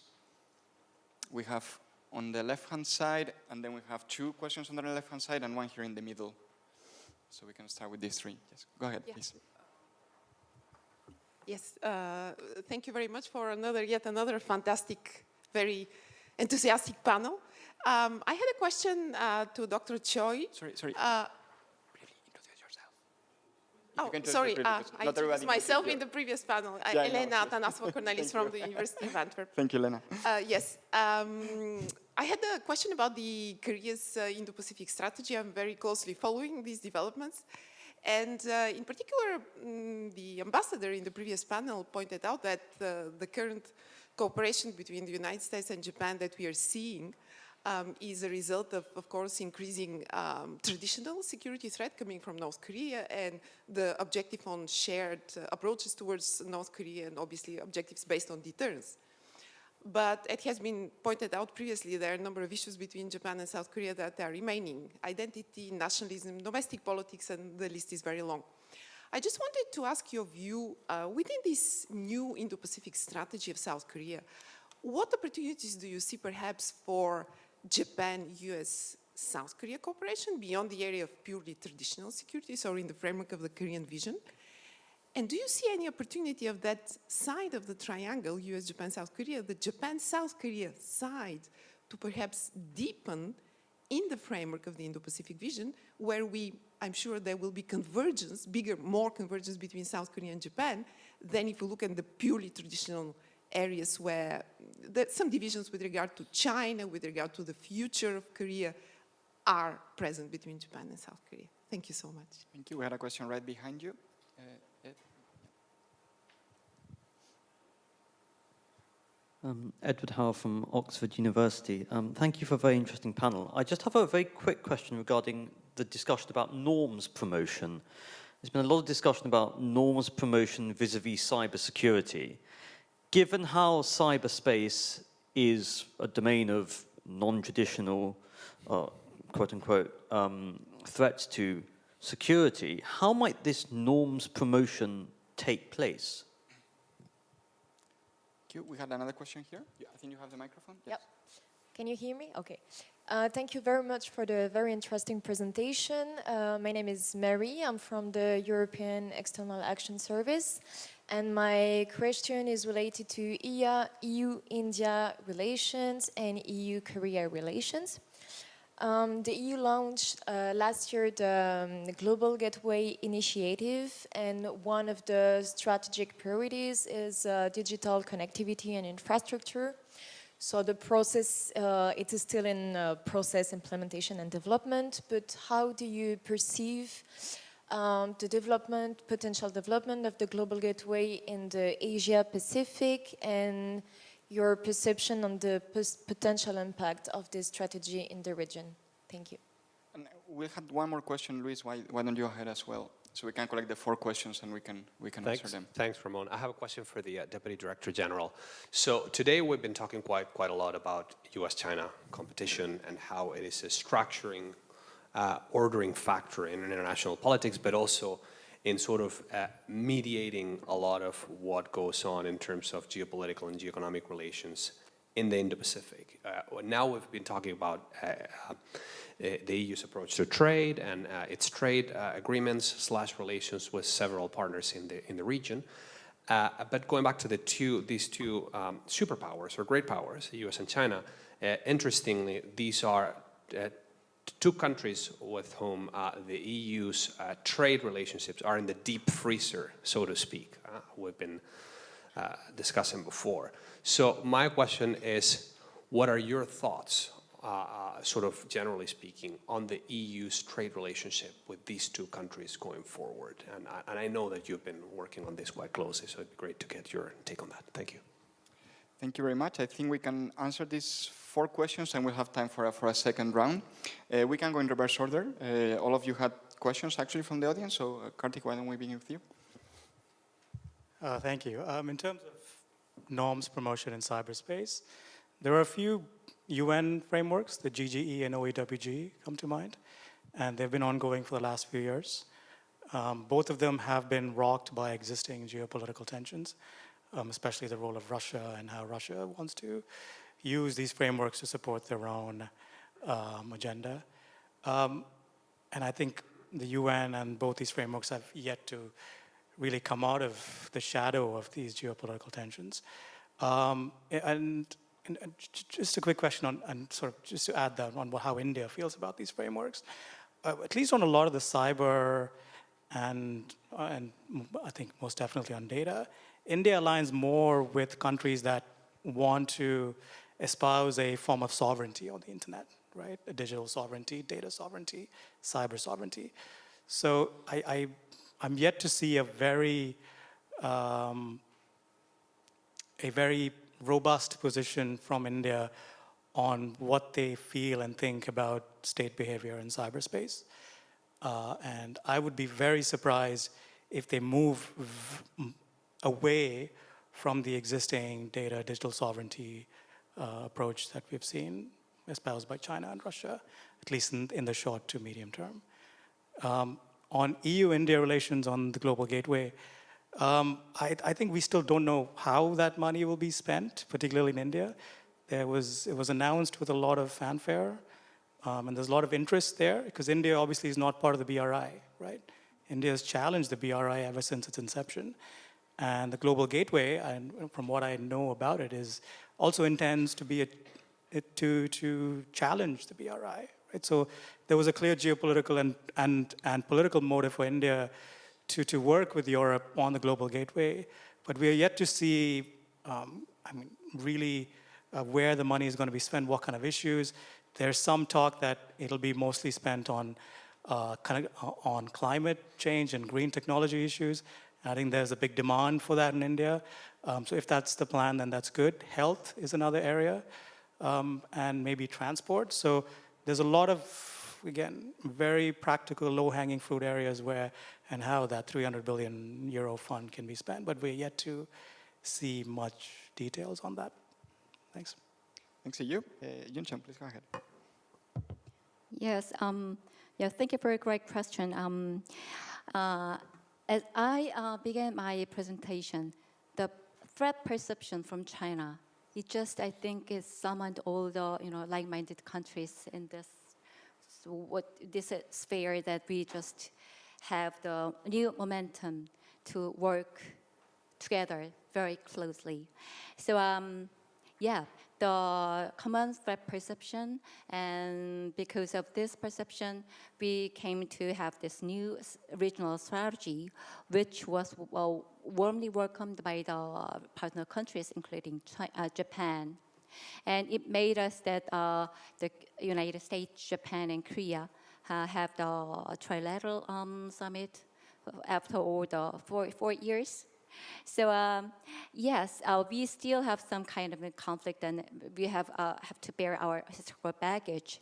But it is true that after all the conflict and after all this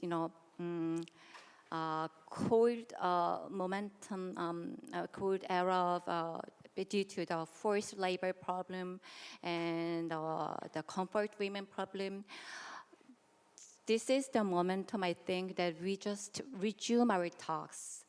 It is because of the China and threat perception, and also this is the new the opportunity that we find in the dynamic region, so we can explore digital partnership, we can explore semiconductor partnership. So all these kind of new opportunities that we explore together. So. And also, we had conducted our joint military exercises amongst our United States, Korea, and Japan together. So really, we are seeing another different, era. It's just a beginning in front of our trilateral cooperation. So so I think the Chinese factor is a kind of a negative aspect and also a positive aspect that we have used this kind of a momentum to, to build our partnership. Thank you. Please. Maybe just to continue more on the Sino-American competition and how it plays out also in cyberspace, especially with intensification of malicious state-sponsored cyber operations, and how, for instance, the fusion of emerging technologies, especially artificial intelligence and cyber technologies, might introduce new challenges. In this regard, I would say that in terms of norms promotion, indeed, that is one very important area of international engagement, and also leveraging the EU cyber diplomacy toolbox lessons learned and best practices, and also diplomatic tools in terms of engaging again with like-minded countries and partners in around the UN, indeed fora or other international fora. And the idea is to promote a responsible, open, safe, and secure cyberspace. But when it comes to norms promotion, I think that one of the most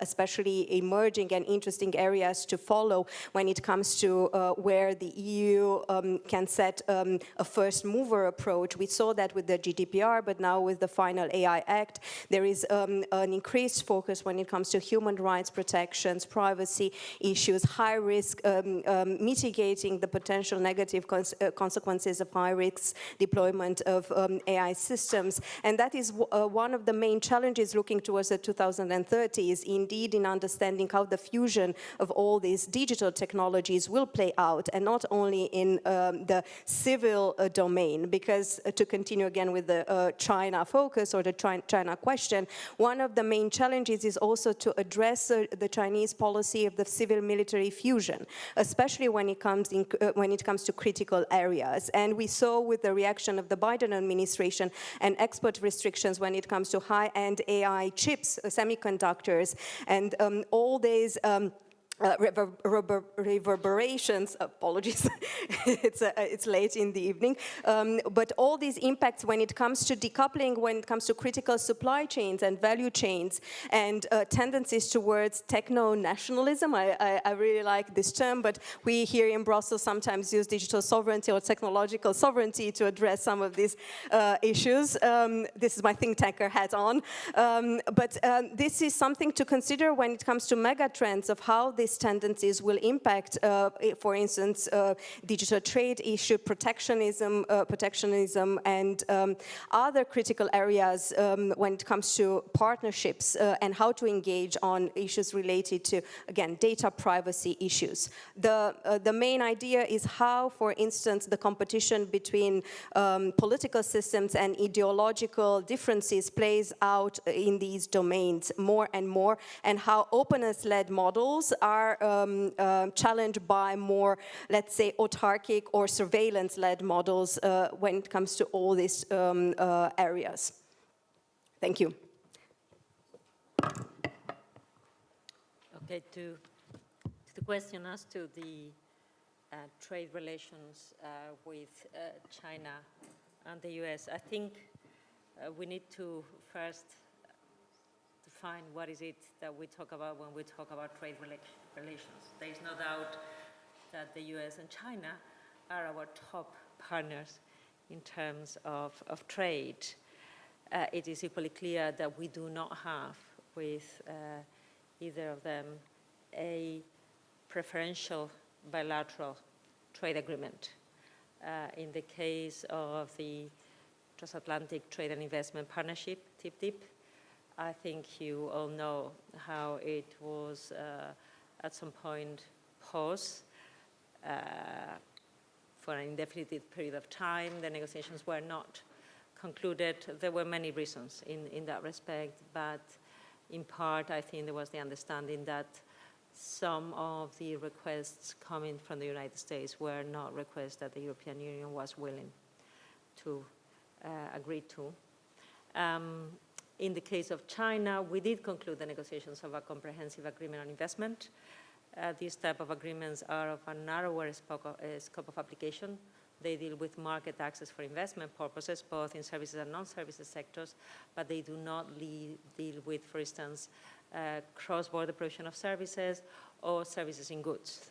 There are many reasons why this was not part of our negotiations, which, as I said, were concluded, but very, very quickly, and for a number of different factors, internal and external, politically it became very clear that it would not be wise to put the decision of ratification to the Council and consent to the European Parliament.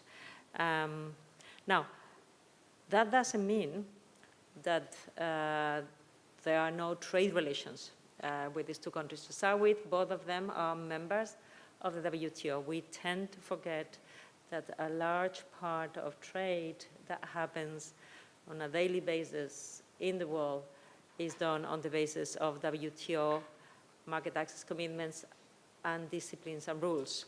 So in that respect, they are both part of the WTO. We can have, and there is a very healthy discussion now for a number of years, we can have a discussion as to whether we do have all the rules we need in the WTO, for instance, to discipline some of the behaviors of China in terms of the role of state-owned enterprises or the practices as regards subsidies and transparency of subsidies. But members they are, the rules that are in place are followed as much or as little as followed sometimes by other members, but they are very active and engaged. And in a way, we also need the US to be as engaged and as active in our discussions in the WTO, including the WTO reform. Going beyond the WTO, there are very different realities when we talk about our relations with the US and with China at the moment. With the US, as I'm sure you know, we are engaged in a process that we have baptismed the Trade and Technology Council that has a large number of subjects being discussed, and that includes a working group, in our jargon, working group 10, that looks into trade facilitation matters, including as regards mutual recognition agreements in very specific sectors. And it also includes subjects that traditionally we will not have associated with trade, but are now central to trade, precisely because of the link between trade, technology, and security. And that includes our discussions in terms of our respective systems of export control and of foreign direct investment screening. There we're talking about national security reasons. I'm not going towards a broader concept, and sometimes tenuous and sometimes very dangerous in terms of protectionism, which is economic security. But is a very active discussion that also includes aspects related to sustainability in trade. China is a harder engagement at the moment. Nevertheless, we do consider that engagement with China continues to be extremely important.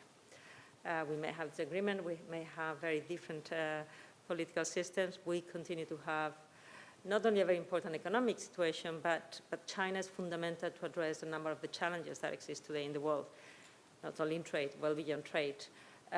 So even if we are not at the moment working towards a ratification of the comprehensive agreement on investment, we do continue what we call our high-level economic dialogue engagement, which is at the level of vice premier in the Chinese system, up to now Liu He, and in our case, Executive Vice President Dombrovskis. The last meeting of the sort took place before the summer. And it allows a continuation of discussions to try to deal with trade frictions and to try to deal with very, very specific real problems we have, both in terms of market access and also in terms of barriers behind the borders, which are quite a few when one needs to function in the Chinese market. Thank you. We do have time for a couple of questions, and then the final thoughts from the panelists. If you want to ask, so we have someone on the back, and we have, okay, let's collect the three questions, if you can be brief. On the back first, and then we have someone here on the third row, and then, yeah, perfect. So let's begin on the back.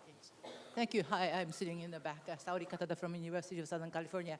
I would like to hear a very interesting discussion. I'm really enjoying it. I would like to hear about friendshoring, what's your take on it?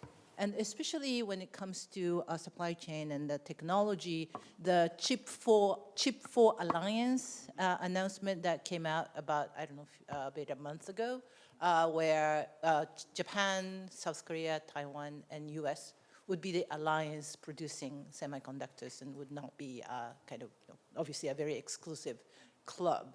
And how do you see that to be, kind of in relation to the EU engagement with Indo-Pacific in that area? Thank you.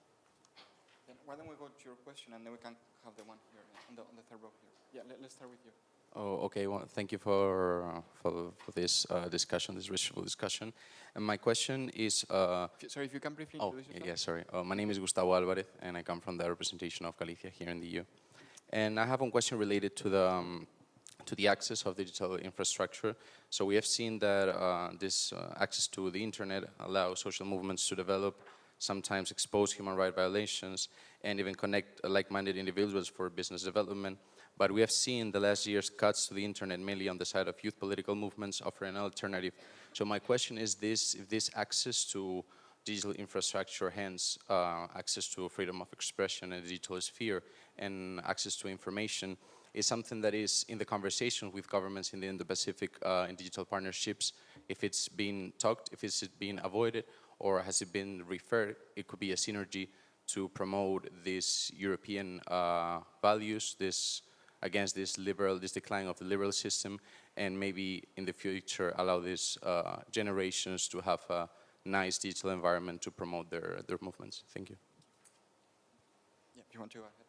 Okay, thank you. My name is Nicholas, and I'm doing research at the VUB and the Royal Military Academy on economic security. Previously, I had a career in risk management in the private sector. So my question is about, we heard a lot about a common denominator today was, of course, the threat of China. It was in all the seminars a major driver of what is going on and what drives also the Indo-Pacific strategy for the EU and also its regional partners. At the same time, it was stressed also we should keep also cooperation open with China to the extent possible. In the technology domain, there it's of course a very tricky one, and I have the impression that, like, while for other domains there remains a clear opening of not decoupling, I think in the technology domain, and especially with the new technology in the fourth industrial revolution, in that digital area, there is a kind of a decoupling. And for the US, it's rather clear, but I've also the impression, and that's why I want your opinions, and maybe for all of it to see the different point of views, like how far should we go in letting go all types of cooperation on a technology level with China? And is there any agreement among the partnership, and to what extent does it play a role in creating these digital partnerships among like-minded, actually? Thank you. We do have 2.5 minutes for each of you, so plenty of time to tackle these questions. I think we can follow the same order as in the previous Q&A. So. And then we can finish with Maria here. Let me see. I think actually we have three minutes actually, so 30 seconds more for each of you than I thought we would. Kartik, let's begin with you. Thank you. On the friendshoring question, I think it depends on two things, right? One is, how long is it going to take?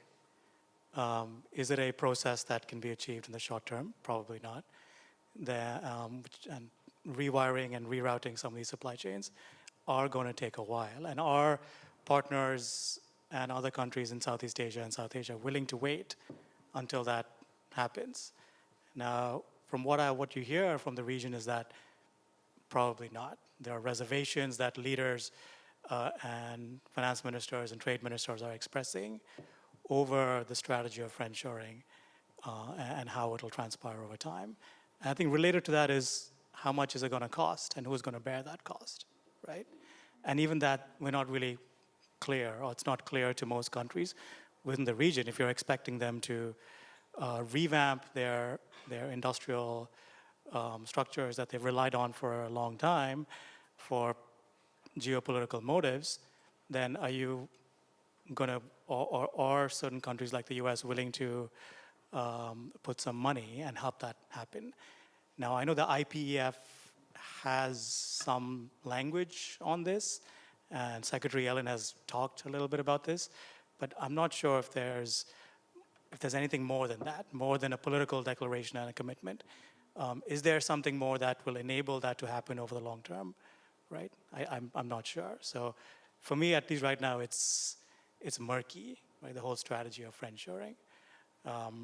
And which is what a lot of Southeast Asian countries are. I mean, they're listening to the US's IPEF. They are willing to engage, and they're similarly doing that with China. So they're hedging, right? And they'll probably do the same thing on friendshoring as well. They'll hedge, they'll listen, they'll engage, and try to work out what's best for them. On cooperation with China, at least on the India front, on tech issues, don't think it's going to happen. I really don't think it's going to happen. And this is not just a multilateral issue, right? So obviously India is being, I'm sure it's being pressured by the US and its allies to do more on China. But a lot of the problems with China are bilateral, or security, or over the border. And a lot of the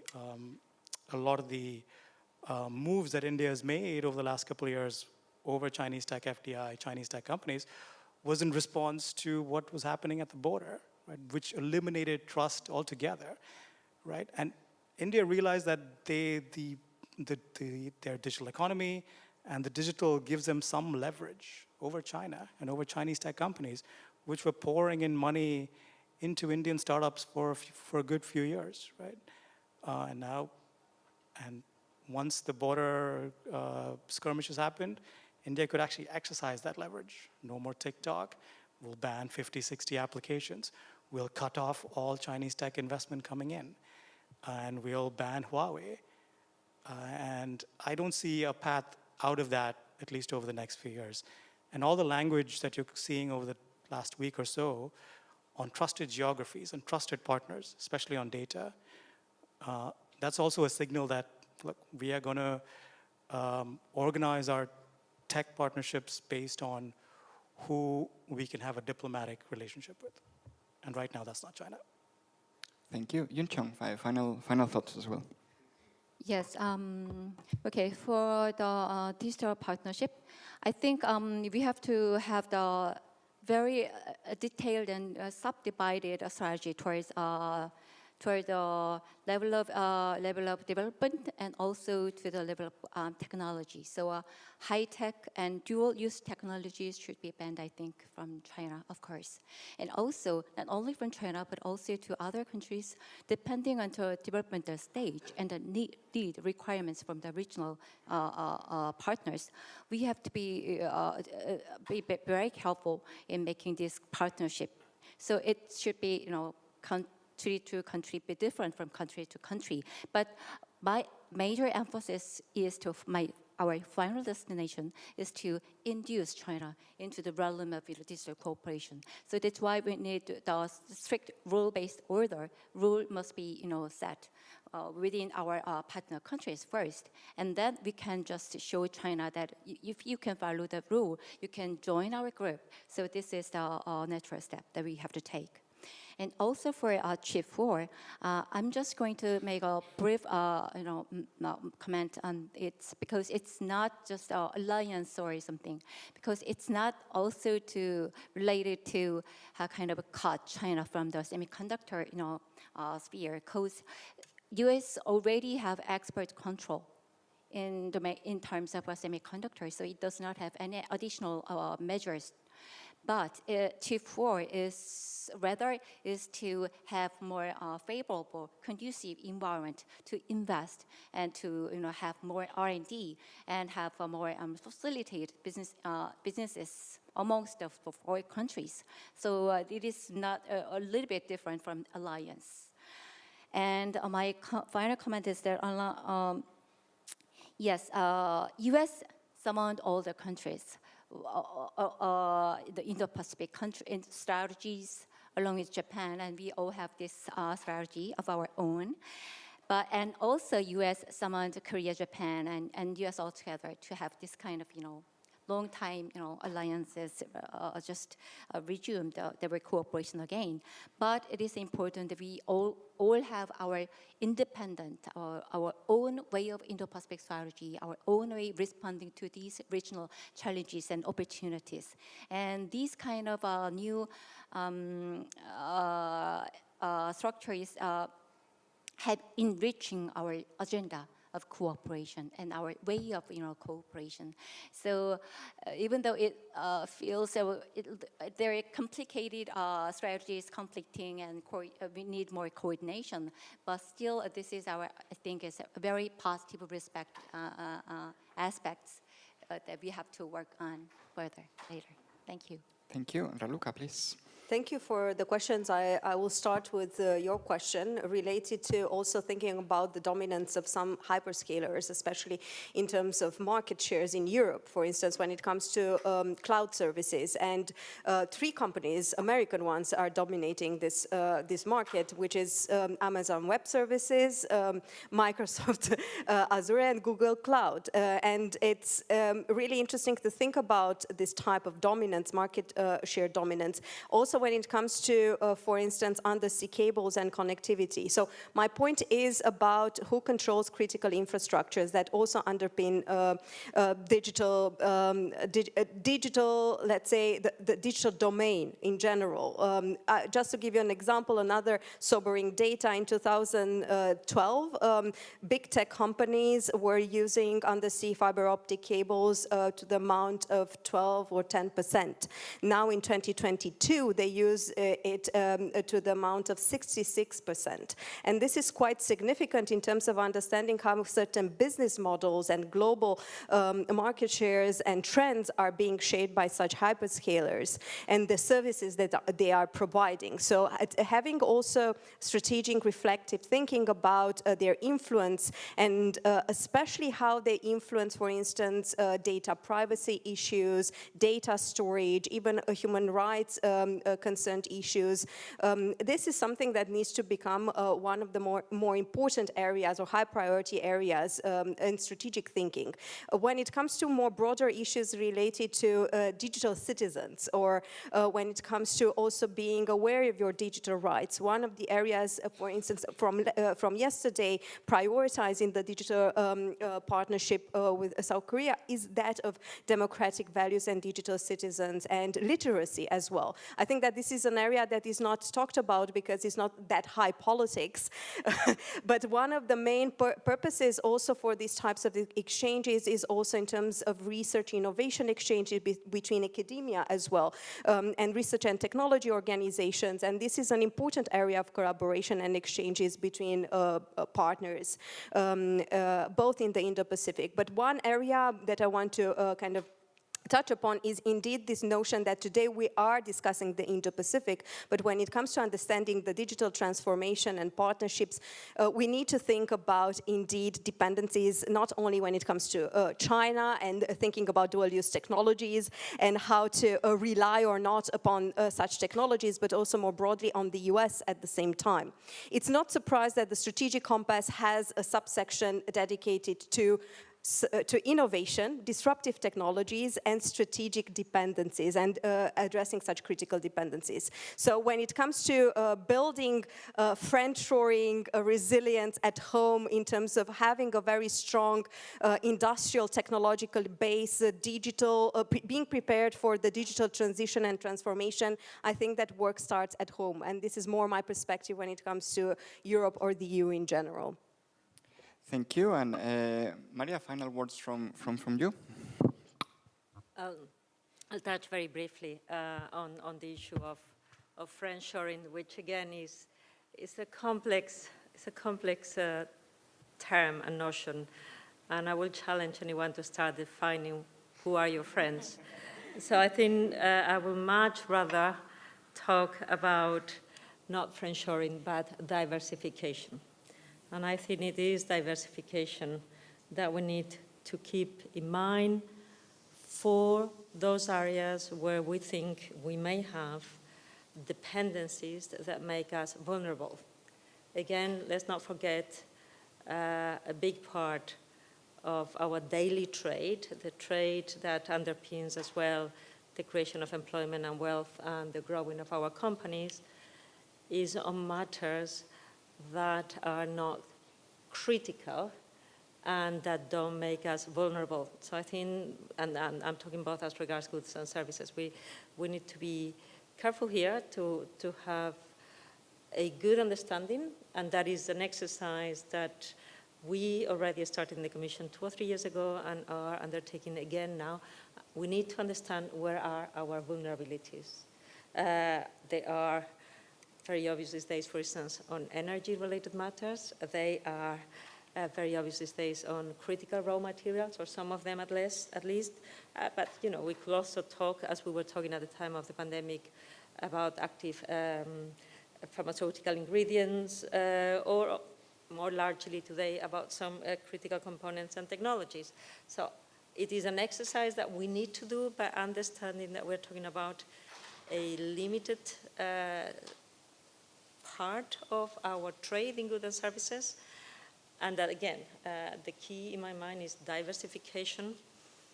Obviously, you are going to exclude some countries that clearly are not friends at all, but concepts such as like-minded, democratic countries or friends, there are not that many of those a long time in international relations. I'll be careful with that. Thank you very much. And before thanking the panelists, just an announcement. We don't have a coffee break. We'll go straight to the closing keynote. We think you had too much coffee today. So please join me in thanking the panelists, and then we'll move to Eva. Thank you very much, all of you.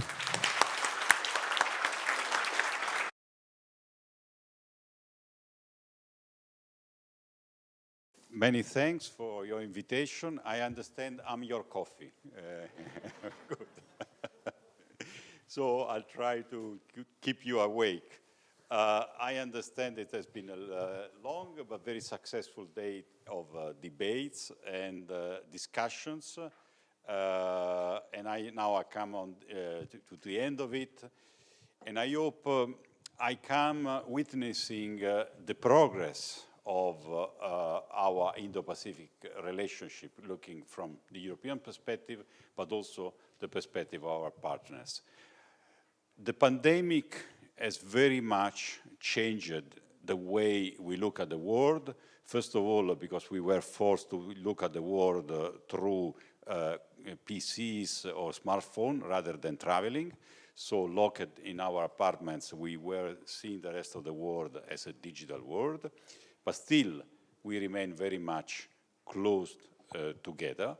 And then the aggression of Russia to Ukraine gave, again, a kind of wake-up call of what are the meaning of words like, globalization, the words of being trusted partners, the words of being, like-minded countries.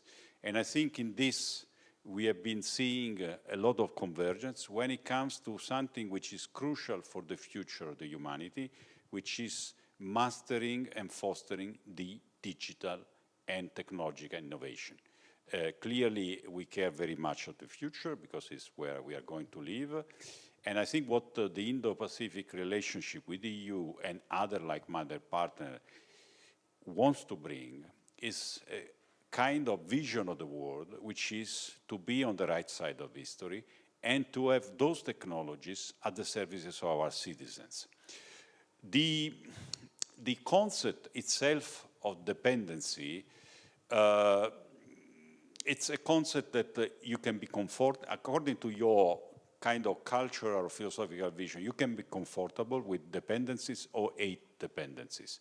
I think the answer that globalization 1.0, which is before the pandemic, gave to dependencies is that an interconnected ecosystem will always find a way to solve your dependency. Now, by having this kind of angle to solving dependency, we discovered that we were more dependent than ever on crucial issues such as energy supply, raw material was just said, or other critical future technology like AI or data from countries or setup that we cannot fully trust. So globalization 2.0, it's well represented with the Japanese concept, which is the free flow of data with trust, for instance. I like this concept, which means that, yes, dependence is right, but let me say among friends. And this concept of creating a network of mutual dependency with friends, being mindful that we need to have the basic ingredients for the democratic societies to survive to a pandemic, to survive to the present situation, it's the way we see this relationship. Now, this relationship bears fruit. So there's been a long period of kind of studying each other. Can we cooperate in the area of technology? And we started then to move to a kind of phase 2, where we do it for real. So the first thing, which is very tangible about this new Indo-Pacific partnership with Europe, is the signature a few months ago of the digital partnership with Japan. Japan is a very, very strong friend and ally of Europe, and we also look at Japan as a strong friend of an ally. And the digital partnership concept is the idea to work on specific subjects to really nurture this relationship in the interest of this idea of a community of like-minded partners. So foster development of different regions, but also make sure that we advance. We have been signing this partnership in record time, and now we also identify areas where we want to cooperate with Japan as a priority. One will not surprise you at all, is in the area of chips, for instance, and microelectronics, where Japan, ourselves, United States, other parts of the world, like, for instance, Korea, we all see a little bit the same. We want to make sure that we can represent the, let's say, when you look in a few years from now, the majority of production of chips, to make sure that when you turn the tab and you have warm water, this warm water will continue to flow, whatever happens, because you might not know, but even the machines, or what kind of machines you have, depends on where you live, but whatever machine you have, there are chips inside. So even warm water, it's dependent on chip. But the cars, the industrial compounds, the planes, everything, the medical machines. So this continuous supply of chips to our society is an essential element. And that's why it's an essential element of our partnership. Like, we have a very strong, very good ideas and strong ideas about connectivity. We want to explore the possibility of new routes to connect Europe and Japan, for instance, the Arctic route. We have strong views about joining our forces in supercomputing, Japan having the second supercomputer, we have the third and the fourth in the world, and so by having this kind of top computing capability, I think we can deliver to the rest of the world in areas which are very important for all of us, like climate change, healthcare, and others. And now I'm very glad to announce, when I accepted to speak here, I said maybe it's real, maybe it's not, and it's real, the partnership with Korea. So it's been signed and welcomed by the two presidents, the President of Korea and the President of the Commission last week. So, and we really look forward to work with the Korean friends in areas such as 6G, the future of cloud, in areas where we look together again at data and computing for instance, the discovery of new drugs. So there are many good things, like in the partnership with Japan, that we can do. And I hope in a few weeks from now, we will be able to finalize the partnership with Singapore also. So you see how we value to have a structured partnership with like-minded partners in the area to make sure that we advance on critical technologies which are critical for all of us to deliver this vision of the future, which is technology is for good. Technologies, I mean, is for democracy. Technology delivers good outcome.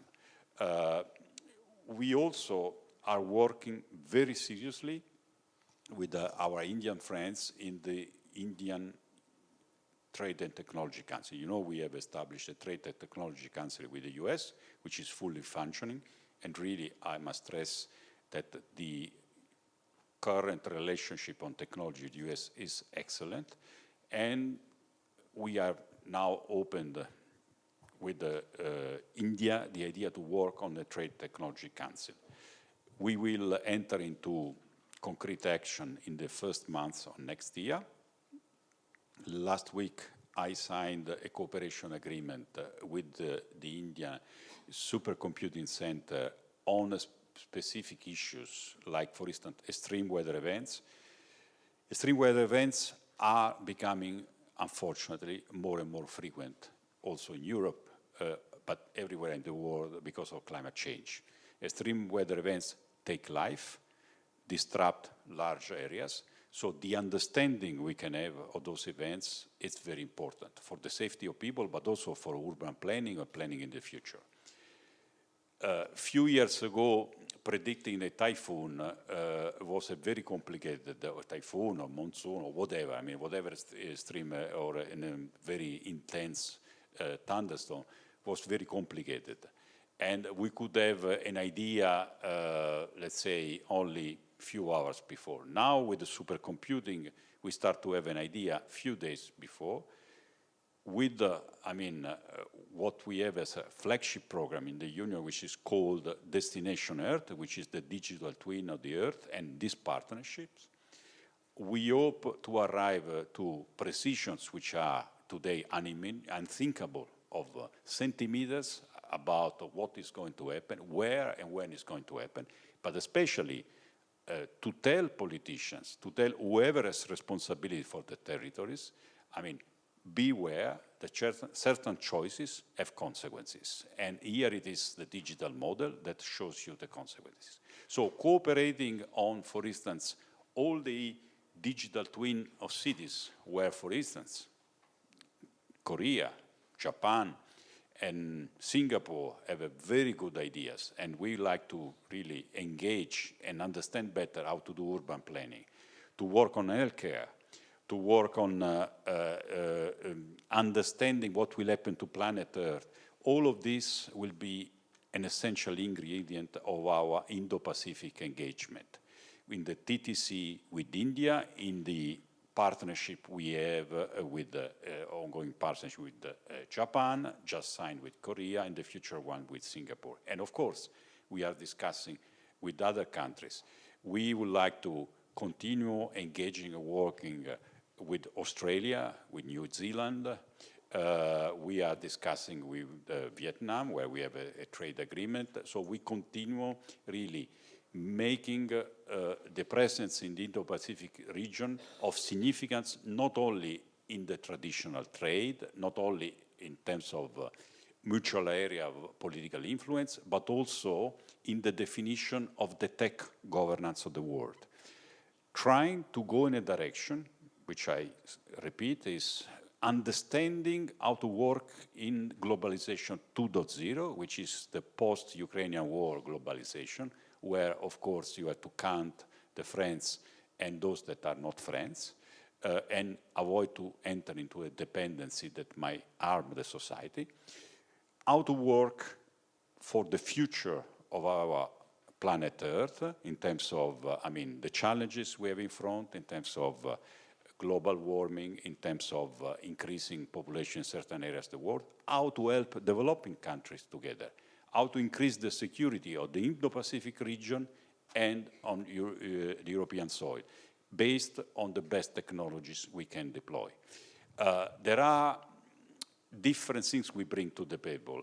Everyone has its own excellencies, everyone has something to learn, and that's interesting. And it's the salt of this new way of working together. And of course, then, there's also the interest that this individual and bilateral cooperation, they become very fruitful when it comes to multilateral cooperation.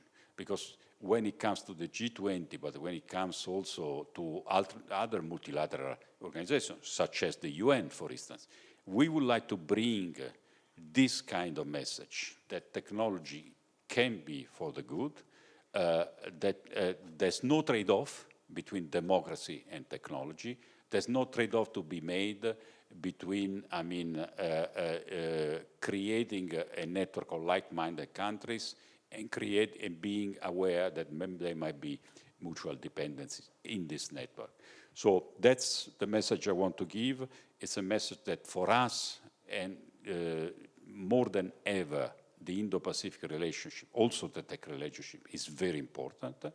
We are seeing the fruit of this work on both sides, and we will continue, so stay tuned, because the next year will be really an important year for this relationship. Many thanks. We have some 15 minutes maximum, if that's okay for you, for questions. Please make use of this unique opportunity. It's not every time you get the chance to ask questions to Director General directly. So if you have any questions, Ramon, please. Thank you very much. I'm with CSDS, as Eva mentioned. Can you expand a little bit on this cooperation with Japan, Korea, potentially Singapore, that you mentioned? Because in the previous panel, there was some reluctance to talk about friends, but obviously in your speech you have talked about partners with which the EU is trying to advance relations in this area. Which areas do you envision to be those in which the EU can work or engage more deeply with, especially with Japan and Korea, since it's the two partnerships that you already have in place? I don't know why there was reluctance in the previous panel. I have no refrain. It's clearly, in the world we live, we have friends and people who, frankly, are enemies. So that's the life. We have to accept what we see. Which is not nice in some parts of the world, frankly. So, and this is not aspirational. When I say partnership, means signed partnerships. So, with Japan, we did quite a long preparatory work. So we didn't come lightly one day. We had a piece of paper that we signed. We had teams working together, understanding where working with Europe and working with Japan on our side would unlock value. And we found a number of areas which are all in this sphere about technology that delivers good outcomes. So I said microelectronics, where we will try to see, as you know, Japan is investing in manufacturing, in advanced research. We are doing the same. So comparing notes, making sure that also companies can work together. Connectivity, clearly we want to sponsor connectivity projects that bring new routes in connecting Europe and Japan. By the way, the Arctic route is a very interesting one because it delivers, for sure, very low delay. Because, I mean, you can go eastwards or north from Europe to connect Japan. Going eastward, I would not recommend these days. Going north, you have a short connection and also much more secure connection. So this is a very interesting project that we are actually looking with a lot of interest and very concrete. In the area of artificial intelligence, we have a lot of alignment in terms of the vision about not regulating everything about artificial intelligence, but going in the direction of this approach, which is risk-based. So when there's a risk for human beings, for the society, then is the moment there should be a framework. Otherwise, enjoy artificial intelligence. Computing, I said. So these are the areas which are part of the digital partnership. And of course, the partnership is public, so you are very welcome to scan it through. The partnership with Korea and Singapore are similar. Of course, in each of these partnerships, there are things maybe that, for instance, in the case of Korea, the 6G dimension and the fusion between 6G and cloud and data is very much part of the partnership, but of course, I mean, issues that are also discussed in the Japanese partnership are present. Singapore, it's a traditional friend of Europe. We have a lot of common interest when it comes, for instance, on issues such as identity, digital signature, blockchain. These are all things that is something that is today very trendy. Metaverse. When I say metaverse, So yeah, but I mean, in the virtual world, you better know who you are. Singapore was one of the first non-EU countries where we had the mutual recognition of our COVID vaccination schemes. So there we will really go deeper, much deeper in cooperating in things which are very important for the financial world, for the world of trade, which is the old secure, let's say, exchange of credentials. And these are just few examples. And with India, we are now lining up the areas of interest. Clearly, one area is we want Indian business and European business to come much closer. We want to work together in extreme weather, because this affects India very much, but also Europe, as you have seen. So, and medicine and the rest. So each of those has some area of overlap and also some areas where we go a bit deeper in certain arguments which are of mutual interest. Thank you very much. I understand there was a question from Kartik and then Cormac.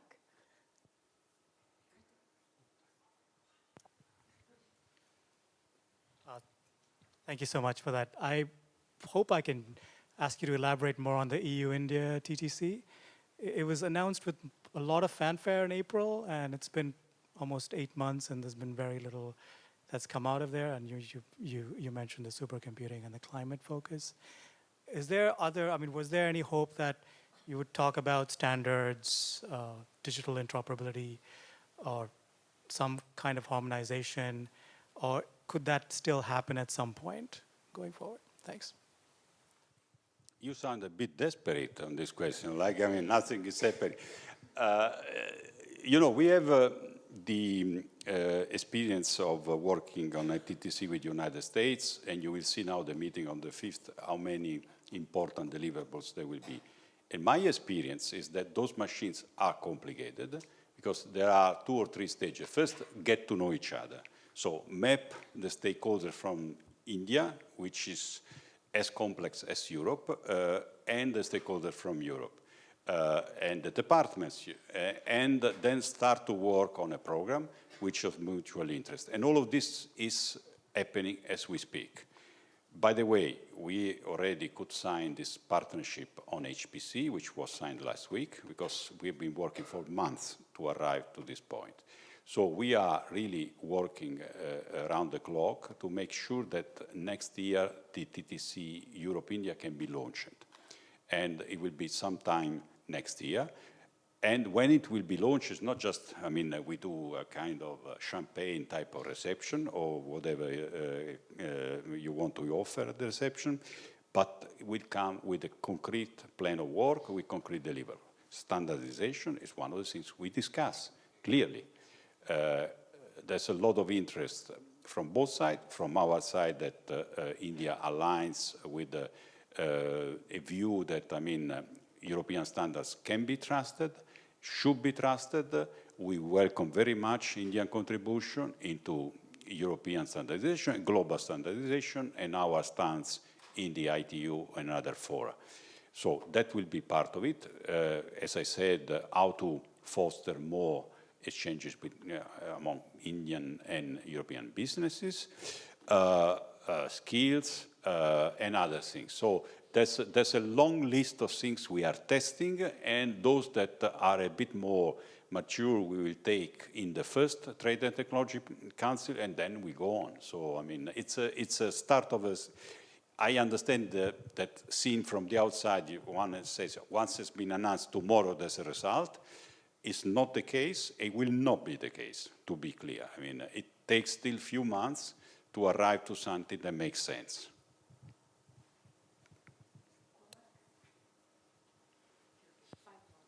Thank you very much. Cormac Callanan, I am the Cybersecurity Coordinator for the ESIWA project. ESIWA is about enhancing security cooperation in and with Asia. We have close cooperation with many of the countries in the region. There is a lot of enthusiasm in engaging with and cooperating with the work of DG Connect. The formal structures you described are extremely helpful, but we're almost at that pre-engagement phase of trying to set up the relationships and develop that higher level policy development, that friendship, that discussion about procedures and structures and frameworks. It's an area that I'm struggling to deal with in terms of DG Connect, and that's why I'm really pleased to raise it to you today, because that level of international cooperation is not always available. That level of trying to share what ENISA is doing or sharing what some of the agencies are doing in that space. There's a real interest in learning more about the Digital Marketing Act, the Digital Services Act, all these type of higher level engagements that builds that trust and builds that in-country cooperation that we're trying to do in the long term. So I was just wondering, is there a way we could support and encourage more international engagement by DG Connect, not at the technical level, but at the higher managerial level about the structures and systems that have been put in place in Europe and the frameworks that we have adopted, particularly those frameworks which support the European cybersecurity ecosystem? For sure, yes. I'm not aware exactly with whom you spoke, but for sure we'll exchange business cards and we'll see. Frankly, all my colleagues are involved in international cooperation, so I wonder how it's possible that you did not cross someone that was engaged. You touch different things. Now, regulatory cooperation on, like, for example, platform regulation, DSA, DMA, is part of this partnership I just mentioned, and it's part of the discussion we had with Japan, with Korea, with Singapore, with India, so that's part of it. Cybersecurity, it's a bit of a different exercise altogether.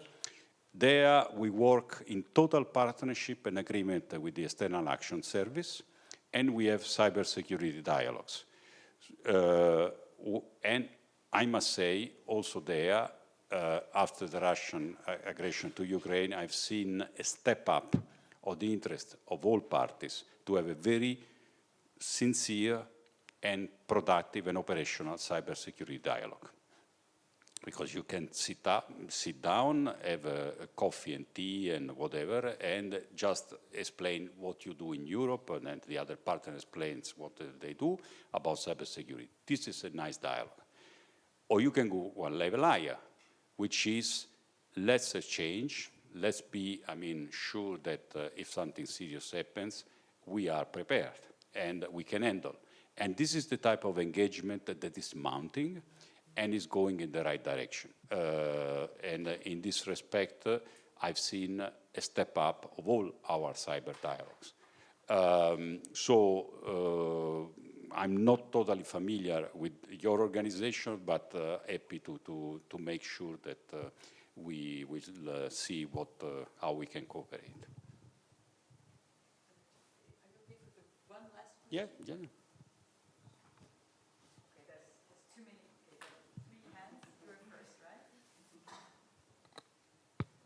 So I'll be quick. I'm Jingshen Wang, doctoral fellow at the Gem Diamond Project of a Marie Curie doctoral fellowship at UOB, attached to IEE and CEVIPO.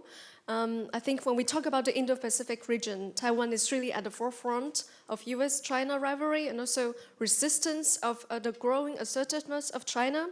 And so beyond some CHIPS acts and semiconductor corporations, are there more coming up new partnerships between the EU and Taiwan coming forward?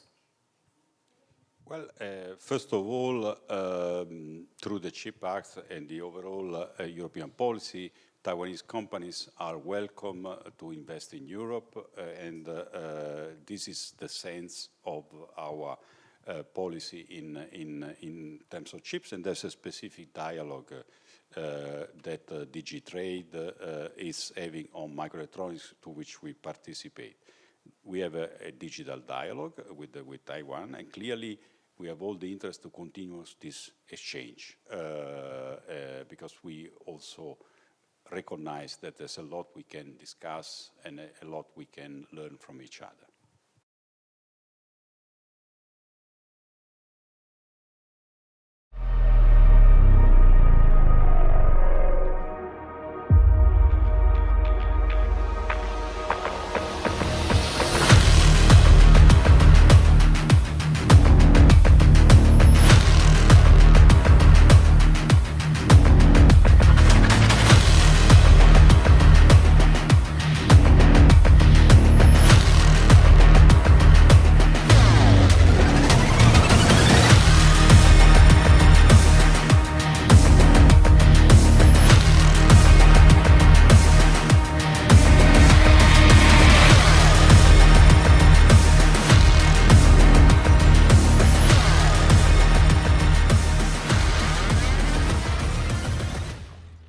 Good evening, and thanks for bearing with us.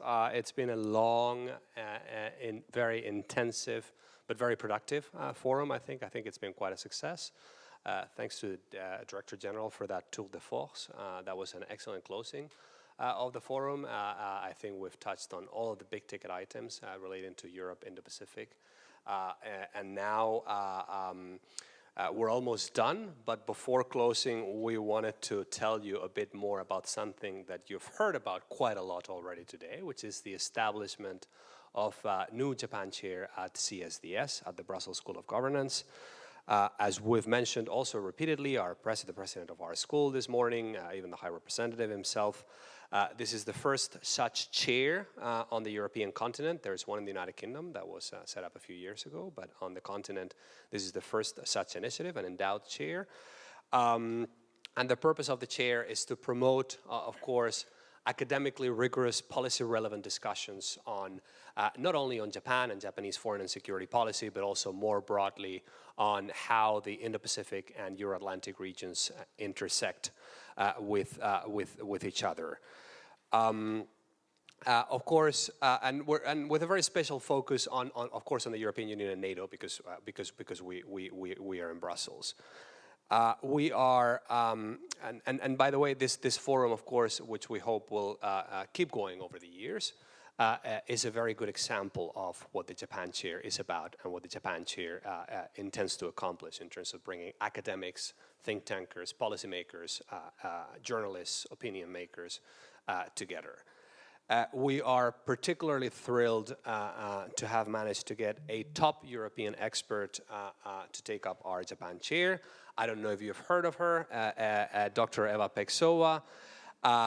She is a renowned expert on Japan and the Indo-Pacific in Europe. She was previously at the EU Institute for Security Studies, an agency of the European Union, as many of you know.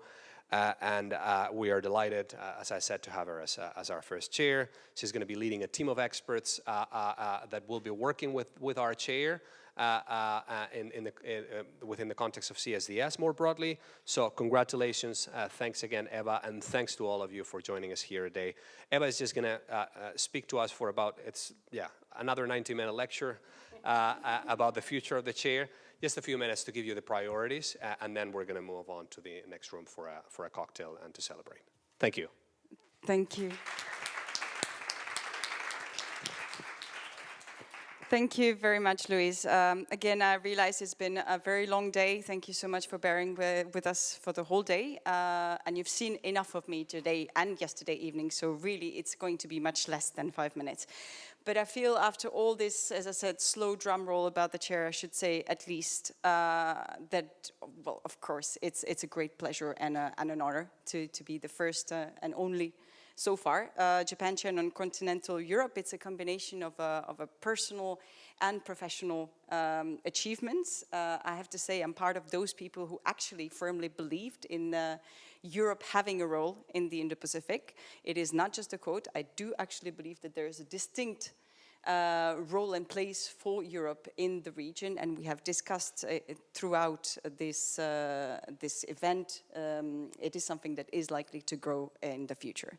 And it also brings me back to my childhood passion, which has always been Japan, which I started really to study since very, very young years, and that keeps growing the more I keep learning about this beautiful country. We have heard today about the challenges. We have heard about Europe trying or needing to work together closer with like-minded partners. And all those who have been following EU-Asia or EU-Japan affairs over the last couple of years have heard many times this kind of catchword, the phrase of EU and Japan being the like-minded countries brought together by rules of law and human rights and democracy. And as much as I like this phrase, I think it's really time to go beyond. I think the establishment of the chair is in itself a tangible result of a realization of the two partners to go beyond. And it is up to us really to try to make it happen, to work with policymakers, to work with the expert community, to try to push some of those agenda forwards. So I realize the responsibility. I'm very humble about it. We will try to do it through expert events, through big events like this, through small events that will be more focused. We will try to do it through our educational pillar at the VUB, but in cooperation also potentially with other universities. We are thinking of setting up trainings. We are thinking of doing a more kind of intense consultation work with our policymakers in Europe and Japan and other countries. And we hope to also liaise a little bit more with the European network of experts. And I'm sure that there's a lot of you in this room that I hope to continue seeing again and working with in the future. The road is going to be exciting, long, hard, but I'm very happy to be able to start working on it, especially happy that I won't be alone, because there is a team with me. There's a fabulous team that you have seen throughout the day. So please take the opportunity to welcome some of the members. We're small, but we're efficient. Céline Pajon, our senior fellow helping with the Japan chair that you have seen as a speaker on the second panel. There is Natalia Martin that you have seen throughout, who is a very indispensable, the most indispensable part of the Japan chair, I would say, running all our projects. And of course, all the people at the CSDS under the magnificent leadership of Louis Simon, that you may have seen around, perhaps, at some point. But of course, Daniel, Ramon, Raluca, all the people that you have seen throughout this event, Julia, and our PhD students and our interns, thank you so much for chipping in for today's event. We hope to see you sooner than next year, but for sure we will see you next year, because the Brussels Indo-Pacific Forum, there's a spoiler in the title, is an inaugural forum, so there will be more and there will be better, even different, longer, and more events to come. So thank you so much for your support. Thank you for coming, and I really look forward to this adventure together.